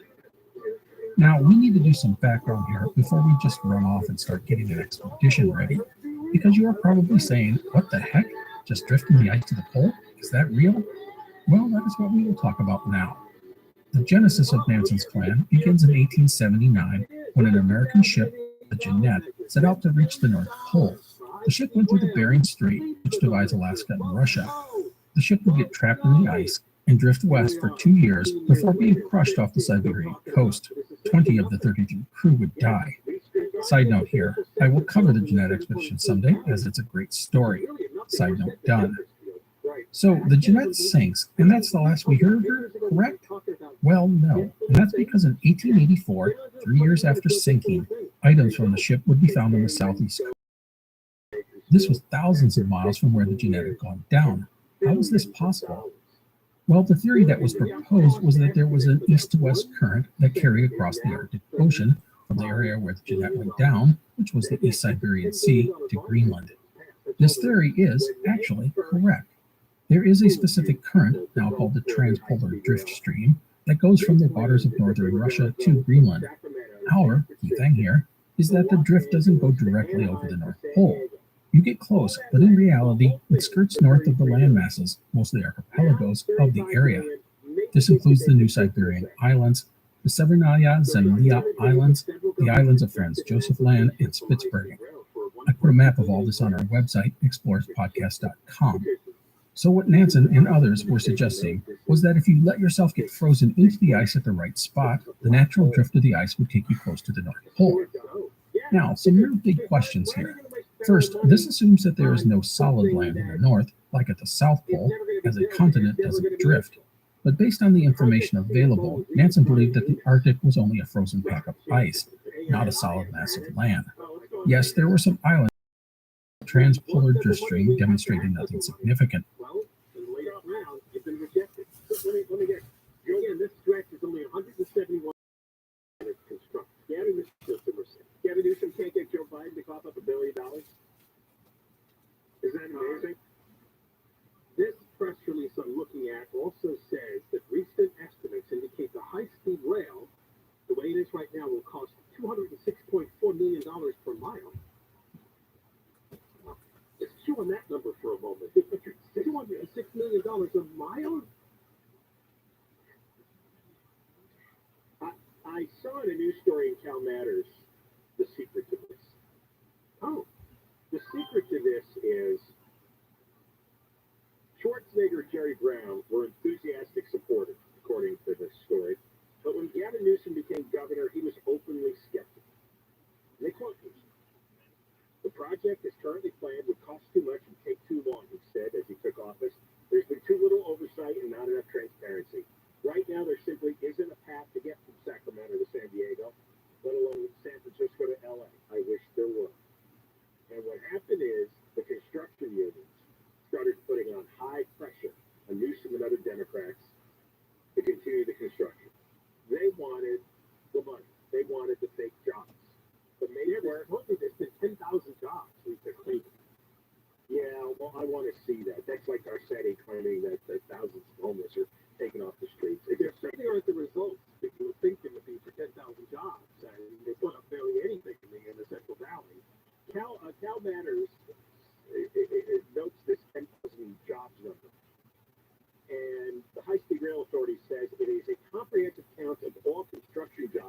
that has been employed by this project.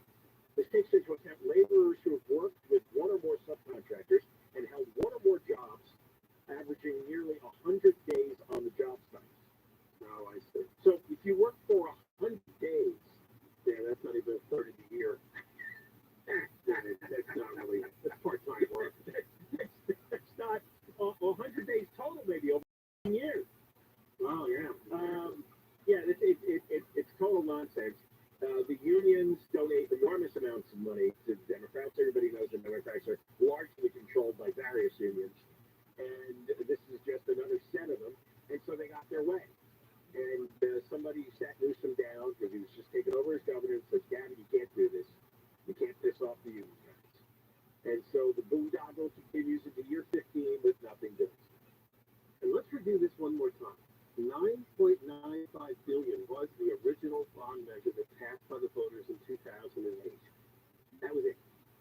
So they said, oh, well, we'll get the rest of the federal government, and then we'll get money from private investors. Private investors, where they got a few billion out of, I think it was the Obama administration. Yeah.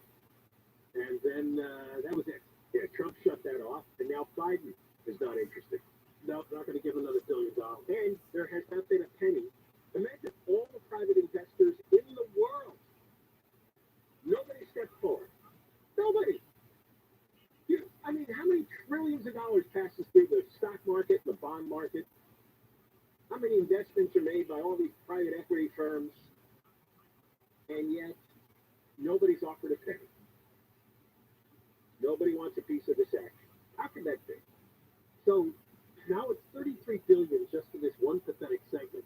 Yeah, by 171 measure, $10 billion plus billions more they get from the feds. They were trying to throw out a number of $33 billion to do the whole state. Now they can't even do this one segment, and cost estimates are way off anyway. But we'll just go with them for now. $22 billion.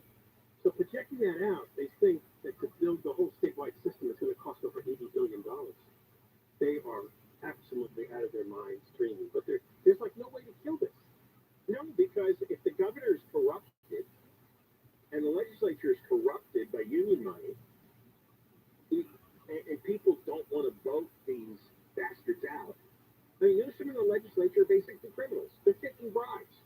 They're taking campaign contributions from these construction unions, and in turn, they're directing billions of dollars to them for no-show jobs, fake work jobs, show up 100 days in 10 years, and we'll count it as a job in the press release.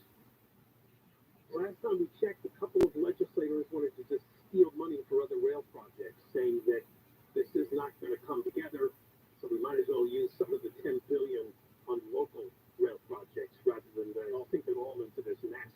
I think if Newsom wasn't bought off by the corrupt unions, we would signal the legislature, go ahead, steal the money, let's end this. Because a lot of the Democratic legislators know that this is a waste. So yeah, they'd like the money spent on their local projects, which might be more useful. Right?